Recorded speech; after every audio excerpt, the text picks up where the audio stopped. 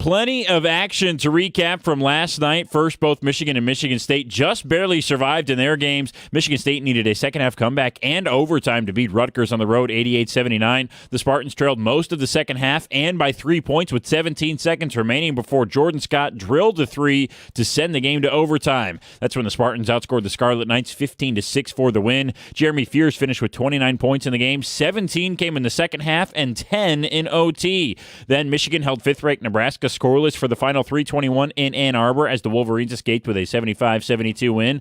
Michigan trailed by as many as 9 points in the second half before slowly chipping away at the lead. Nebraska entered the game as the best three-point shooting team in the Big Ten, but finished 0 for 11 from deep in the final 11 minutes. The Spartans and Wolverines will now face each other in East Lansing this Friday. The Red Wings unfortunately lost 3-1 to the Kings at Little Caesars Arena last night. Patrick Kane did get an assist on Detroit's lone goal, tying Mike Modano at 1,374 points for the most by an American-born skater in NHL history. Then the Pistons survived against an injured Denver Nuggets team, 109-107. Jamal Murray was fouled shooting a three in the final seconds, giving Denver a chance to tie the game, but he missed the last two of his 3 free throws, leading to the Detroit win. The Pistons and Wings are now both off until tomorrow. From the Corewell Health Sports Desk, I'm Brendan Shabath. For more, go to 97.1 The Ticket or Odyssey.com.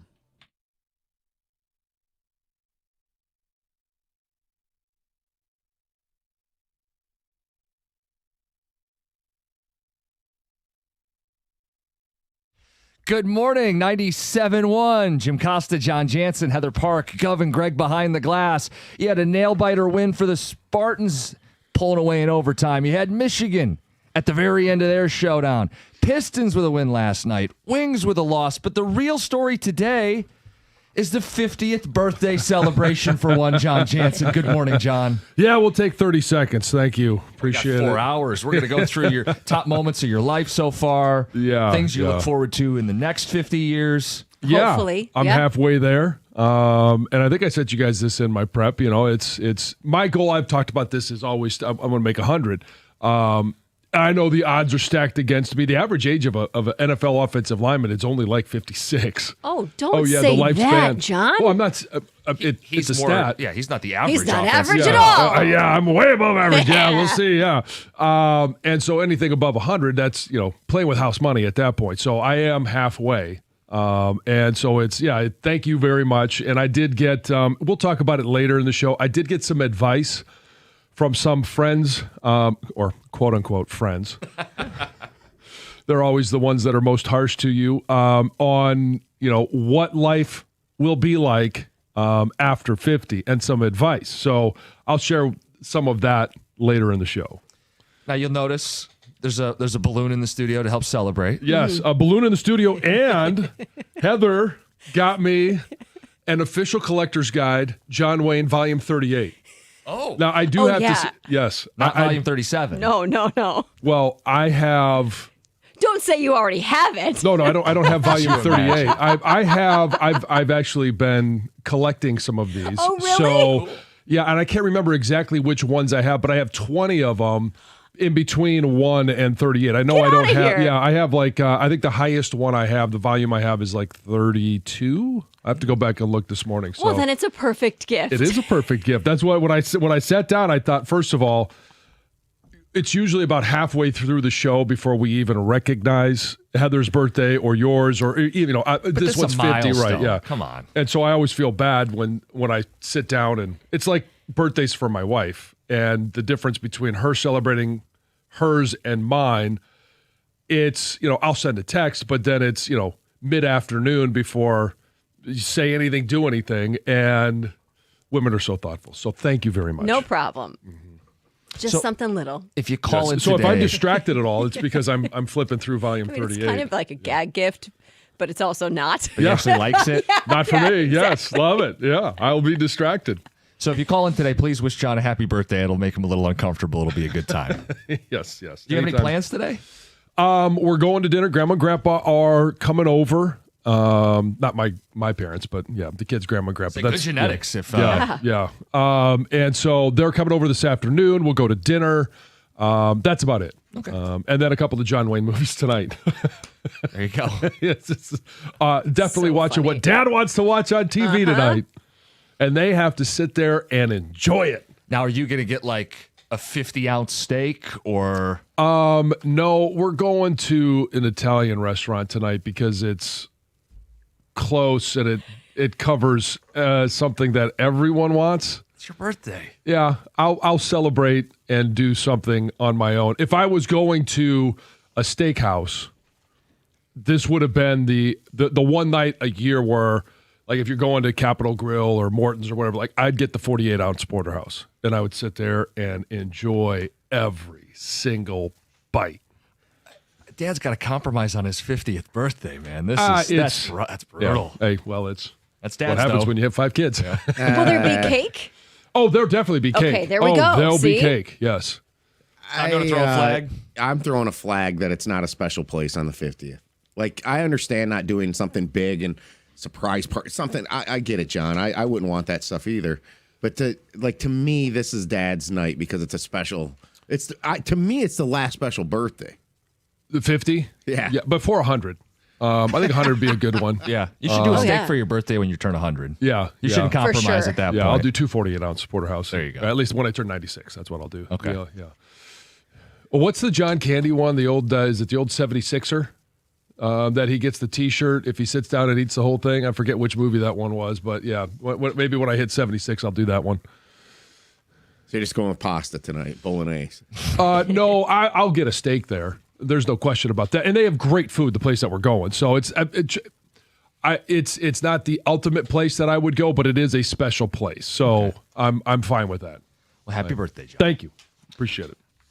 You want to hit on everything else that happened last night real quick? Yeah, I'll talk. I mean, I was flipping in between. The Michigan State game started a little bit earlier than the Michigan game, I believe, and so I was kind of flipping between those both. And when Michigan State went into overtime, I had flipped over to watch that one because I was kind of doing the whole fan thing. Like every time I would watch Michigan, they would get down by 6, by 8. I thought, okay, well, I'm going to turn the channel, and then all of a sudden I would get the update. Oh, they're within 3. Okay, well, maybe it's me. But both of them win.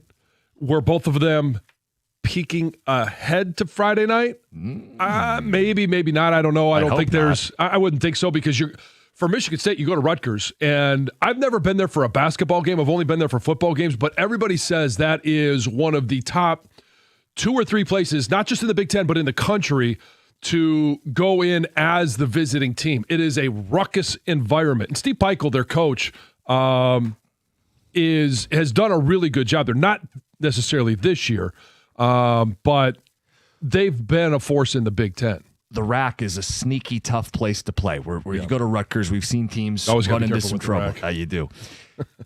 And it'd be easy to say, well, what are you doing going to overtime with Rutgers? Rutgers is a bad team. Factor in they're on the road. Yeah. Factor in the fears in the second half and in overtime, flip that switch, and that they were able to put things away. You could also look at Michigan and say, hey, man, Nebraska's missing 2 of their top 3 scorers. What the hell are you doing playing down to the final possession? At the end of the day, though, you pick up a win against a top 5 team and you keep it moving. Yeah, you keep it moving, and not every game is going to be a work of art. And the way that Nebraska was shooting in the first half, I mean, they were lights out. And then the second half, as you heard in the update there, that the team that hits the most threes at the highest percentage, and they only hit 1 in the second half. And they were cold at the end of that game. They were ice cold. Like was it the final 11? Did Brendan say that? Yeah, I think inside they the final 3 minutes and change, they didn't make a bucket, or maybe only made 1. Yeah. So, and everybody knows how much I love Nebraska. So it was fun to watch and that game. You're Mr. Free Throw. Michigan made a bunch of free throws. They needed every one of them. They needed every single one. They don't call them free for nothing. Pistons went out west, played a Jokic-less Nuggets team. Picked up a win, even though they didn't shoot particularly well either. Yeah, you want to talk about not being able to shoot behind the arc. What did they finish, like 19%? Oh, it was terrible. Yeah. It was terrible. But, hey, again, not every game is going to be a work of art. They still come away with a win, and maybe you're sitting there and did you watch it live, or did you watch some of the highlights at the end of the game? The Pistons? Yeah. Yeah, caught up after the fact. It was a late game. Yeah, it was. And so at the end of, obviously, regulation, was it Murray, gets fouled shooting a couple of threes. Mm-hmm. And he didn't make them.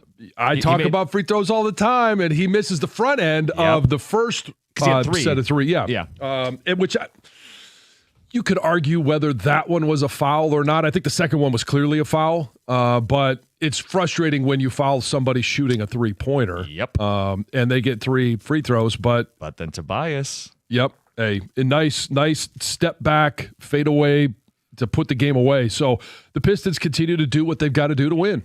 We are 8 And days away from the trade deadline. Yes, and they are only 1 loss worse Than the than Thunder. the Oklahoma City Thunder. So the Oklahoma City Thunder, best record in the NBA at 38-10, and the Pistons, who haven't played as many games, 34-11. So right there, nipping at the heels for possibly the best record in the NBA. I want you to just put this on your radar. I've told this before on the air. My brother moved away. He is in Oklahoma City. Basketball is his favorite sport. He was at the Thunder game last night. I got him tickets for Christmas, so that was the game he went to. Okay. If we could get an OKC Detroit NBA Finals, We may have to take a show on the road. Oh, that'd be great. Can we do the show live from the LCA while here? Oh yeah, that'd be great. Not a lot going on at 6 in the morning, but Yeah, we'll be the only ones in and do there. it from Oklahoma City. Yeah, there you go. I mean, why not? Hey, Debbie, Jimmy, let's go. We got a great show idea here. Sibling rivalry playing out for the Yeah. NBA championship. How would Larry your OB. brother do live on air? Probably not well. That would be awesome. I don't know that I want to put him on the air. No, we definitely we need him on the air. We can have. I mean, we have TJ in here all the time, so I mean, we What are you can trying to say about we can TJ? bring him in. No, I'm just You're saying saying if we could put any we idiot like have TJ on the air? guests in here. Why not have somebody? Dueling Teddy Costas? comes in here every once in a while. Yeah. We could have So if we could, What's his name? Sean. Sean. Yeah. Sean, the well, I don't know. You've talked about it. Yeah. I can say Hey, the bong maker. Yes.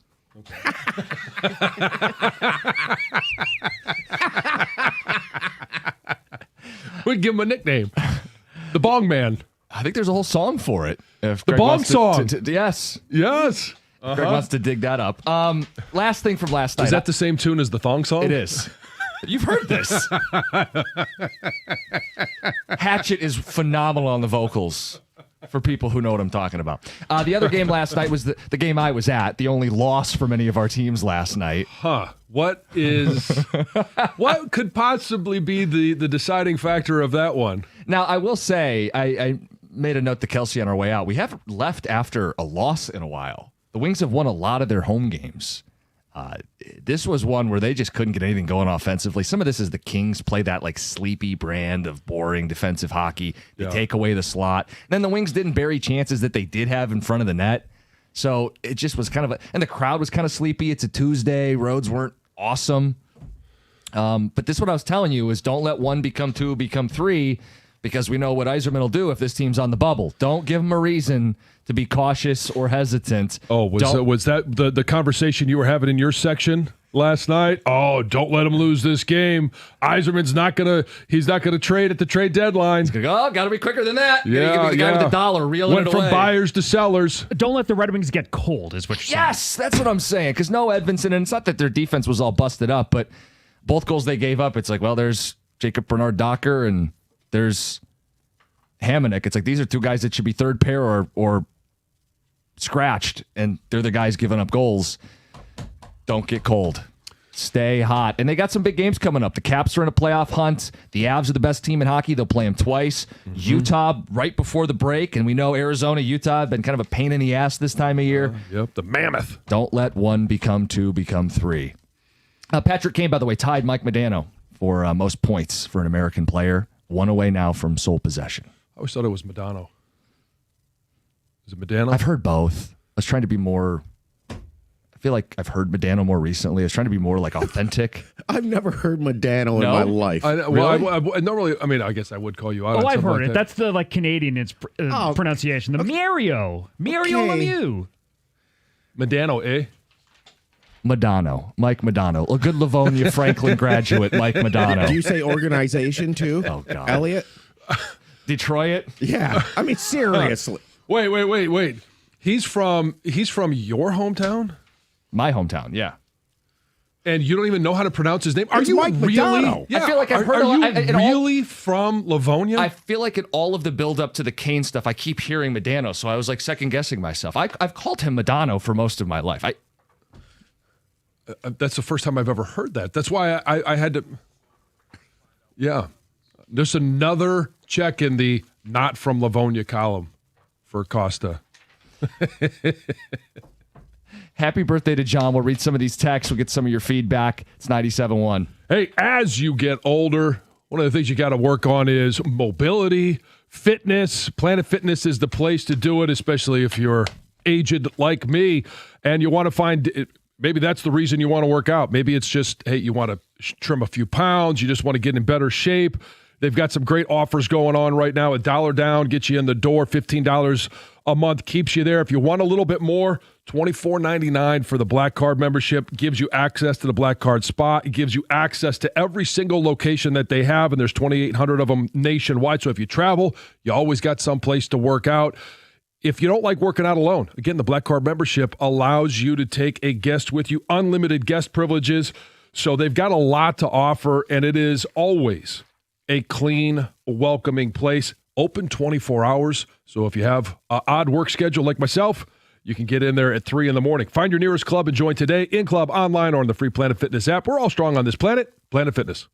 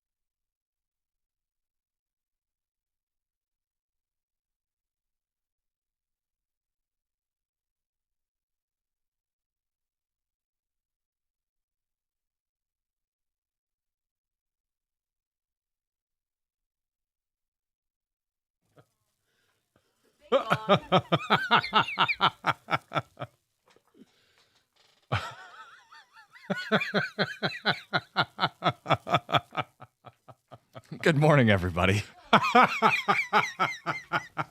I don't think I've ever heard that before. No? No. That's from the vault. That's good stuff. It's amazing. 2-foot dong bong. Let me sing it again. Oh, he's great. We got some texts coming in. John, happy birthday. Happy 50th birthday. Thank you. This says, happy birthday, John Go Blue. Another knock against Costa. Medano, my goodness. What's next? Seriously, Randy from Livonia.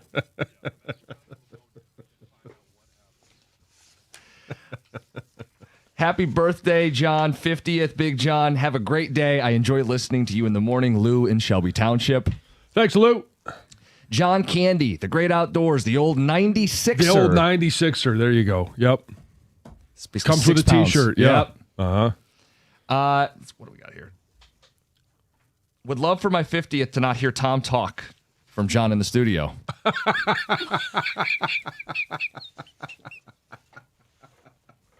Yeah. I'm going to start sending in texts. Things I want for my 50th. 248. Tom, that wouldn't really be at the top of the list. How high is it? Well, I mean, I'm not going to say. I'm not going to say it's not top 5.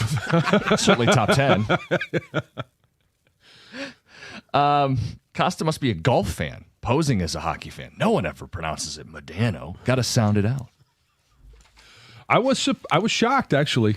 I was a little surprised that you corrected it because I thought you were just going to go with it. Well, have you ever known me not to point out something that you've done wrong? Nope. I mean, I kind of feel like I'd be slipping in my 50s if I didn't. You're not slowing down. I'm not slowing down at all. We can confirm that. Yes. 248-539-9797. Look, this Super Bowl matchup, we talked a little bit on Monday. I don't think it's inspiring anybody. So I understand it. Everybody wants to get after whether it's a quarterback and you're saying, well, Sam Darnold can't possibly be a Super Bowl winning quarterback because they're favored. And I do think they're going to win, and everybody's going to sit there and say, oh, well, it's an indictment on football. Why can't you just look at it as a great story? As a guy that was drafted, 3 overall? Yep, now he's on his 5th team. A disaster with the Jets, which, again, I go back to why did a quarterback this year in college football, a local guy, decide that he's going to go back for his 4th year of college football versus being drafted by the Jets? Yep. There's plenty of examples of those quarterbacks. Zach Wilson, Sam Darnold, go right down the list of guys that were drafted by the Jets that got completely ruined. Now, I don't think Zach Wilson, is he going to have a resurgence in his career? Well, someone should at least make a phone call after what we've seen happen with Sam Darnold. But why can't we just sit there and say, this is a great story of a guy that has struggled and then found a little bit of magic in Minnesota last year? 14 wins. John, this is what I was thinking. Because as the Super Bowl matchup has marinated, I see and hear a lot of surface level, blah, Patriots are the Mickey Mouse route, Sam Darnold's the quarterback of the other team. We've seen these teams in the Super Bowl, blah. If you dig just a little deeper below the surface, I think there are a bunch of really good storylines. And I think it's going to be good football too, but a bunch of really good storylines. So at 6:35, I want to present to you and to the people, see if I can sell them on this Super Bowl, the best storylines of this matchup. Okay. But first, let's go to Heather with the news. Well, the wife of one of the men who posed as a DTE worker and then murdered a Rochester Hills man has now also been charged after dozens of her text messages were shared in court. 34-year-old Amanda Hernandez was charged with conspiracy to commit first-degree home invasion, accessory after the fact, and conspiracy to commit false imprisonment of a utility worker. So she's the wife of Carlos Hernandez. He's already been sentenced to life in prison without the possibility of parole. But according to the Oakland County Prosecutor's Office, she allegedly played an active role in the planning and the cover-up of the crime. And they have released her text messages, and you can go through and read. I mean, I read almost probably all of them. And you definitely can see that she knew what was happening. She was hoping they'd get enough money to buy their own house and be all right. And she knew what was going on. And if convicted, she faces up to 20 years in prison. This is some big news. I know we're going to dive more into it as the day goes on, but the Michigan High School Athletic Association has approved this expanded policy allowing student athletes to benefit from their name, image, and likeness. So under this updated rule, these rules that just changed, they go into effect immediately. High school athletes can now earn money from a wider range of personal branding opportunities. That could be social media endorsements or personal appearances, autograph signings, photo sessions, merchandise sales. I mean, things like that, as long as each opportunity is based on the individual student's brand and not tied to the team performance. It's bizarre that this is going on, but what's to me more bizarre that now that this has happened and you see some of the stats, Michigan is one of the very last states to approve this. I think they're the 46th state to approve this. So 45 previously, and now it's just happening here. And yeah, we will get into. Yeah. Do you know when those other states approved it? Like, this is still pretty new. Well, I know Ohio did it just within the last, I think, 6 months. Oh, very new there. Okay. Yeah. Here's a map. Oh, wow. So it's, only a couple states that haven't. Right. Yeah. What's the yellow? Considering it? Under membership consideration. Yes. Right, Okay. yeah. Yep. So that was Michigan prior to the news. Yeah. That That was yesterday morning. That was 12:59. And I will say this: I had talked to some athletic directors, and they were shocked. There was no heads up. They got the email at 1:00 that this is going into effect, and it's just like deal with it. That's interesting Oh, yeah. as well. You guys, for only the second time in 20 years, Dave Matthews is skipping his concert at Pine Knob this summer, which is a bummer because it's one of the only concerts I actually go to every year. Oh, yeah. We went to them last year. Did you? Yeah. Yeah. I don't know if I actually went last year. Well, did I? I don't know. Probably not. It's different with kids. I don't get Yeah. away as much these days. But typically, Careful. since The high older you get, school- you start to forget more things. Is that true? Yeah. Well, I'm not sure if it's CTE or if it's age. I forget a lot of things. Yeah. And you didn't play in the And NFL. Didn't. I can't remember anything. Instead, the band will be performing at a new venue on July 7th and 8th in Grand Rapids. Tickets for the show at Acusure Amphitheater go on sale at 10 a.m. on February 20th. So it's a brand new venue. Sounds like it's going to be a great time, but a bummer for those who go to Pine Knob and for those who just ride their bikes there and taking a good show. That's a bummer. The Doomsday Clock, which is this symbolic clock that represents how close humanity is to a global catastrophe, has moved closer to midnight. It's How right close? here. Well, let's see. It was announced on Tuesday that the clock is now 85 seconds to midnight, with midnight obviously representing basically an apocalypse. So Right. we're very close. Why do they have to say 85 seconds? Why can't they just say a minute and 25 seconds? Because 85 seconds sounds more ominous. It does. If we had more than a minute, Yeah, it is. It's Sounds like better. $4.99 Oh, there's still plenty of sounds time. better than Yeah, $5. yeah. Still right? time to Like get my it's taxes all- done.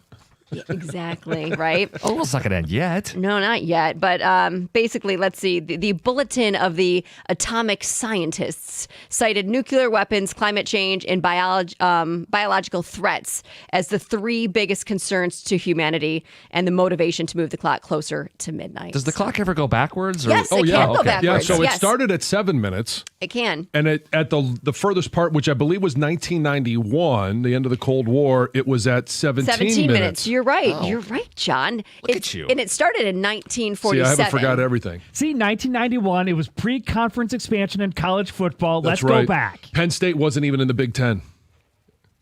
Let's go back to 91. Bring back the Big East. Yep. Yep. I'd love to go back to 91. It's impressive how we got to bring back the Big East out of the Doomsday Clock. But everybody pat yourself on the back. That was good work. Yeah, the atomic scientists, they're the arbiters of when we are supposed to have the ending of the world. It's Heather with the news. We are going to talk more about the high school football changes because everybody's got opinions on it. 6:50. Are you on board with Michigan as a state, the MHSAA embracing NIL? Coming up next, the top Super Bowl storylines. If you're just kind of bored or blah, can I sell you on this matchup? It's 97.1.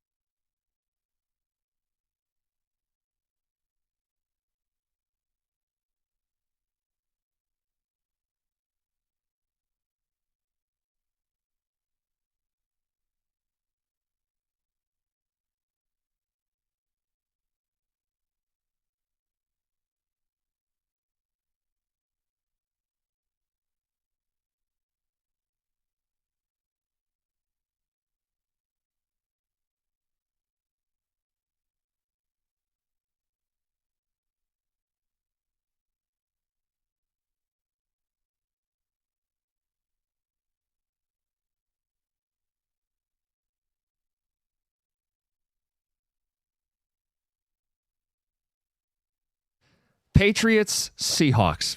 Maybe it's not doing it for you. Seen the Super Bowl before. Sam Darnold on one side. Patriots didn't really beat anybody. Mickey Mouse run to get here. If you're not excited for the Super Bowl, let me at least make the attempt, John. Dig a little deeper below the surface. I've got the top storylines for Super Bowl 60. Okay.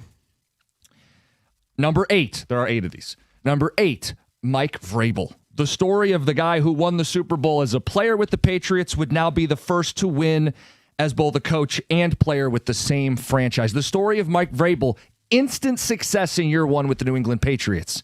One of the stories to watch. I think it's a great story.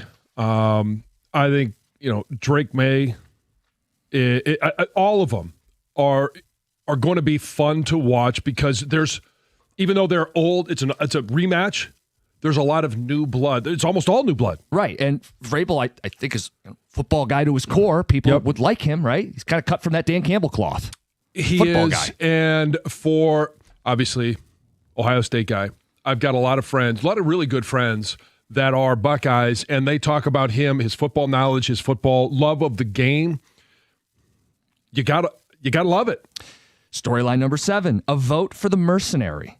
Highest graded defensive lineman for both teams was a pricey free agent pickup. Milton Williams, Super Bowl champ with the Eagles, is now their most disruptive, productive player on that defensive line for the New England Patriots. And how about DeMarcus Lawrence, who famously said, I can't win a Super Bowl with Dallas, so I need to go to Seattle. Looking like he's going to be right. He's been a disruptor for them in the edge spot. Yeah, and it's obviously we're talking about it here because, hey, we need to solidify that defensive front, and we're dreaming about a star edge. It doesn't have to be a superstar, but just somebody that can play all 3 downs opposite Hutch. Give me somebody in the middle as well. I think that one really applies to us here in Detroit, and we'd like to see Brad Holmes maybe follow some of that blueprint. Storyline number 6. People like to focus on the skill positions, storylines there. Are washed-up wide receivers having a moment? And washed up is in air quotes, but Stephon Diggs, post 30 with 1,000-yard season. Cooper Kupp, the number 2 target. He's been here. He's won the Super Bowl MVP. Are washed-up wide receivers having a moment, John? They're certainly having a moment, and it's I don't necessarily know that I love your term of washed up wide receiver. Just post ACL. What has he got left in the tank? Senior wide receivers, old wide receivers, whatever you want to call it. And I love the fact that Kupp had those moments against his former team in the NFC Championship game. So yeah, I think there's a lot to be talked about in regards to Diggs and Kupp in the Super Bowl. Storyline number 5, the matchup, or depending on what school you went to. Oh, if you say you got to trademark it. Well, it involves a player from the Ohio State University. The matchup to me is Christian Gonzalez against Jackson Smith-Njigba. It's the elite matchup for big moments, third down, red zone. And Seattle's already shown they're not just going to line him up static and let you press him. They'll line him up in the backfield. They'll use him in the slot. He is by far the number 1 target guy in this offense. And the most big physical chess piece that Vrabel has to counter it is Christian Gonzalez, who had the game-sealing interception at a sack in the AFC title game. That is the matchup to watch in this game. I agree. It's one of the top matchups. I'm not going to sit there and say it's the elite matchup, but it's one, and it's kind of when we talk baseball, right, is it good pitching or good hitting? It's the same thing here. Good offense versus good defense. You got the number 1 receiver in the NFL this year in Jackson Smith-Njigba going against an unbelievably good defensive back. And what's Vrabel going to do with him? Is he just going to say, hey, no matter where JSN goes, Gonzalez, you're going with him? Well, there's other strategies where I think they're going to experiment. If Gonzalez trails and travels, that's one option. The other thing is if you put Gonzalez on the number 2 and then you double or bracket or try to do some things. Where do you put Jackson Smith-Njigba among NFL receivers now? Because you could argue he's the offensive player of the year. Is he better than guys like Jefferson, Chase, St. Brown, Puka? He's in the top 5. Okay. And if you're asking me who would I rather have right now, I think it's going to be Justin Jefferson. Would still be my number 1. Jamar Chase is probably 2 as I'm ranking these on the fly. Puka Nacua 3rd, Amon-Ra St. Brown 4, and I don't know. It's tough. JSN probably 4 right now, and Amon-Ra at 5. I think JSN's better than ASB. I do. He could this year. I'm not going to argue this year. Storyline number 4, Speak American. There are certain years where the Super Bowl halftime show becomes one of the big stories, and I think this year, Bad Bunny, you're going to have people losing their mind with him doing the halftime show. Wow. You so political, so polarizing. How dare you? I didn't bring up the fact that we have ICE protests going with it. It's so... I just mean people aren't going to like a Spanish artist. Well, I think there's I think there are other Latin things artist that are more polarizing than just the fact that he's not going to be speaking English. It's so polarizing that there are other halftime shows that are going on in other areas of the country. Storyline number 3. We're getting to the top 3, and these are the ones that I think stand out most. Sam Darnold, the underdog story on his 5th team. From seeing ghosts, remember that? From the graphic with mono and he's pointing at the camera because he's out. He bounced around. He was in Carolina. He goes to San Francisco to do an apprenticeship. But they're not going to commit to him. He wins 14 games with the Vikings, but come on, gingers don't have souls. You can't build around him. He is now doing it again and better than ever before. From seeing ghosts to the Lombardi, nobody believed in him, but John, he could win his first Super Bowl, and he could do it before Lamar or Josh Allen from his draft class. I think this is the number one reason why you should watch is Sam Darnold. If he can win a Super Bowl, especially for Lions fans, we said it earlier in the week, he's Jared Goff's a better quarterback. So the answer is yes.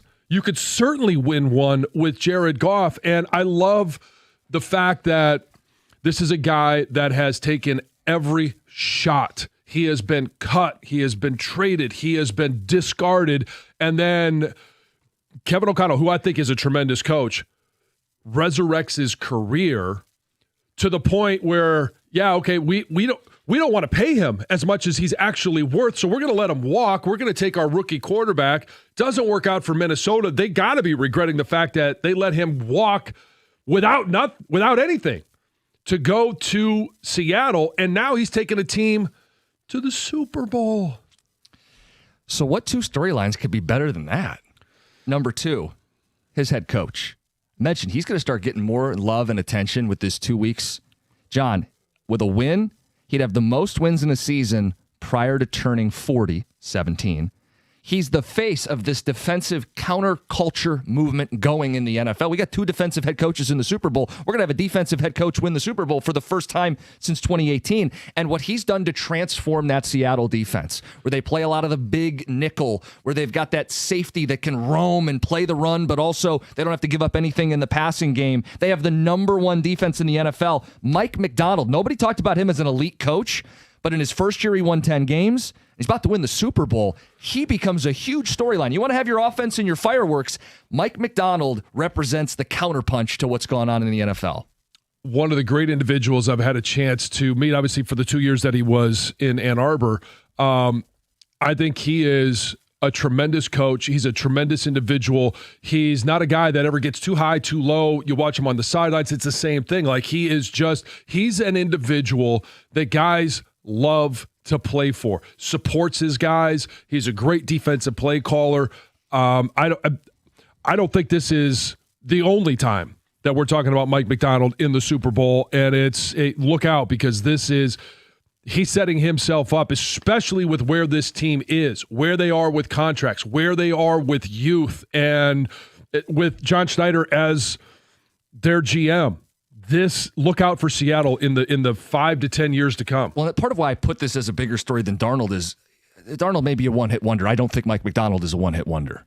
No, the question is going to be for John Schneider and Mike Macdonald. They've got him for another. They've got Sam Darnold for another 2 years. What do they do? And yeah, certainly they can extend him, but no one's going to confuse Darnold for being elite. Mike Macdonald may be an elite head coach. My number 1 storyline for Super Bowl 60, Drake May. He'd be the youngest quarterback to ever win the Super Bowl. He's the second youngest to ever play for one. Marino is the youngest, but Marino didn't win it. Big Ben's the youngest to win it, but May's going to put himself in that category, and he'd do it against the number 1 defense in football. John, he would be the face of the next generation of elite quarterbacks. He may win the MVP, and he may be a Super Bowl champion. And the disadvantage that he has is the team that he plays for. He is always going to be compared to Tom Brady. So when you're talking about those comparisons, you go to the first 3 starts that Tom Brady had in the playoffs versus the first 3 starts to this point that Drake May has had. They're obviously both 3-0. Passing yards. Drake May is only 39 yards shy of what Tom Brady did in his first 3. He's outrushed him, which is no secret, 141-22. Touchdowns to interceptions. Drake May, 5 touchdowns, 2 interceptions. Tom Brady, 2 touchdowns, 1 pick. And then a passer rating of 84 versus 77. So, I mean, are we looking at the next? Look, I think that would be an overreact Jim of epic proportions There's if he no wins question. the Super Bowl and I go, we've got the next Tom Brady. But I just mean be the he face of is- the next great young quarterback crop. Sure. Yeah. And is this the first of a dynasty for the next wave of New England teams? Right, because if you think first year Vrabel, second year May, Yeah. both guys could be doing this for a decade. And Here we the go only again. reason I bring that up is because he will forever be compared Yeah. to Tom Brady. And it's extremely unfair. Maybe that's the thing is it reinvigorates this evil empire that is the New England Yeah. Patriots. We're going to ruin our life for another decade. Maybe that's not a great way to sell the Super Bowl. Sorry, guys. Did I convince you? 248-539-9797. Did I miss something? Is this Super Bowl appealing to you in any way? It's 97.1.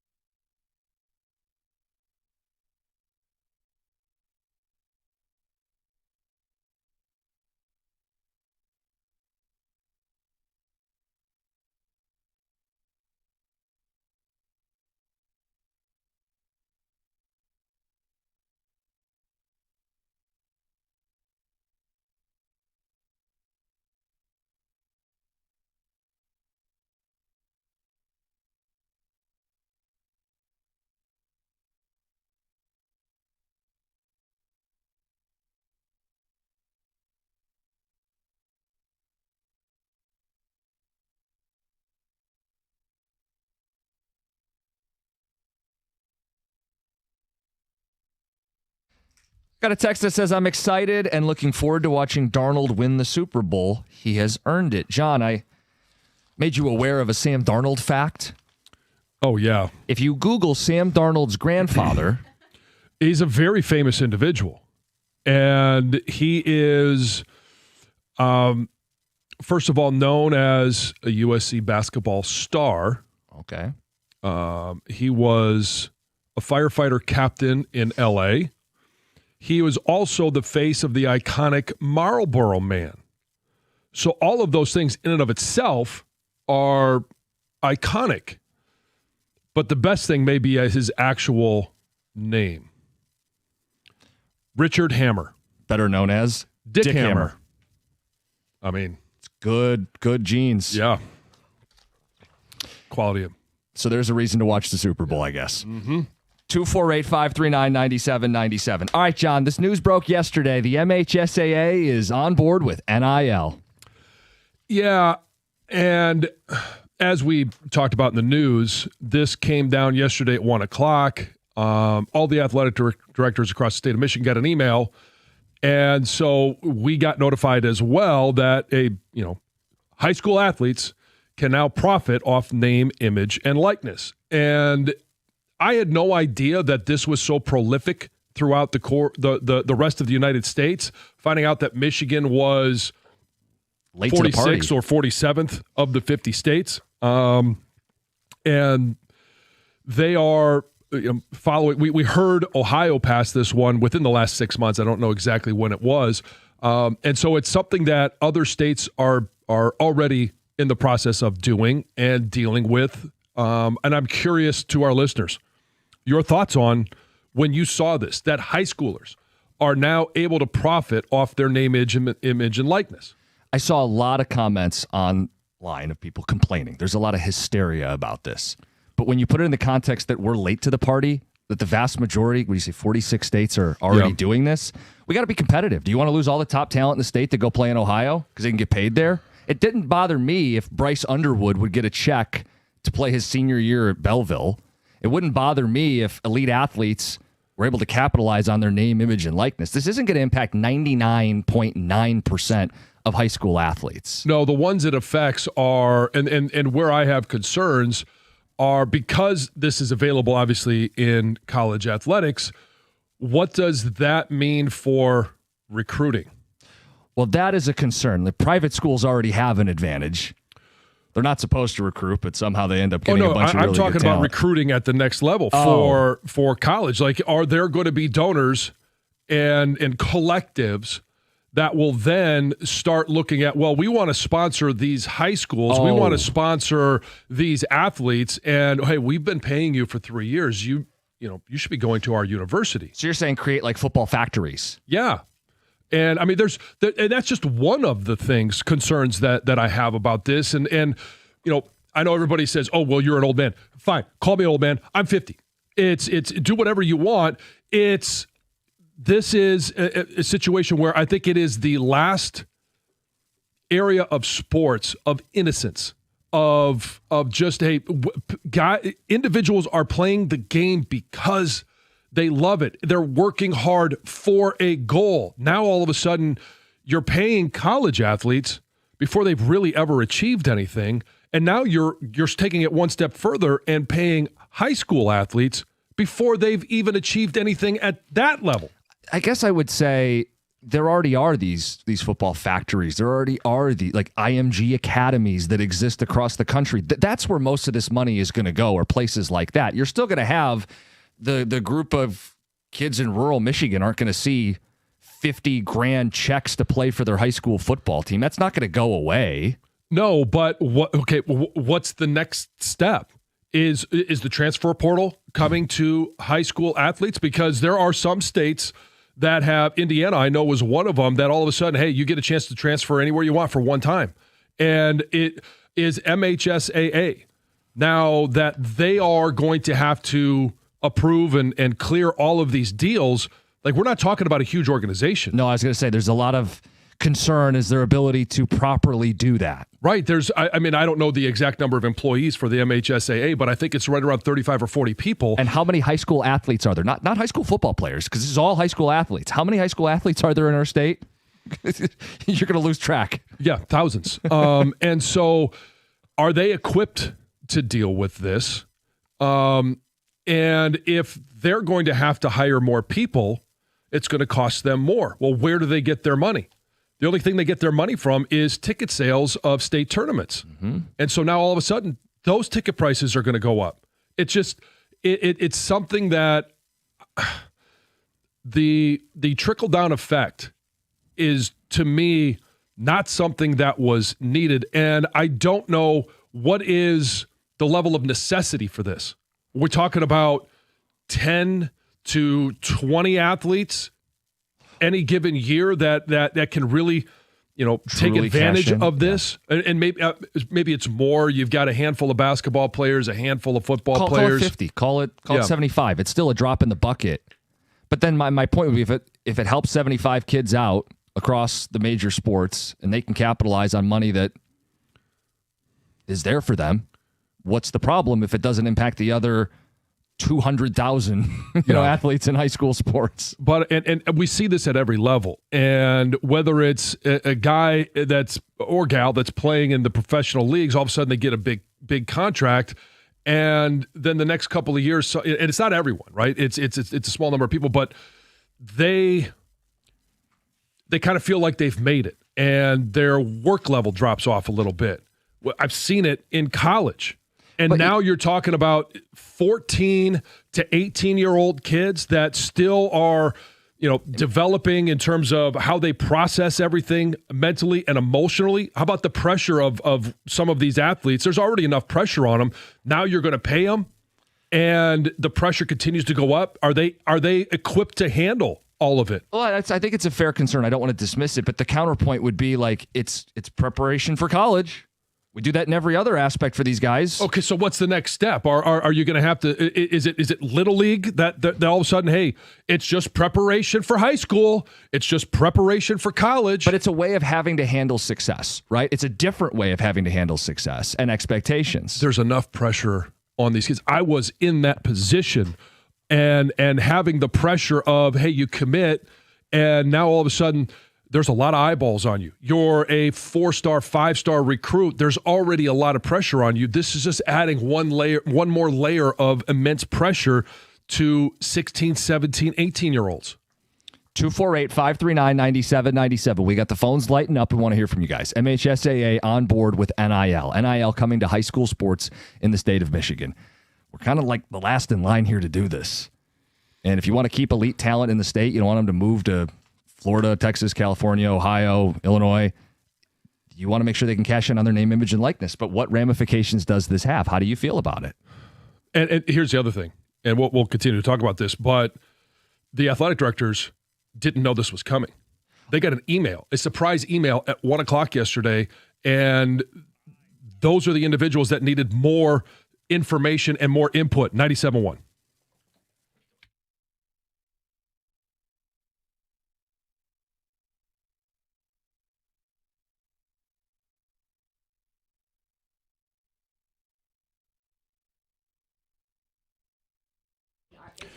Whole lot of basketball last night, pro and college. Let's start with the kids. Michigan State found a way to win on the road against Rutgers 88-79 in overtime. The Scarlet Knights led by 12 points at once in the second half. Then they led by 5 points with just 2:31 to go in the game. MSU then outscored Rutgers 26-12 in the final 2 minutes of regulation and 5 minutes in overtime. Jeremy Fears had 29 points in the win.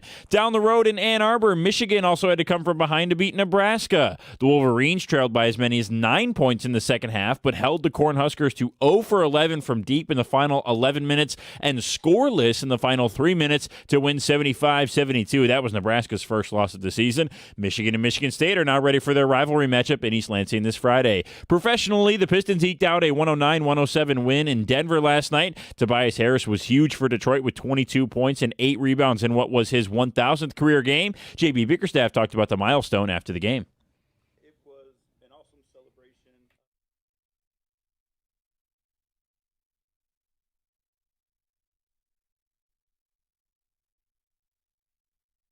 just a compliment to him, his game, and how he's been able to survive. The Pistons are back in action tomorrow, as are the Red Wings, who lost 3-1 to the LA Kings at home last night. Patrick Kane did get a point, though, tying Mike Modano's career points record for American-born NHLers. At the Coldwell Health Sports Desk, I'm Brendan Shabath. For more, go to 97.1 The Ticket or Odyssey.com.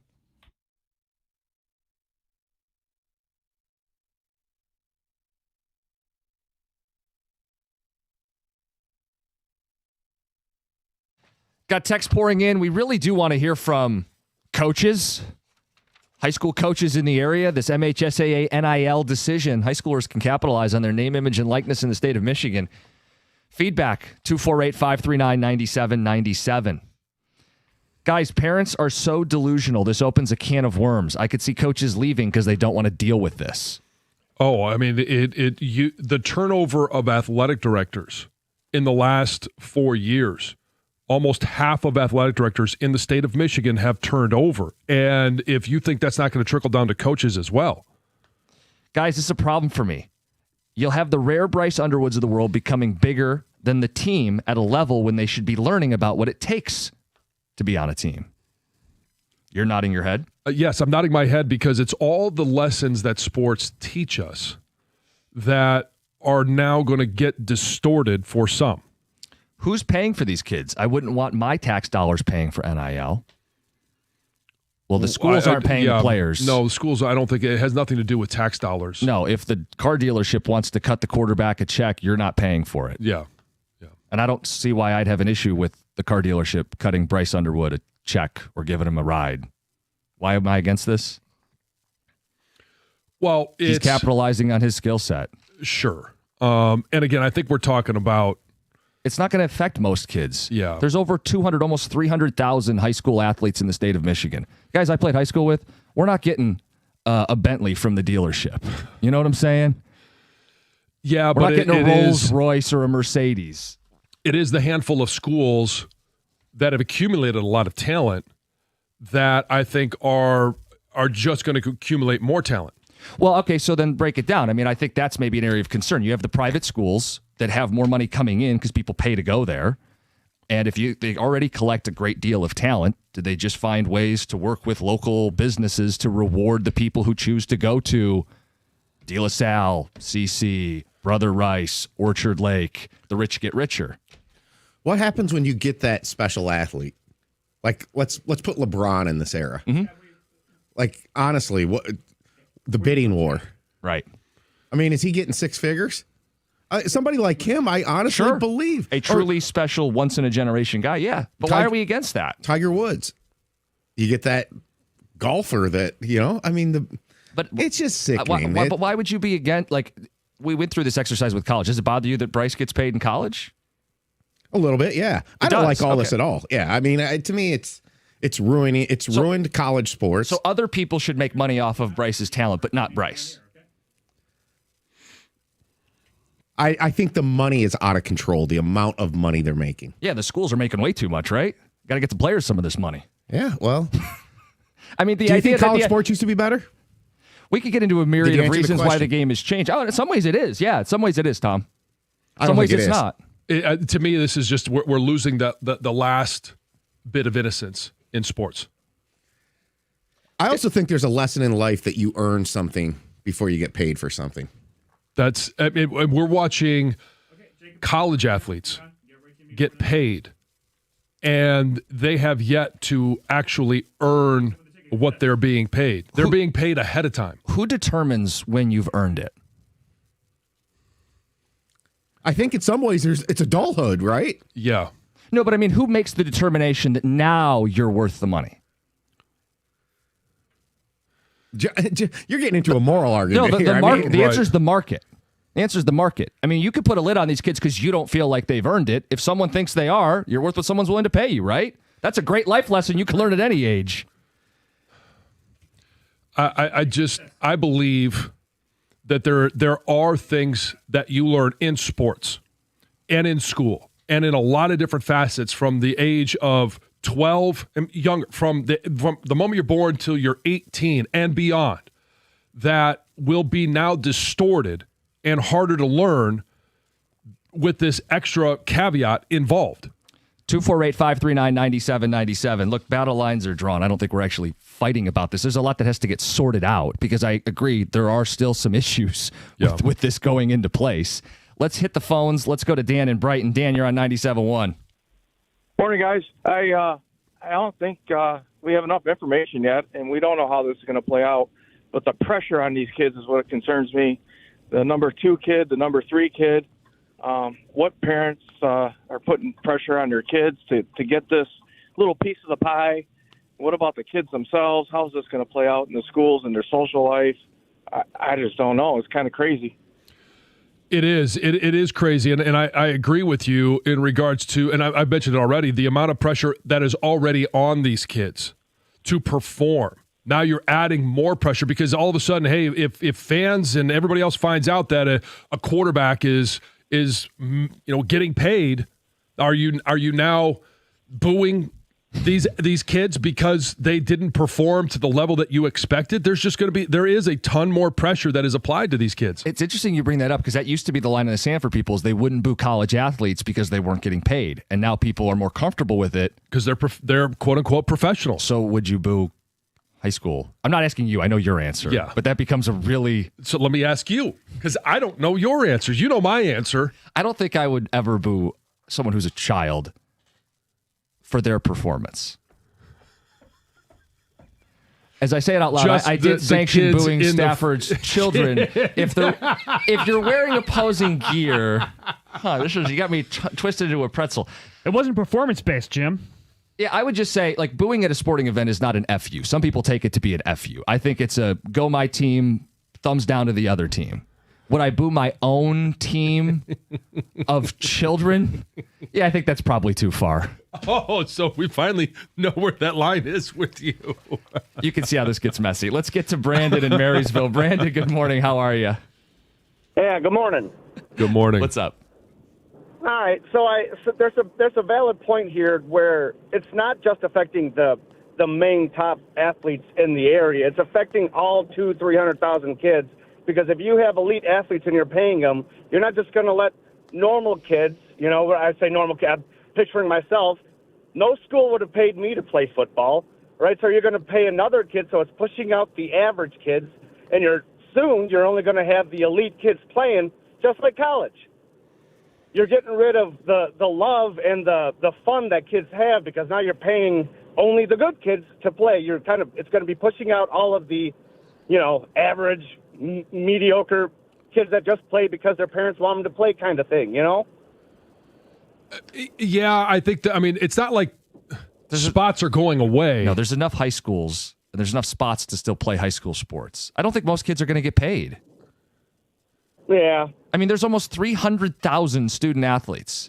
You think they're all going to start getting paid? No, but if you think about it in 5 years, when they figure it out, you're going to have kids that uproot.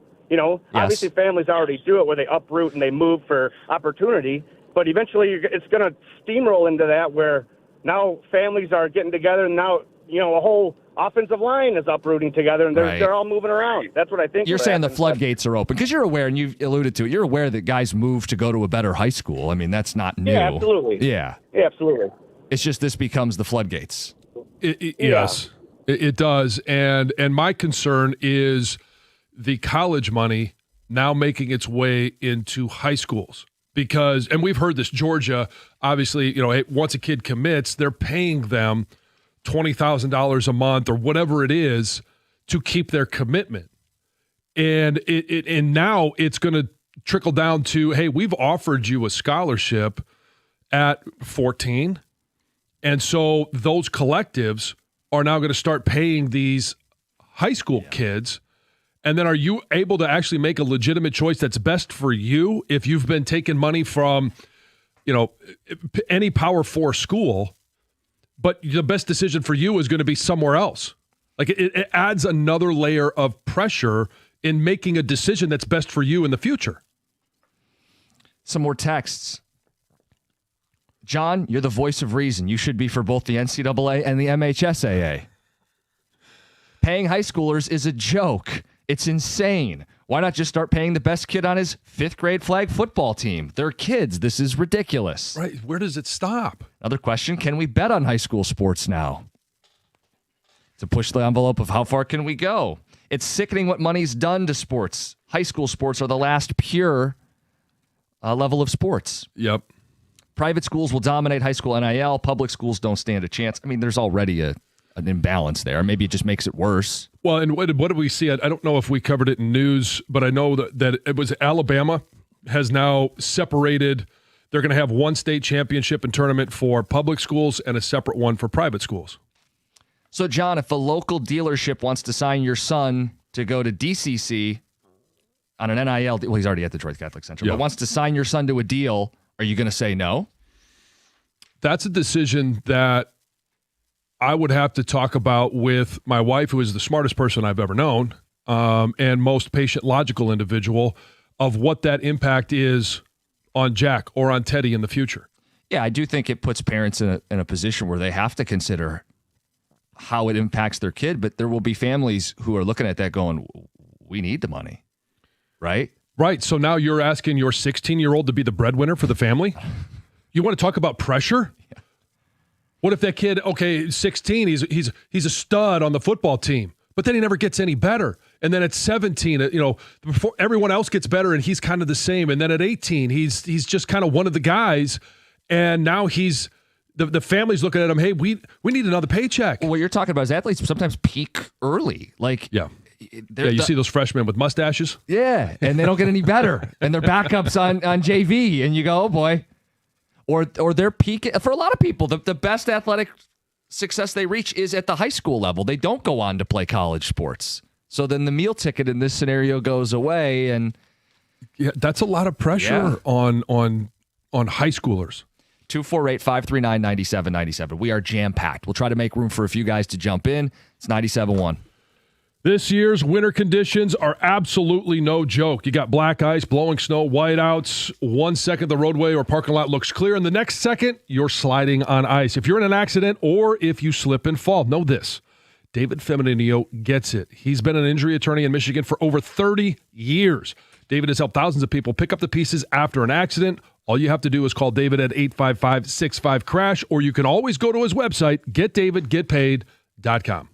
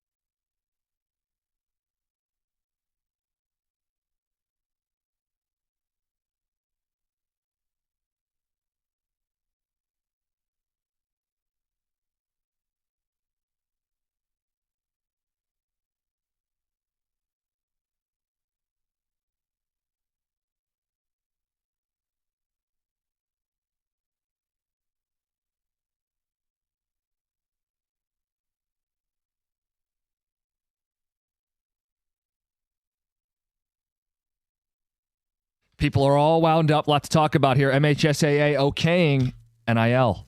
High school sports now have NIL in Michigan. And Michigan, by the way, one of the last states to get involved in this. Yep. 46 states, John, Yeah, I believe so. already have this in place. So we're late to the party, but that's not without the unintended consequences and the can of worms that it opens. So let's get to the phones. Let's get to Jimmy in Birmingham. Jimmy, you're on 97.1. Hey, good morning, guys. Great show as always. Thanks. Yeah, so here's where I come down on this. I played high school football, middle school football. You know, this was my job. I had friends who had time for jobs. I had friends who thought that there was a trade they wanted to go into, and so they got a job in that trade and kind of worked their way up, if you will, starting in high school. So it's a slippery slope, but this is the case I'm making. If kids don't have time because of school and because of football, let's say, why not treat it more like a job, especially if it's something that they're showing promise and might go very far? But then wouldn't you have to pay everybody who also has that job?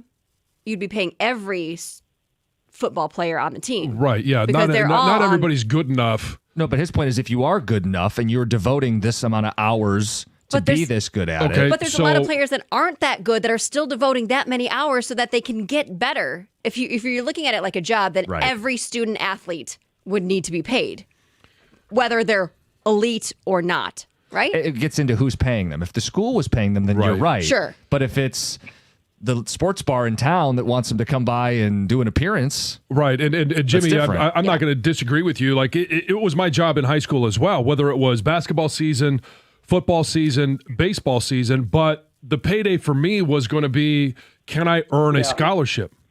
Right.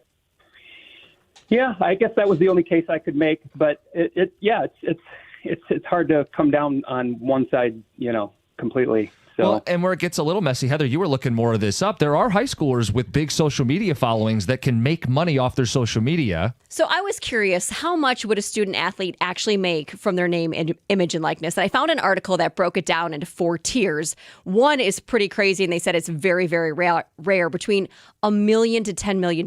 That's they show like LeBron James level, right? Like it's probably never going to happen. That's level 1. Level 1. Level tier 2 is this high profile social athletes, and they're saying that they can make up to $500,000 because of their social media presence. And it says a lot of women's basketball and volleyball athletes who have cultivated a huge online following are getting these types of deals, which I can understand. I mean, there's high school students, non-athletes, who might have a huge social media following and be influencers and are making money off of themselves. I think to me, it's different than being an individual on social media with a presence than being an athlete on a team, Right. where you're earning that based off of Your social yourself. media. Yeah, your social media.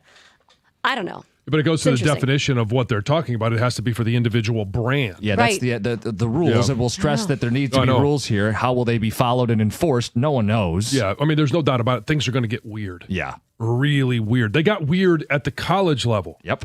And now they're going to get weird because, and I brought up this, like, if you're at a school that doesn't have, quote unquote, a big donor, or, they're just not it's not an affluent community, then all of a sudden, are you going to want to transfer to one that does? So Right. are they going to then, go after the MHSAA and say, well, because I shouldn't have to sit out a year if I'm going to transfer from as a sophomore to a junior? Right.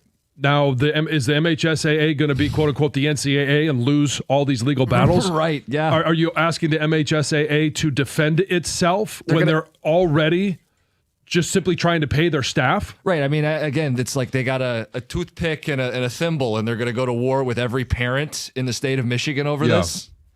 Yeah, I trust me. I know I've painted a more open-minded approach to this. I see the pitfalls. I see how it can get messy and problematic, but I saw it get messy and problematic with college, and I'm still in favor of people being able to profit off of their talents. Yeah. It gets messier when we're talking about 18, 17, 16, 15-year-olds. Yeah. 14. Yeah. Who determines what you're worth? And is it a good idea? 248-539-9797. Brian in Grand Rapids, you're on 97.1. Hey, morning, guys. How you doing? Good. Good. Hey, I just wanted to hit on one thing real quick. I heard, Jim, you kept bringing up, they're not getting Bentleys. They're not getting Bentleys. It's not about getting Bentleys, man. High school athletes, $1,000, $5,000 for a year or a season, that's a lot to them. Yeah. And who's to say that this high school athlete is actually, he's got that talent. There are kids around him, too, and now those other kids are looking at him saying, hey, what the heck, man, I've been passing you the ball. You've been shooting all these shots. Yeah, you've been making them, but without my assist, where are you at on this court, And I just think that it does a whole lot more bad than good. It's a very interesting topic. It sounds like most of the listeners, most everybody's on the same page that, at a minimum, MHSAA probably should have gotten their ducks in a row before they put this out and allowed it. Obviously, with the debacle that's gone on in college sports, and now we're just going to say, yep, let's go ahead and do it here in Michigan just because all the other states in the country have done it. I think we need to be some leaders here and set some rules and get some things hammered out before we just say, all right, open up the floodgates. Well, and that's in their mind. That's Brian. In their mind, that's what they're doing. I mean, how effective they'll be, I think, is very much we're skeptical of. But their thought is, well, if everybody else is going to do it, do we want all of our top talent to go move somewhere else to play, or do we try to put in some roadblocks, some guardrails, because everything has to go through the MHSAA? That's what they're saying, right, John? That all these deals have to get the rubber stamp from Michigan High School as I Athletic understand Association. it, yeah. And I mean, this is all new information. It's all, So in their kind of theory learning, is, we're all learning it in real time, as well as athletic directors who were surprised to get this email at about 1:00 yesterday. Their theory is we got to get involved in it some way, somehow. It's the new world order, but we want to try to put guardrails in. I'm just curious. I mean, I'm curious as to the motivation by the Michigan State High School Athletic Association of why they wouldn't get more input from athletic directors on some of the rules, some of the processes in place. Yeah, because you said you talked to a couple ADs. Yeah, and they were all surprised. Yeah. 248-539-9797. What he was talking about was jealousy. We had the same argument be made in college, like the quarterback's going to make more than his left tackle or his right guard or something. It's easy to say grow up when we're talking about adults. A lot harder to say grow up when someone's 15. They, by definition, are still growing up. They still have a lot of growing up to do. It would be more natural for them to be jealous, for that to create tension. Less so if you're a 30-year-old in an NFL locker room. Sorry, man, this is the breaks. The quarterback makes more than you. Easier to deal with when you're 30. Much easier to deal with and to process. Yeah. 248-539-9797. Let's go to Adam in Brighton. You're on 97.1. Hey, folks. How you doing? Good. Good morning. So a couple quick things. I was a recent graduate, got the opportunity to play college sports, and just with you guys talking made me realize the immense pressure, I know one of you mentioned it, that I would have had throughout high school, especially college. There's two things, complacency and purpose. I believe it's inevitable that this NIL was going to happen after college opened it up. But with high school now, I know for me, part of the purpose would be focusing on the money I would make and not trying to win, build that camaraderie with the people I walk the hallways with, and then complacency as well. You get comfortable with that money that you're making, you're going to, with some cases, lose that drive to make it to the next level and hopefully play Division I hockey or football, whatever it may be. And being raised in a family where the scholarship was pretty much your NIL, and I graduated only a couple of years ago, so I just missed this lump of money that possibly could have came. Never know, but I just think it's a little skewed, but it's a little inevitable nowadays. So, it's a pretty sensible call. Yeah, I mean, I do think there was an inevitability to this next step. Doesn't mean you got to like it. How do you navigate it? Let's go to Carlos in Allen Park. You're on 97.1. Good morning, gentlemen. Good morning. Good morning. So I have an eighth grader and plays football and baseball. Just got accepted into CC, which is awesome, but it's going to mean real sacrifice for us. Not only the fact that we live in Allen Park and this is out in Novi, so we got to figure out how to get him there and back every day, but that tuition is significant. If over the course of 4 years I'm paying $80,000 that I didn't really anticipate paying, we have to make some tough decisions. So if there is a structure in place that local businesses, if he excels in either of those sports to the degree that somebody is willing to help us with that tuition, I don't see how that's a bad thing. That's a really good point. Yeah, but can you then now see the pressure that is on your son to help out with paying his tuition? I mean, that it just adds. I'm not saying it's wrong. I'm just saying it adds some pressure to then, hey, understand that first of all, your parents are making this sacrifice, but I better be really good so that I can help out. I suppose, and I think that's case by case, because if we didn't get NIL money, and it sounds so ridiculous to even think of that possibility, Right. but it is a possibility. He's good. So if we were going to pay for it and figure it out either way, and he knows that, we just found out about this thing this morning as well. So this wasn't part of the calculus for us to determine for him to go to that school. But John, the pressure that these kids feel every time there's a play that, if he takes a strike, a called strike, he's looking at me. He's put pressure on himself during the game, in the practice. He's trying to excel at every moment. I don't think that there's going to be the added pressure of, I have to be a breadwinner. Both of his parents are still working. I think the pressure is still going to be mostly focused on his performance on the field because he wants to compete, not because he needs to make a dollar. Yeah, but I think I agree with you. There's a lot of pressure. That's my point, is there's already a lot of pressure on these kids, whether it's every pitch, it's every snap, it's every shot that they take.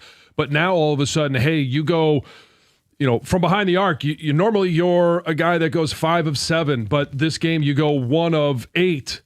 Are you sitting there going, am I going to lose my NIL dollars? Is it going to put my parents in a pinch? What's going to happen? Like, there is an added pressure that comes along with making money. He said case by case, which is so true. I mean, if his family's doing well enough where they could pay the $80,000 over 4 years to take the kid to CC, they're not putting that pressure on their kid. They're going to pay for it whether he's good or not. But there might be situations where a family says, the only way I'm putting my kid in this school is with the understanding that he's going to get money to help pay for it. And then what if that runs dry? Right. That's why case by case. He's in a good position. It sounds like he's got a good head on his shoulders. Kid's good. They're fine financially. That's not the case for everybody. I appreciated his approach, though. Hey, if I got to pay an arm and a leg to go here, and local businesses are going to help my kid out, help my family out, why am I against this? But then it's on the parents. It is. To also continue to, like, what's your motivation? At 16, does it simply become, I need to make as much money as possible versus I need to do this in terms of, if I'm an offensive lineman, like I got to go work on these set of skills versus the overall plan of, well, you got to perform because you got to keep making money. And I know we're up against it, but I think his point would be, and I think it's a fair counter. It's always about that. It's always about how the parents are offering guidance for their young athlete. That's not going to change. It's maybe going to be more important, but that's always been super important. How do you guide and navigate? How do you parent your children through this? Because it happens at the youth sports level. There's pressure to go travel with this team or transfer over here or go play for this school. But you're operating under the assumption that everyone has good parents. And that's the reality that not everybody does, whether they pay the kids or not. We're going to take more phone calls. 97.1.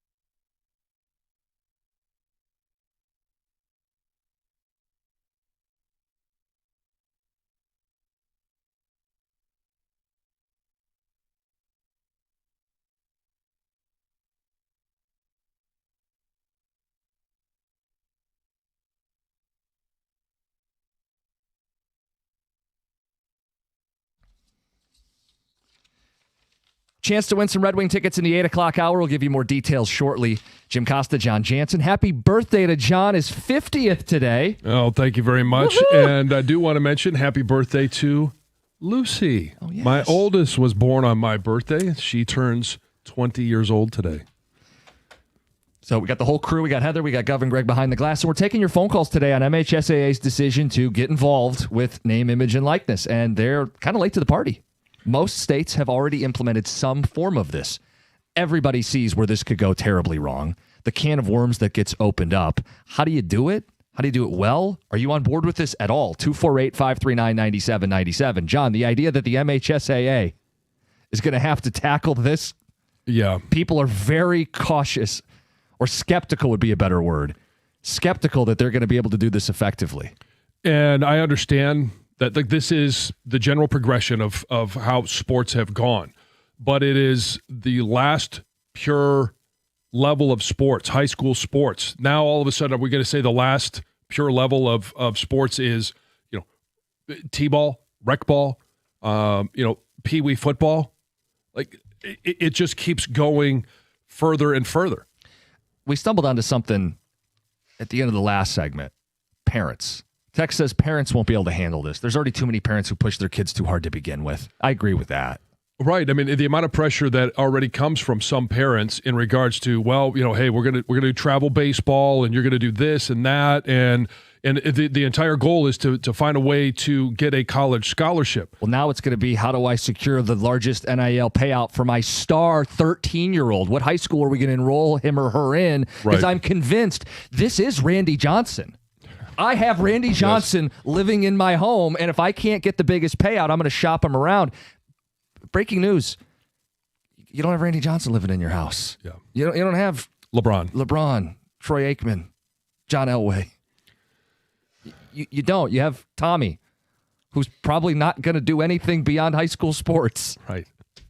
248-539-9797. Let's get to Steve. You're on 97.1. Hey, good morning, guys. How are you? Good. How are you? I'm doing well. Hey, John, your dad was my sixth grade band teacher back at Larson Middle School. He was a really nice guy back then, so I hope he's doing well also. Well, I'm sure he's listening, so I'm sure to put a smile on his face. I appreciate it. Yeah, so reason why I was calling, you made a point, John, too, I wanted to bring up. You said when you were in high school, you were playing baseball, football, and basketball. When you start paying kids, the death of youth sports is happening because now they're already overused, and the fact that they're getting paid in one particular sport, they're probably not going to take seasons off anymore to be a well-rounded athlete, and it's just going to be focused on baseball or football only at this point because they're getting paid to play. So I see a slippery slope here where there's already a ton of pressure on kids to train year-round for certain sports. There's a lot of overuse with kids, especially in baseball when it comes to pitching and elbow problems and stuff like that. So I definitely see some issues regarding, the pressure on the kids, player safety, things like that as well. The other thing I look at, too, I keep hearing things about these kids making money, they're getting paid to play and stuff like that. This is their job. From what it sounds like, well, when you're doing a service and you're getting paid for it, you're technically employed, right? Well, when you're a minor, you have to have work permits and things like that. You just can't, play or get work 40 hours a week or a full-time job. So, are these kids actually employed by these schools or by these people? Can they actually practice as much as they are if they're getting paid at this point? So I see problems with this. I don't like it. I feel like community sports has gone down the tubes due to travel baseball. Parents are throwing thousands of dollars, towards their kids who, have a 0.001% chance of ever making it anywhere. But now the kids can be a meal ticket or whatever. So I just don't really like how it's going. And I think it's really not as well thought through, especially when it comes to minors getting paid. Appreciate it, Steve. Yeah, I mean, is there that risk of specificity where, hey, I'm being paid as a football player, but I really want to play basketball or I really want to play baseball, but if I do and I get hurt, do I lose what I'm making in football? Now all of a sudden you have athletes that are just playing that one sport. 248-539-9797. Tell you about Wings tickets in the 8 o'clock hour. Let's get to Heather with the news. Well, this news is brought to you by Gardner White. So a shelter-in-place order was implemented at Wayne State University Tuesday night after a shot was fired at a dorm. According to the university, the incident happened at Chatsworth Suites, which is a dorm at the campus located in Midtown Detroit. And it all happened between people who knew each other. Police say that the individuals involved left the scene and they are now searching for a suspect and checking for injuries. A month after her husband was sentenced to life in prison for posing as a DTE worker to murder a Rochester Hills man, a Lincoln Park woman is now facing charges for her role in the crime as well. Amanda Hernandez, she's the wife of Carlos Hernandez, who has already been sentenced to life in prison. She was charged with conspiracy to commit first-degree home invasion, accessory after the fact, and conspiracy to commit false imprisonment of a utility worker. According to the Oakland County Prosecutor's Office, she actively played a role in planning and then the cover-up of the crime. And they shared and read dozens of the text messages between her and her husband in court. And it right there's proof that she knew what was happening, tried to help him out, and was really hoping that they'd get enough money to buy a new house. If she's convicted, she faces up to 20 years in prison. Well, it's the story that's dominated our show. Michigan high school student athletes can now take part in extended name, image, and likeness opportunities thanks to an updated policy by the MHSAA. So under this updated policy, which does go into effect immediately, high school athletes can now earn money from a wider range of personal branding opportunities. That could be all sorts of things, social media endorsements, personal appearances, autograph signings, photo sessions, merchandise sales, modeling, advertising, the list goes on and on. But they do say it needs to be an opportunity based on the individual student's brand, not tied to the team performance. Right. It can't be tied to if you make enough threes or if you're starting. Right. So we'll see if it actually goes that way. I know, John, you made a face. Yeah. It remains to be seen how enforceable this will be. Yeah. This is interesting. There's a so-called golf bettor. His name is Larry Shea. And last week, he guaranteed on social media that Scotty Scheffler would not win a golf tournament in California. And he posted, this is what he said, "If Scotty Scheffler wins this week, I will only eat Wendy's chili for a month. It's not happening, folks. Zero chance." Well, of course, there's always a chance, and Scotty did win. So Larry says he is going to hold himself to his word.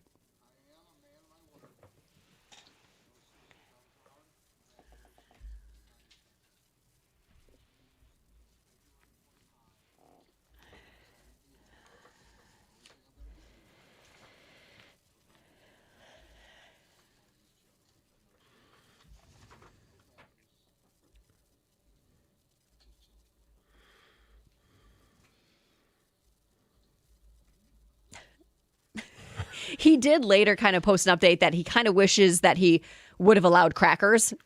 Why does he have to eat it without crackers or chili or cheese? It comes with it. You should be able to use that. Because he said he wouldn't, so now he's going to stay to his word. I think it's just something he said. Oh, okay. And he did make it known that he thinks he can handle it because, quote, he's been abusing his digestive tract for 50 years now.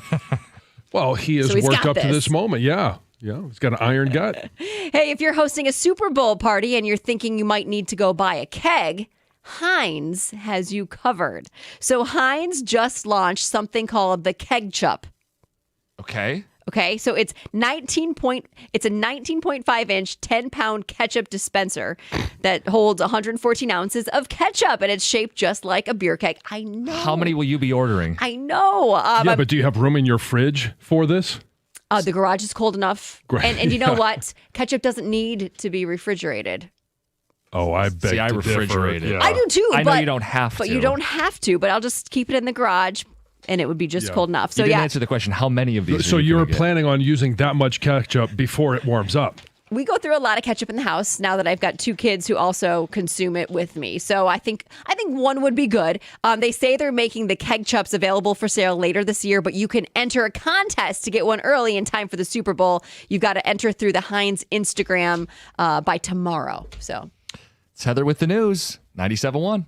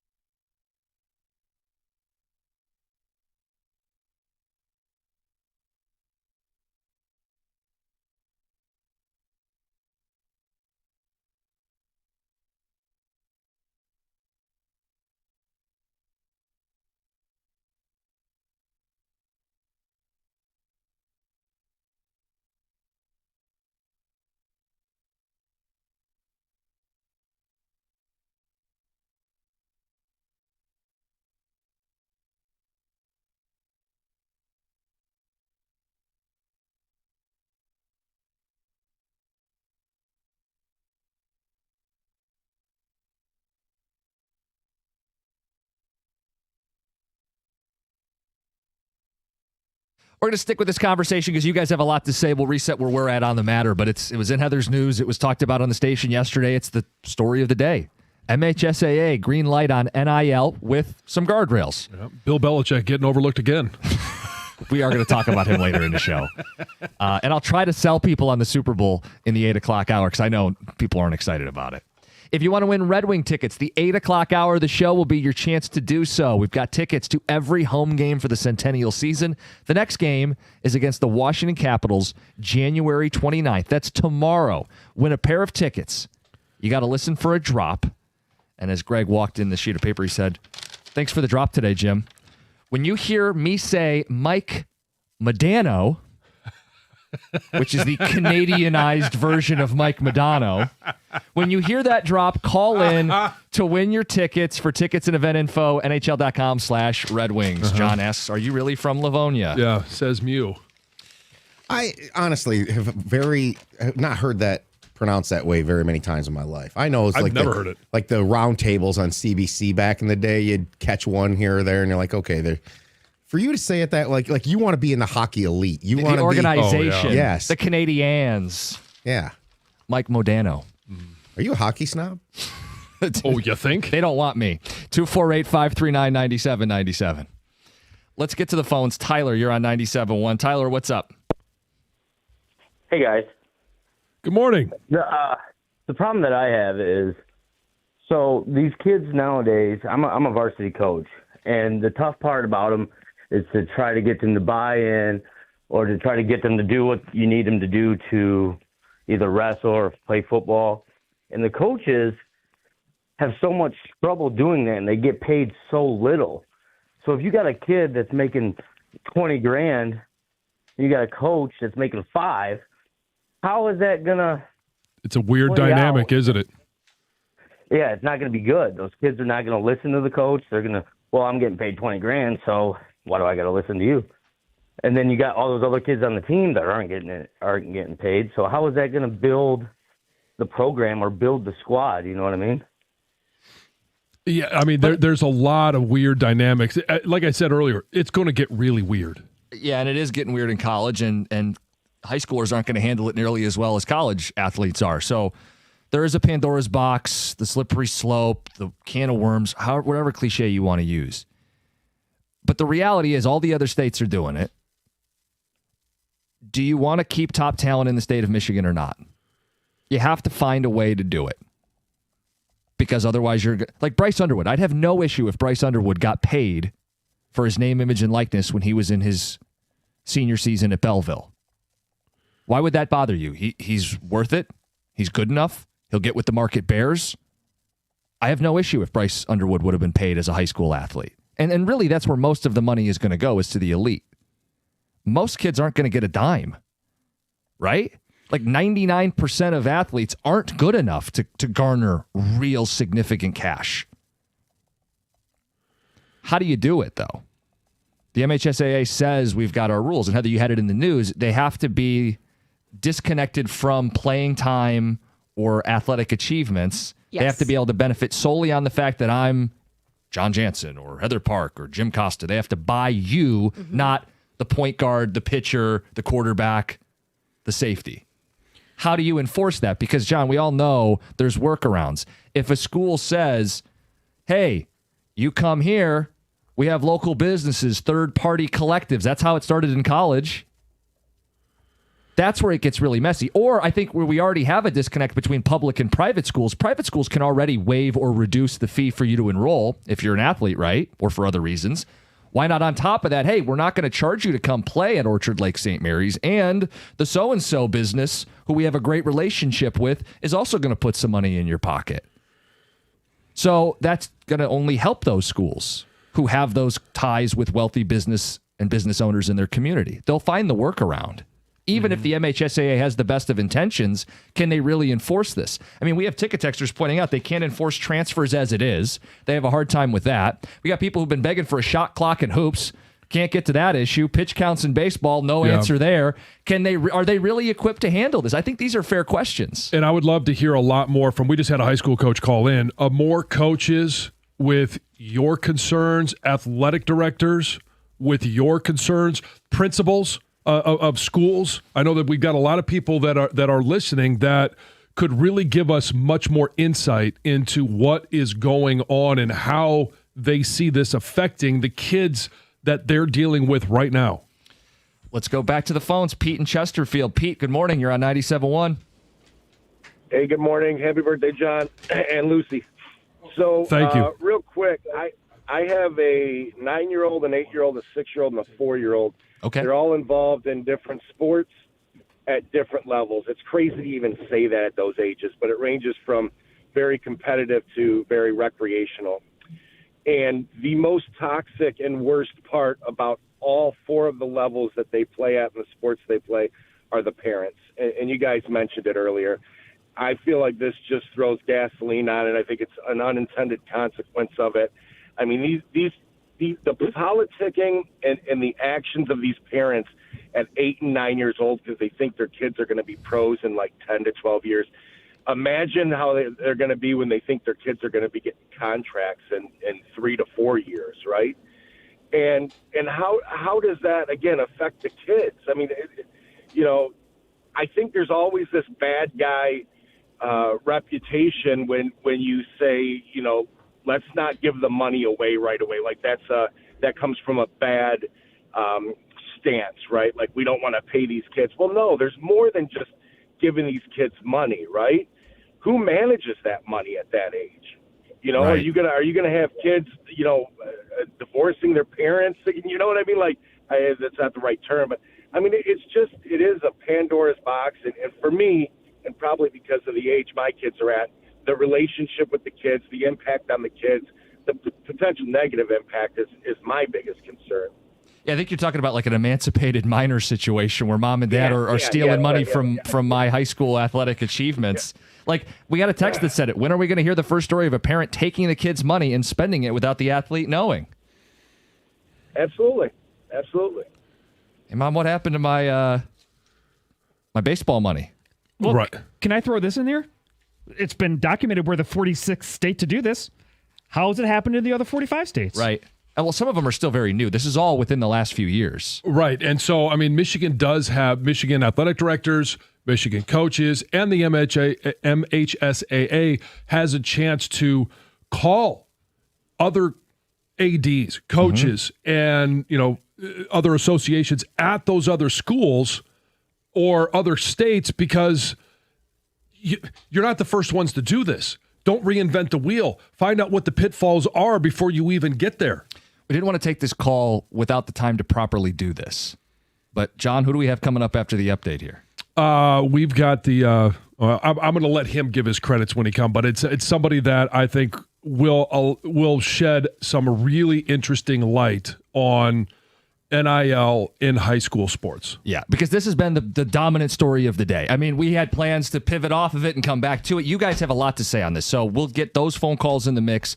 Parents, coaches, athletic directors, people with opinions on high school sports. We want to hear from you guys as we roll this over into the 8 o'clock hour. Plus, again, be listening for your chance to win those Red Wing tickets. And I'll tell you why you should watch the Super Bowl if you're not sold. That's at 8:35. It's 97.1.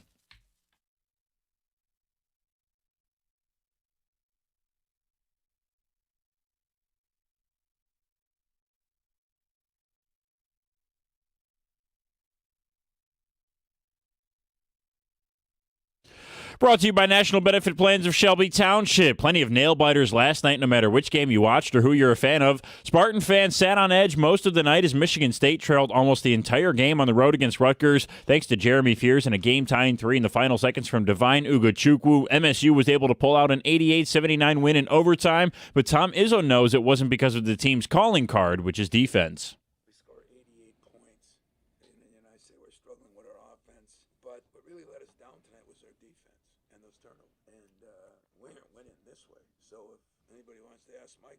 Say we are Coleman, because we're not winning that way. I'll just take the win and get the hell out of Dodge, but don't think we deserved it because of the comeback at the end. Michigan fans also watched their team come from behind to hand fifth-ranked Nebraska their first loss of the season. The Wolverines trailed by 9 points with 11:25 to go, but finished by outscoring the Huskers 21-9 in those final 11 minutes. The two rivals, Michigan and Michigan State, will now meet in East Lansing this Friday at 8 o'clock. The Red Wings had a nail-biter as well. They trailed 2-0 to the Kings in the third period before a goal from Alex DeBrincat on the man advantage made it 2-1. LA eventually found an empty netter to end that one 3-1, though. The Wings return against the Capitals tomorrow. The Pistons had a close one as well. They escaped with a 109-107 win over the Nuggets in Denver. Despite it being close, it was nearly a wire-to-wire win for the Pistons as they only trailed 2-0 in the game. They also play tomorrow on the road against the Suns in Phoenix. At the Coldwell Health Sports Desk, I'm Brendan Shabath. For more, go to 97.1 The Ticket or Odyssey.com.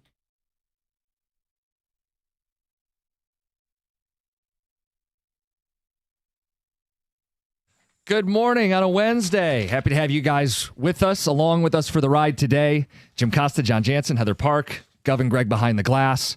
Got nail-biter wins, OT win for the MSU Spartans. Michigan at the very end against Nebraska sets up the showdown Friday night. We'll spend a little more time on them later in the show.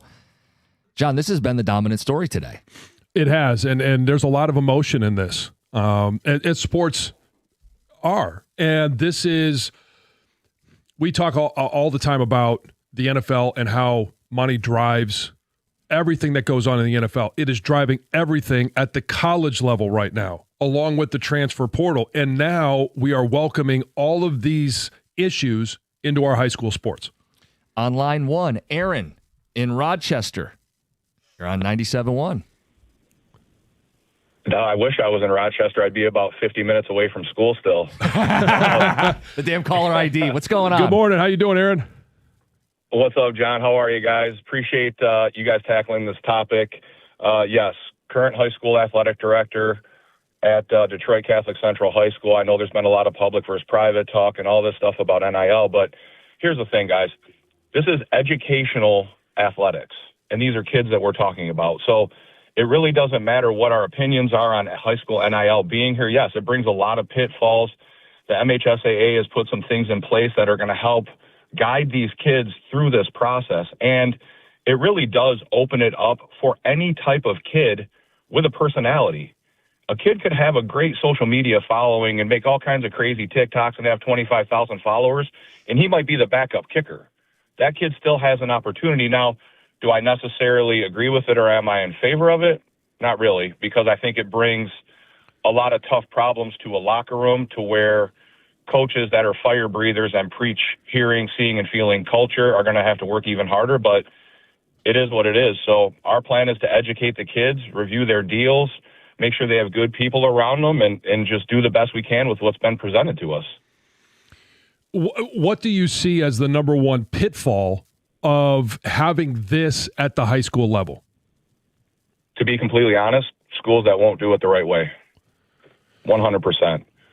I really feel like that's what worries me the most. I think that they're, it's only my opinion, but I think that there are schools that will try to get around reporting it to the MHSAA, which we all know is a possibility. Right. I mean, you know how hot the transfer topics are and things like that. So that's my biggest fear. We've got some phenomenal coaches in the state of Michigan. This isn't about public versus private. It's not about our donors versus a public high school community or people that support private education. It's not. The more we focus on the kids, I think that's the biggest opportunity we have here because, we're kind of getting to that age where we're that get off my lawn guy.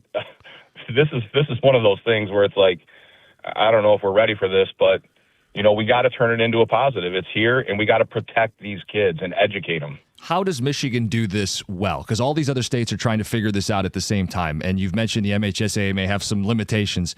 In a perfect world, what's the best way to do this?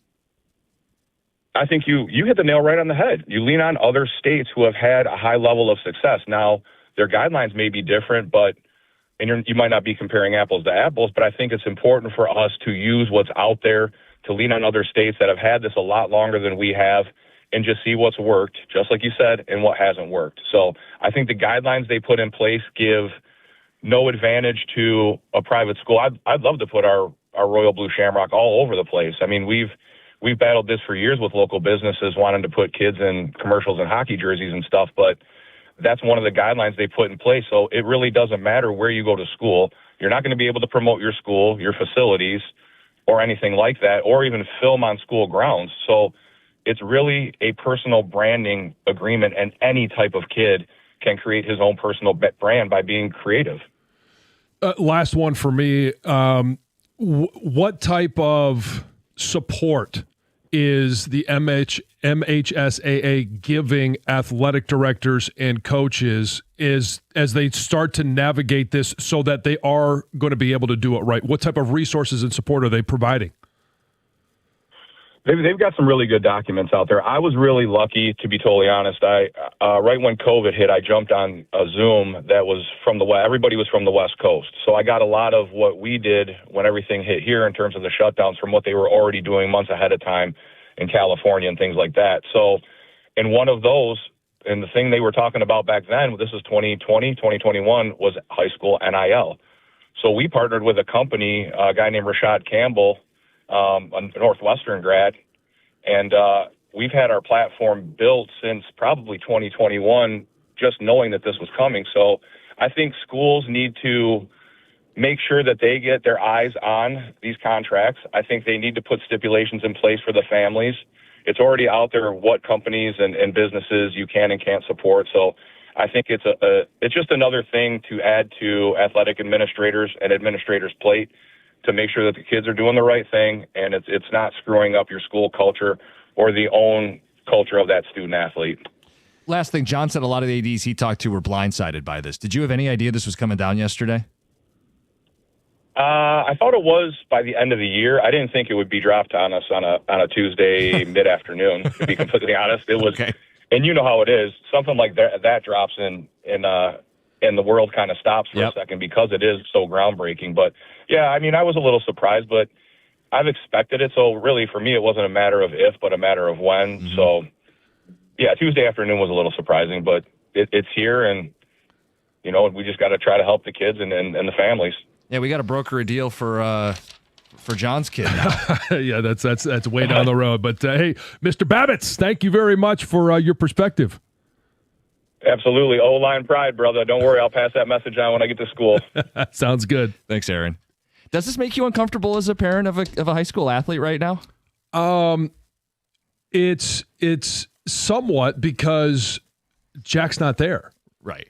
And there's a lot of kids where, and I think a lot of parents probably saw this yesterday, and this goes to, you know, whether it's, you know, a parent of a 12-year-old that's just bigger than anyone else. We all see them on the football field, and they just run over everybody, and they win a bunch of games. And now all of a sudden, it's parents see this as, you know, oh, is my son or daughter going to be able to make money off this? How do we maximize? Because you want the best for your kids. If it's an opportunity, you want to be able to maximize it, but you also want to make sure that they learn the value of what they're earning. You also want to make sure that it's appropriate at the right time for them and where they are in emotionally and in terms of the pressure that they can handle. You've used the word pressure a lot. I don't want to put any more on it, but everybody knows, like, when your dad's John Jansen, like, there's pressure. And if he turns out to be that might be a little overinflated. But if he turns out to be a damn good, you know, junior, senior football player, like, there is money that could come in from that. Sure, but so I've battled this and will battle it. It's the unnecessary pressure put on my kids because of what I did.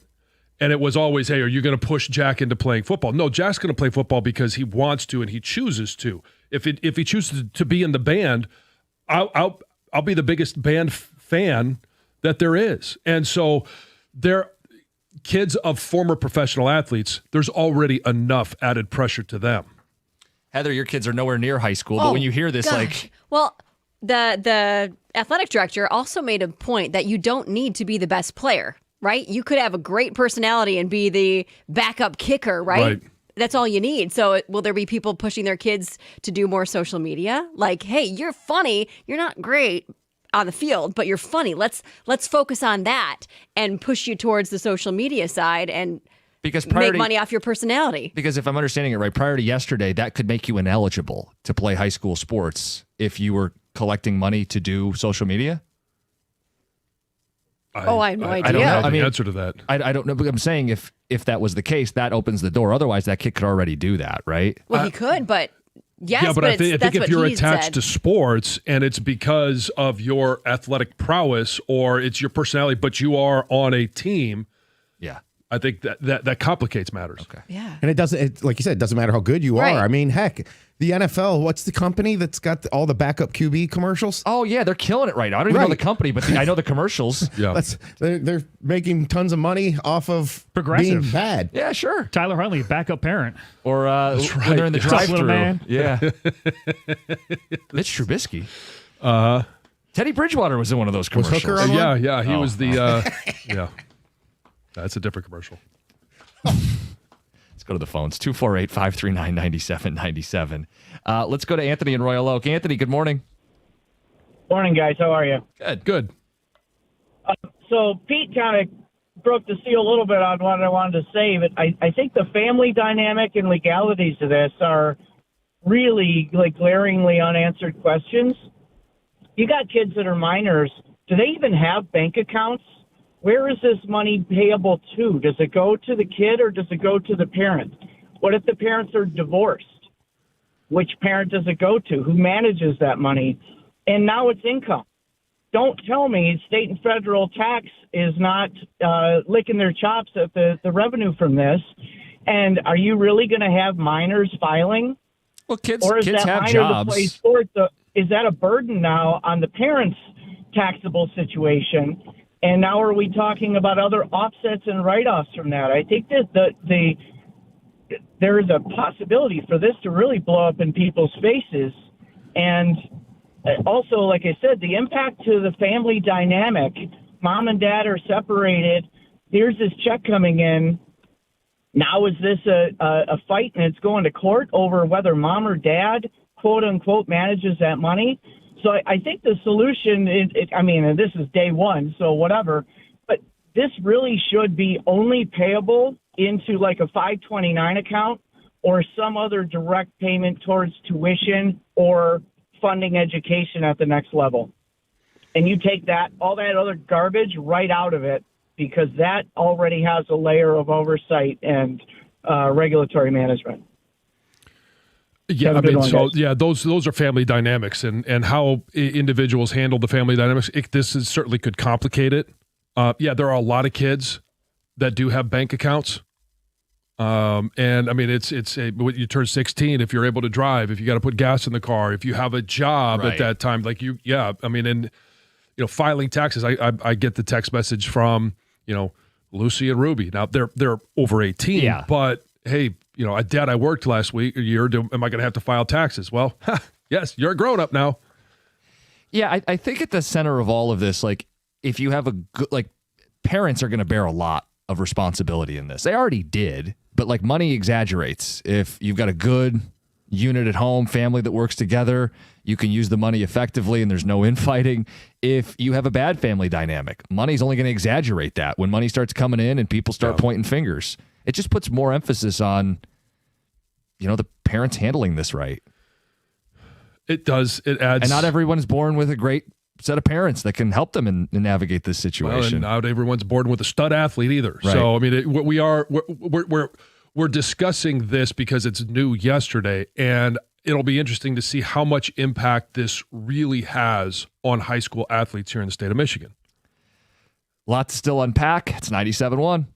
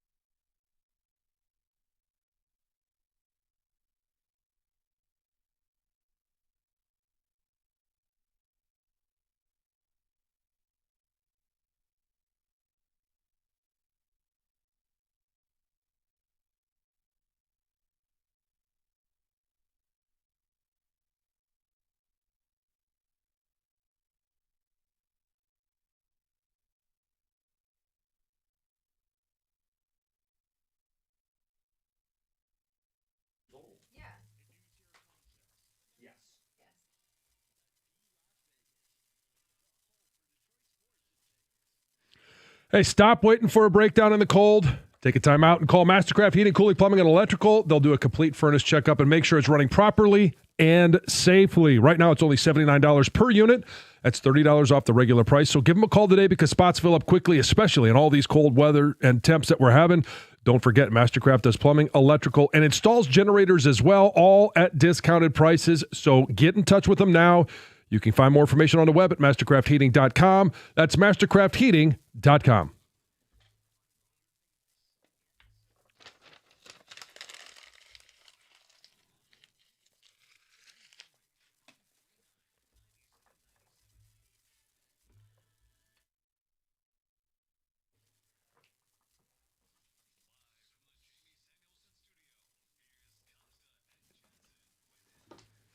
Let's get right to the phones. Go to Jay. You're on 97.1. Good morning, Jay.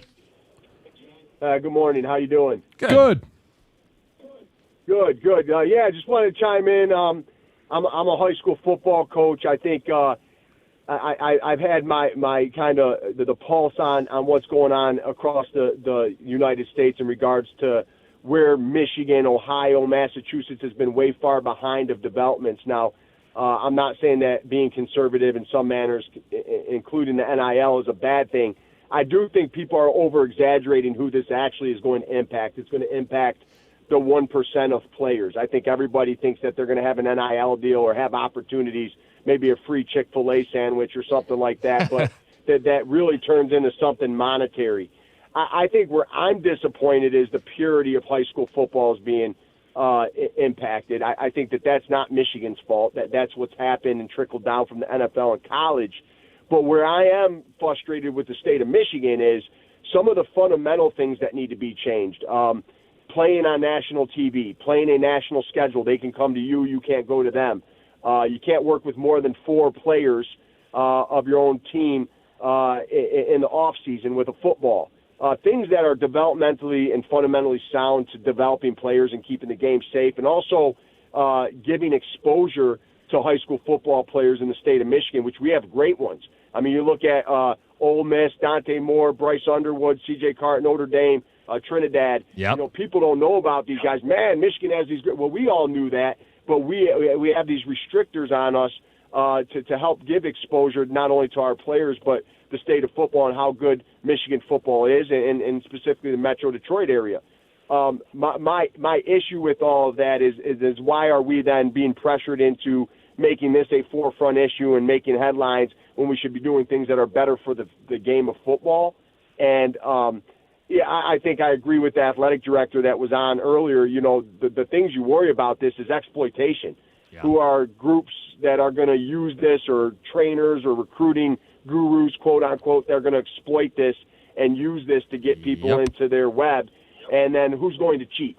And you've seen it happen in California. 2 teams just got popped for paying kids $35,000 directly, and they had to move. And there's a lot of situations you can go in to see how this is handled positively for the 1%, again, in my opinion, and then how this has been exploited. And money, is the root of all evil. So when you bring that into something as pure as high school football, it is a sad day. I don't think that that's Michigan's fault. I don't think that's MHSA's fault. But I also think that our fundamental issues of development and how we actually get kids real exposure that most of the other country has is more of a forefront issue and should have been addressed. Yeah, you have other things you want them to focus on. In terms of this, you got impressionable kids, so you worry about exploitation being taken advantage of.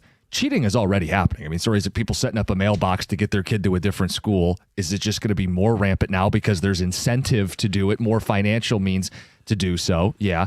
But is it ultimately only going to impact, as he said, a very small percentage of the elite high school athletes? That in our state, we have almost 300,000 high school student athletes. Yeah. That I went to Livonia Churchill. Nobody I played with is going to cash in. Right. That's going to be the case in most schools. And I do think there are other issues that need to be addressed by the MHSAA.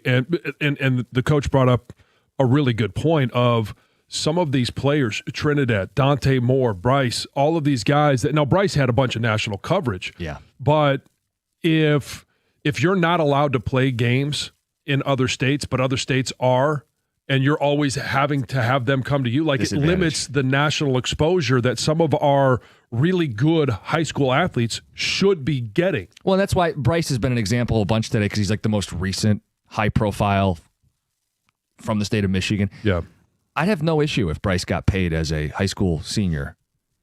I don't have an issue with him being paid in college. The schools are making money off of their talent. I have no issue with them cashing in. I know you have... yeah, the schools at the college level are making money. Yes. I don't necessarily know that there are a lot of high schools that are making bank off of their high school athletes. But it's the idea that if your skill set is valuable, right? If you've earned it in the eyes of the market, man, that's what the country's founded on, is you go make money. You got a skill set that's in demand, you go make money. Yeah. Not when someone else tells you you're worth it.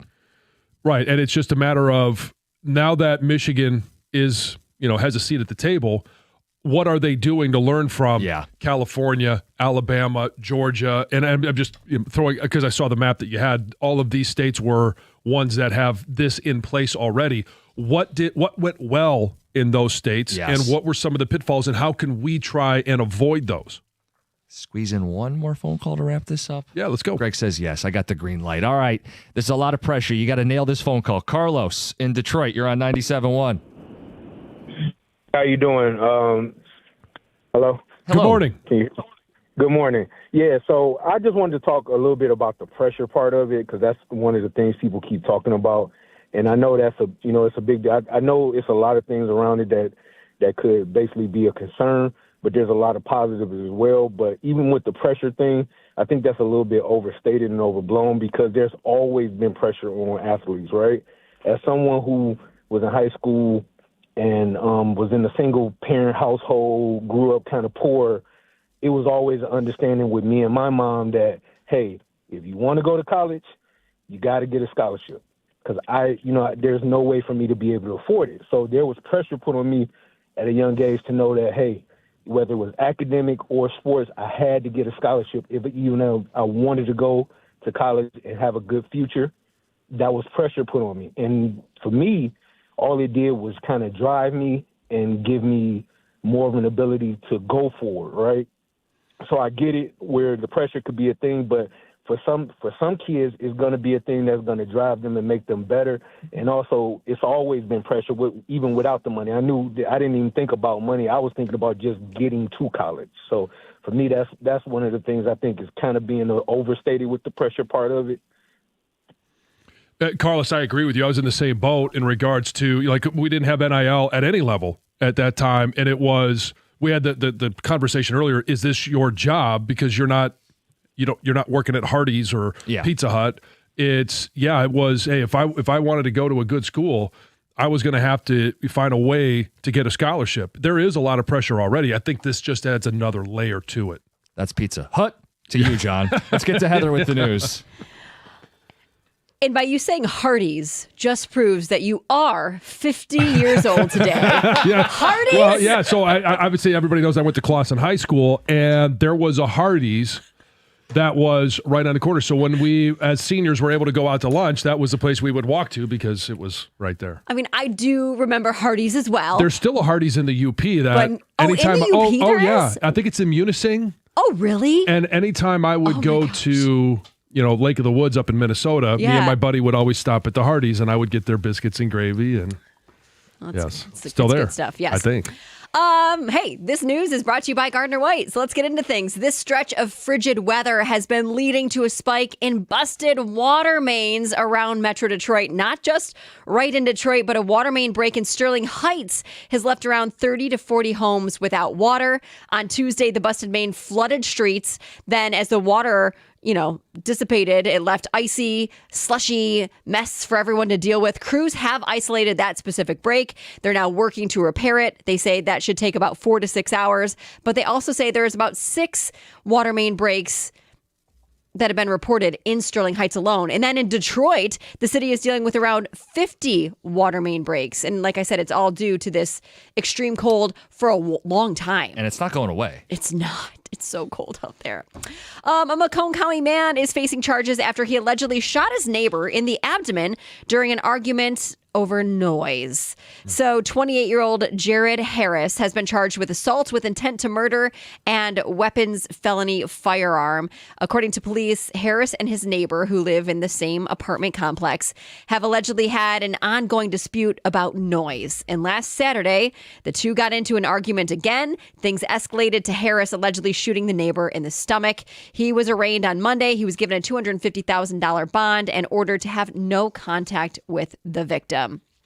So Matthew Stafford returned to dad mode as soon as he could after falling short in the NFC Championship game on Sunday. So after the game, right at 2:30 a.m., he went and tucked each one of his daughters into bed. Well, they were already sleeping, right? 2:30, the kids are already in bed, but when I'm imagining he probably gave each one of them a kiss, made sure they were all tucked in nice. And Kelly shared video on Instagram, and she captioned it, "After leaving everything out on the field and coming up short at 2:30 a.m., this was Matthew." Cute video, right? I saw it everywhere. And then she also shared that he got the girls a box of donuts for them to wake up to. And there was a nice little note that said, "Thank you for being such rock stars for me all season long." That they were an inspiration for his incredible year, which is very cute. Nice dad. Good job, Dad. Anyway, in other news, Matt Khalil sued his ex-wife, right? After she made comments about the size of his junk. 2 Coke cans? Yes, that's, I think, as Possibly a third. she described it. Yeah. And now Halle Bailey is requesting that the lawsuit be dismissed. So court papers basically say that she, shouldn't be held liable for providing a truthful autobiographical account of sexual trauma she suffered and described described this as having led to the end of their highly publicized celebrity marriage. And the comments in this court document also say, you need to listen to the whole picture. This was one little piece where I was praising him for the majority of the conversation, that she repeatedly praised his character and the quality of their marriage throughout the interview. She also said that they did make attempts at downsizing. Well, just to overcome the issue, I guess. There's a lot of guys listening that were going, I wish someone would brag about me this way. Yeah. So anyway, we'll see. The judge has not made a decision yet. This actor. Well, are you? Oh, I am late. I'll save it. We got to you late. It's not your fault. Yeah. Coming up next, we're going to talk about the Super Bowl. And I know people aren't super excited about the matchup. I'll give you the top storylines. Maybe I can sell you I'm being excited for this Super Bowl. And we aren't going to put off the Bill Belichick talk for much longer, John. We will talk about that at the end of the hour. Let's do it. It's 97.1.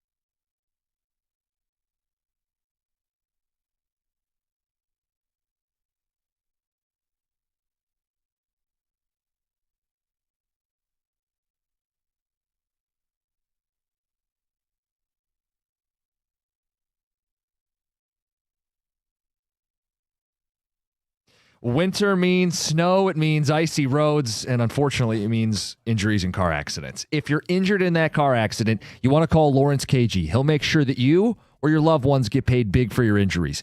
KG's uniquely qualified to fight for you when you're injured in a car accident because KG's won more than $100 million for his clients, and he'll win big for you. KG will make the driver that hit you accountable, and he'll fight their insurance company to get you every dollar you deserve. Put the number in your phone, 877-KG-CARES. That's 877-KAJY, KG Cares, kgcares.com.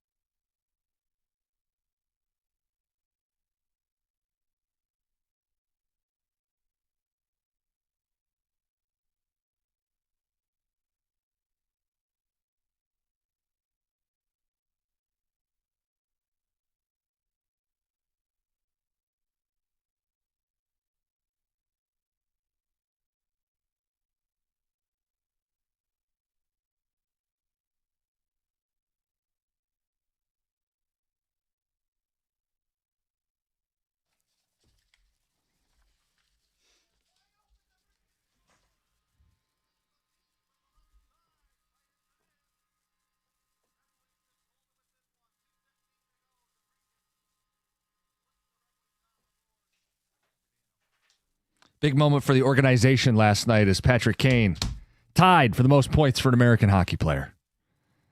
Had a chance to break the record. Chance to tie the game, didn't get it, and then an empty net. Red Wings lose 3-1. The only local team that lost last night. Mm-hmm. And you were there. Yeah, and I know what you're going to do. I've been to a lot of wins this year. It's not my fault, John. I just said, Yeah, but you said a lot with your He said it again there, by the way. Modano. Mike Modano. I mean, the over do you want to be Canadianized Canadian? version. You've never been there, right? Yes, I've been to Banff. That's my Oh, Canadian that's right. experience. Yeah. Now I'm like Heather. I've been to a place one time, so I can. Yeah. El Cap. Yes. And what's in Bab that you can say. Yep. I don't know. Yeah, Biff. Yeah. But the thing I said. Why are there two Fs? thing I said about the Wings yesterday was a little foreshadowing. Like, don't let the Wings get cold here. Don't let one turn to two, turn to three. The Kings can play a sleepy defensive style of hockey. Detroit had 10 total shots going to that third period. Not good. They got a brutal stretch coming up here. They don't have Simon Edvinsson. They're going to feel it a little bit. Keep the train on the tracks. Don't give Yzerman a reason to be cautious or hesitant at the trade deadline. The Pistons played last night. They picked up a win. Yeah, it was a really good win, too. And I know Jokic wasn't playing, but it was a tough win against Denver. And it was a gritty win. I don't care who was playing, who's not playing. You get to the end of those games, and we always talk about how are they going to match up with those teams in the West. Well, they just took one of them down, and they have only one more loss than the Oklahoma City Thunder, who currently have the best record in the NBA. Which is starting to set up a Costa v. Costa showdown. Ooh. We're a long way away, but my brother has moved to Oklahoma City. It's the only team he follows. We could have a showdown for the NBA Finals. The Larry O'Brien. We got to get him on the show. Costa v. Costa showdown. Do your voices sound the same? Sometimes, similar. Brothers sometimes have the same cadence, and it would be interesting to see how that would be comparable. We don't need to do this. We need to have him in here live, by the way, not just on the phone. Oh, you'd smell him when he walked in with all the artistry that he does. Okay. I'm not going to take shots at your brother. I got enough shots I can take at you. He partakes. Yes, of the weed. Yes, John. And then last night you had Michigan and Michigan State both win to help set up what is a great matchup on Friday. You had a hell of a stat about Friday's matchup, right? I do. I'm trying to find where I got my stat right here. Here's the matchup. The combined ranking of Michigan and Michigan State this year is going to be the highest. Michigan at 3, Michigan State at 7. So it's obviously a total of 10. The last one, the previous highest, was in the 2012-2013 season of 12, and Michigan was at 4, Michigan State was at 8. And just to maybe give you a little foreshadowing, the first matchup was in East Lansing, as it is this year, and that was a 20-point win for the Spartans. And then later on, as it will happen this year, in Ann Arbor, it was a 1-point win by Michigan. Split. And at that time, they were ranked number 4 and number 9. So it's feeling like one of those years. These two teams are going to be the collision course for a great matchup Friday night in East Lansing. And it's interesting because both sides could say they won last night, but didn't feel good about it. Oh, yeah. I mean, they were nail biters all the way down, all the way to the very end. And Michigan obviously played against the number 5 team. Michigan State played against Rutgers, but in the RAC, one of the toughest places to play in college basketball. I just mean if you're playing Rutgers, you don't want to go to OT.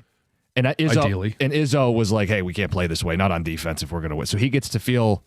He can say whatever he wants. A win's a win. Yeah, no, it's good to win, but then he can still do the Izzo thing where he hounds these guys. You got to get better. You're not going to win a game. Couldn't guard my grandmother. Right, so he can still do that. And if you're Michigan, Nebraska's down 2 of their top 3 players. You're never going to apologize for winning, but now you can go back to this and say, oh, we can play so much better than this. Sure, and it was at home. Yeah, but the good thing is they both stay on their winning ways to set up this epic clash on Friday. Here we go. Cannot wait. Some text coming in on the Super Bowl storylines. Sam Darnold is the modern Jim Plunkett. Bounced around the NFL and then later in his career made the Super Bowl. Thanks, Sony. The modern Jim Plunkett. It wasn't signed Mike in West Bloomfield. Anybody seen him play? No. Sam Darnold threw a pick 6 against the Lions for his first ever pass. What a journey he's had, signed Roger. Yeah. Did they win that game? They did. It was Matt Patricia's first game as Lions head coach. We got this defensive guru against a rookie quarterback. Pick 6. I think it was Quandre Diggs. Mm-hmm. So our show was out in Vegas that opening weekend. And so when we flew back, I was sitting next to 2 people who were coming to see Sam Darnold play. Ironic. Full circle. By the way, do you know, I showed you, Sam Darnold's grandfather is a rather famous individual. Oh, yeah. He was the Marlboro Man, as well as a great athlete at USC, but his name is Richard Hammer, better known as Dick Hammer.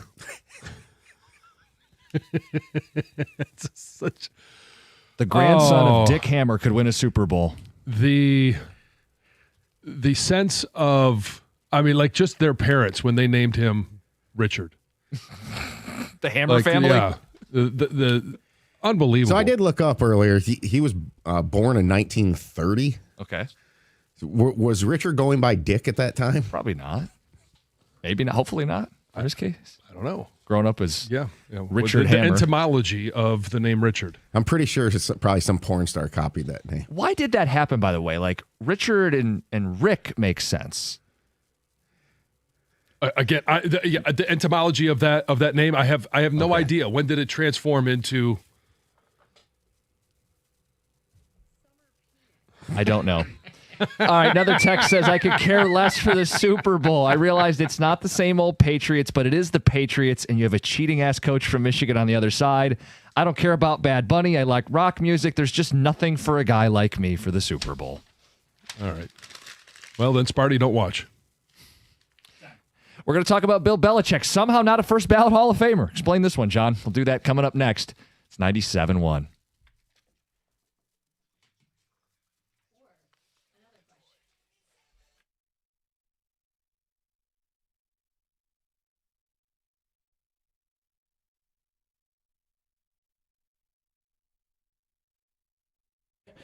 Michigan basketball allowed 50 points in the first half last night against the Nebraska Cornhuskers. In the second half, the Wolverines hunkered down on defense, limiting Nebraska to just 22 points on 32% shooting and a 1 for 13 mark from deep. After the 75-72 win for Michigan, Dusty May talked about the team's halftime adjustments. Well, we tweaked our ball screen coverage, and then most importantly, the name Richard was shortened to Dick starting around the 13th century. I think I should read the AI overview of it. It's hilarious. Originating from the medieval trend of using rhyming nicknames. Michigan State also made some adjustments in the second half as the Spartans rallied from down 12 points to force overtime and eventually beat Rutgers 88-79 on the road. Michigan and Michigan State will now tangle in East Lansing this Friday for arguably the biggest regular season matchup in rivalry history, as it will mark the first time the two have played each other when both were ranked inside the AP top 7. The Pistons squeezed out a close win last night as well. They took down the Nuggets 109-107 despite the best efforts from Jamal Murray, who had 24 points. Cade Cunningham and Tobias Harris both led Detroit in scoring with 22. Neither recorded a turnover, which is impressive for the old veteran Tobias Harris, who turned back the clock in his 1,000th career game. Game 1,001 will be tomorrow for Harris as the Pistons face the Suns on the road. The Red Wings are back in action tomorrow as well. They'll be looking to bounce back from a 3-1 home loss to the LA Kings last night. At the Coldwell Health Sports Desk, I'm Brendan Shabath. For more, go to 97.1 The Ticket or Odyssey.com.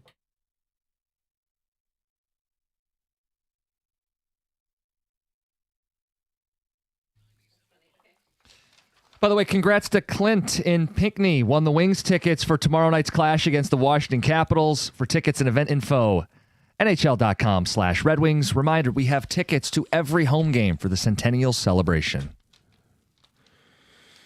John, you were doing a little research over there. As was Heather. Can we present some findings? Yeah, so the name Richard was shortened to Dick starting around the 13th century in England, originating from the medieval trend of using rhyming nicknames. Following the Norman conquest, Richard became a common name to differentiate variations like Rich and Rick evolved into rhyming affectionate nicknames such as Hick and Dick. And then, Heather, you... Well, I reversed the question because I thought, okay, we know when people were shortening Richard Mhm. to Dick, but when did people start referring to their Junk junk as is that term? Yes, So yes. that's we the can use it question as a I name, but we Googled. can't use it as that. I Maybe guess so. that's what the nickname was that they were shortening it to. Maybe the slang term came first. No, it didn't. Heather, what do we Not have? according to my research. Extensive research. I like how you're doing that on your phone and not the I company did. computer. I was like, I'll use my phone for this one. I don't want to research that. They said in the 1550s, Dick, as a common nickname for Richard, was used as a generic term for fellow or man. So it wasn't used for in like that terminology. But they say, where is this one? There's a lot of guys I call that as my fellow man. They say British military slang adopted.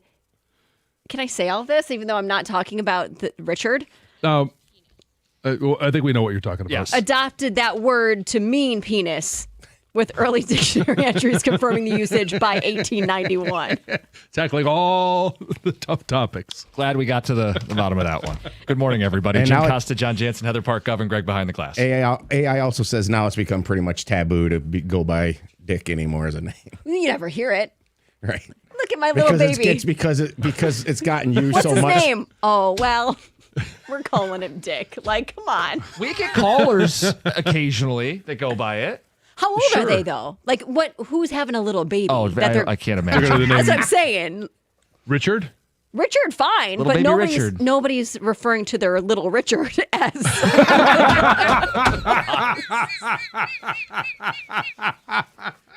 Do you know anybody who's named their kid Richard in the last decade? 248. Of course, Richard, but they don't go by. Right. They don't go by the No, other but I word. think you just avoid it at that point. Don't name your kid Richard. Yeah, till he goes to school. If it's a family name, you have to hand it down. Well, people have done it, just taken Richard and used it now too. You're a Richard. Yeah, you're a Richard. Yes. Or as Heather put, your little Richard. Do you guys know that the Lions in the 90s, the run and shoot, they had Richard Johnson as one of their receivers? Otherwise known as? Oh, all of a sudden we're incorrect here around here.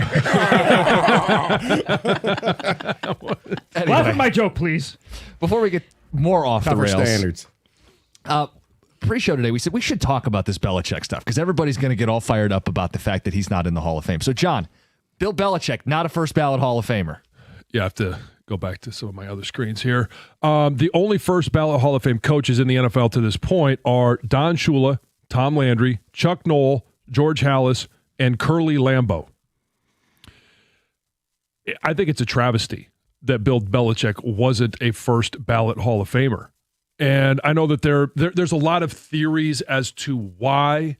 And the number one thing is Spygate, and the fact that he was accused and, they were penalized for cheating in the NFL. He's won 6 Super Bowls. He's been to more. He's won more than any other coach in the Super Bowl era. I don't understand why he wasn't a first ballot Hall of Famer. Now, part of one of the other theories is this year, or maybe it was last year, I'm not sure when the rule went into place, but instead of being out 5 years to be inducted as a coach, they moved it to 1 year. I think he'll be in next year. Oh, yeah. I think the if anybody is sitting there saying, well, he's got to pay a price for the cheating, we'll make it pay it for 1 year and then next year he's in. But I think it's when you talk about those other coaches that are in the Hall of Fame as first ballot coaches, Bill Belichick should be among those. It's petty BS. The baseball writers get really hoity-toity about this too. Like, he's a Hall of Famer, but not a first ballot Hall of Famer. He has to pay a price, some arbitrary morality police price. You said Bill Belichick was punished, faced a punishment already for Spygate. Yeah, at the time, he was fined, $500,000, which was the largest fine a head coach had ever received. I just have a question then. Is Tom Brady not a first ballot Hall of Famer now? Stick it to him for Deflategate? It seems silly. Is Bill Belichick a Hall of Famer? You're given a ballot, you got to decide. If the answer is yes, you vote yes. You don't make this weird we're going to make him pay a price for a year. How dare he? Teach him a lesson. Come on. He's won 6 Super Bowls. He has 8 total, a couple as a defensive coordinator. He's arguably the greatest coach in the history of the NFL, and he's not a first ballot Hall of Famer because you want to stick it to him? Yeah. There were a lot of people looking at Bill Polian, who I didn't see anything ahead of time in terms of him, trying to say, well, here's the reasons why he shouldn't. He was asked about it, and he said that's totally and categorically untrue. I voted for him. And so we know who the voters are. There's a list of the voters, but we'll never know who it was that didn't vote for him. You've got to get 40 of the 50 possible votes, so we know that at least 11 of them said no. Bizarre. I wonder, is this just Belichick, or is it all Patriots of that era can't go in as the first ballot Hall of Famer? No, I mean, I think he's going to be the one that pays the price. I would imagine that Tom will be a first ballot Hall of Famer. Because it'd be stupid if he wasn't. Yeah. But this is stupid that Belichick isn't. It is. And I'm curious as to, anybody out there listening, do you think this is appropriate? Or do you think this is ridiculous as well? I guess in the grand scheme of things, 5 years from now, no one's going to care because he'll be in. But it'll all be a part of the conversation. Just a stupid, unnecessary, petty's a great word for it. It does decision feel like to keep him out, at least for a year. Matt in Grosse Pointe. Matt, you're up first. You're on 97.1. I don't understand where you guys are coming from at all. I mean, the whole core of sportsmanship is to play by the rules. I don't think it's petty whatsoever. I mean, the Michigan football player, former Michigan football player, should know this best. At Michigan, we do things the right way. We don't cheat, even though it seemingly did happen a little bit under Harbaugh, and they should pay a price for that. I just don't understand where you guys are coming from on this. The steroid guys should pay a price. The gambling guys should pay a price. I don't think it's petty at all. I think that's one place in the world, sports, where some morality and some rule following should absolutely be upheld in some way, shape, or form. So you don't think Belichick should ever be a Hall of Famer? No, I don't mind him getting in, but no, they're not bendable. But I don't know what the rules are. I know for cheating like Pete Rose did, for gambling on the sport, I don't think Pete Rose should ever get in. And I don't mind even if it's arbitrary. I think there should be some sort of price paid. I mean, you don't cheat in sports. I don't know how these guys look in the mirror after cheating and winning championships, look in the mirror and say, wow, I'm proud of myself. I just don't understand the whole mindset. So then you got to look and say, well, did he not pay? He was penalized while he was coaching. Was the penalty too soft? He should have been penalized more at that time? Or it doesn't matter what the penalty was, he still needs to keep paying a penalty? I just think these things tend to resurface when it comes to Hall of Fame stuff, and that's what people and voters remember. And you know what? I guess the price continues to be paid a little bit. And if he does get in, which, wow, the guy was a great coach, nobody can argue that, I'm fine with that. I'm okay. But I'm also quite okay with people remembering and him not being in their first ballot. But, I mean, the argument, and I pushed it a little far to baseball and to steroids and all this other stuff. But I'm sick and tired of rules being bent and everybody just turning a blind eye for the sake of winning and money. I just think sports should and could be pure if people would stand up for what's right. That's just my humble opinion. Well, thanks, Matt. I guess I would say it's not that they didn't pay a price. It's not that it didn't happen. It's not that you choose to ignore it. But when you weigh the entirety of the body of work of Bill Belichick, it's a no-brainer, zero hesitation, first ballot, definite Hall of Famer. Even if I said, yeah, Spygate, Deflategate, there's a couple things that he cheated, and I'm not running from that. He cheated. The total body of work suggests that this is the greatest coach in the history of football. He didn't cheat every season. He didn't cheat to win 6 Super Bowls. No, the only coach that he doesn't have as many wins of is Don Shula. Right. But he's got more of every other stat than all of those other coaches and should have been a first ballot Hall of Famer. And I don't think there's anybody sitting there saying he's not going to get in. This isn't going to be an ongoing thing in regards to, he's got to pay a certain penance. Is this going to affect like Sean Payton? Because I think it's arguably whether he's in or not, personally. Sean Payton, you're saying? Yes. But he probably was going to get in, but I wonder if it'll keep him out a little bit. Because that was worse. Yeah, but it's also, I don't think we're going to argue whether Sean Payton should be a first ballot Hall of Famer. The argument is, should he be a Hall of Famer? Right, exactly. No, I think this is just petty. This is happening. But even that line that you just said, John, to me is silly. That there's a distinction between Hall of Famer and first ballot Hall of Famer. I mean, if you're a Hall of Famer, you vote yes for the guy to get in. Oh, I think there's a big distinction between those guys that get in as first ballot Hall of Famers and guys that aren't. Well, some of it is because people choose to make this like a demerit. Well, I mean, like my point is, if Sean Payton has a Hall of Fame resume, does we have to follow this precedent and stick it to him? Well, some of it also depends on who else is on the ballot at the time. I get that point, but like baseball is notorious for this. Like no one can be a unanimous Hall of Famer, and some guys, yeah, they're a Hall of Famer, but in my mind, they're lesser of a Hall of Famer, so they have to be penalized by the writers, and not even because they cheated necessarily, but you're a Hall of Famer, but like a second-class citizen Hall of Famer, so I'm going to leave you off my ballot intentionally just to be a Richard, so that you can get in as a second-class citizen Hall of Famer. That's always been silly to me, and with Belichick, they have their reason that they can claim to do this. It's still silly to me. Yeah. I think it should have been a slam dunk. Like, I feel the same way about Bonds and Clemens when it comes to baseball. They had Hall of Fame careers before they cheated. You know, this is a little bit reversed in that way. His first Super Bowl is the one that is Spygate, but the body of work, that's where I agree with Jim. Come on. He's arguably the greatest coach ever. If you even put that person in that argument, how aren't you a slam dunk? 248-539-9797. We got phone calls to get to. We see you. We'll get those calls, read those texts. It's 97.1. Hey, America's favorite place to watch any sport, but we got a big one coming up next weekend, is at Stadium Swim, located at Circa Resort and Casino. Catch all the biggest games and moments at a viewing experience built for sports fans. You can chill in one of the 6 pools on 3 different levels for a perfect view of their massive 40-foot tall high-definition screen. It's located at Circa Resort and Casino in downtown Las Vegas, and it's right there on Fremont Street, one of the most entertaining places in the United States of America. Stadium Swim. Book your spot today at circalasvegas.com.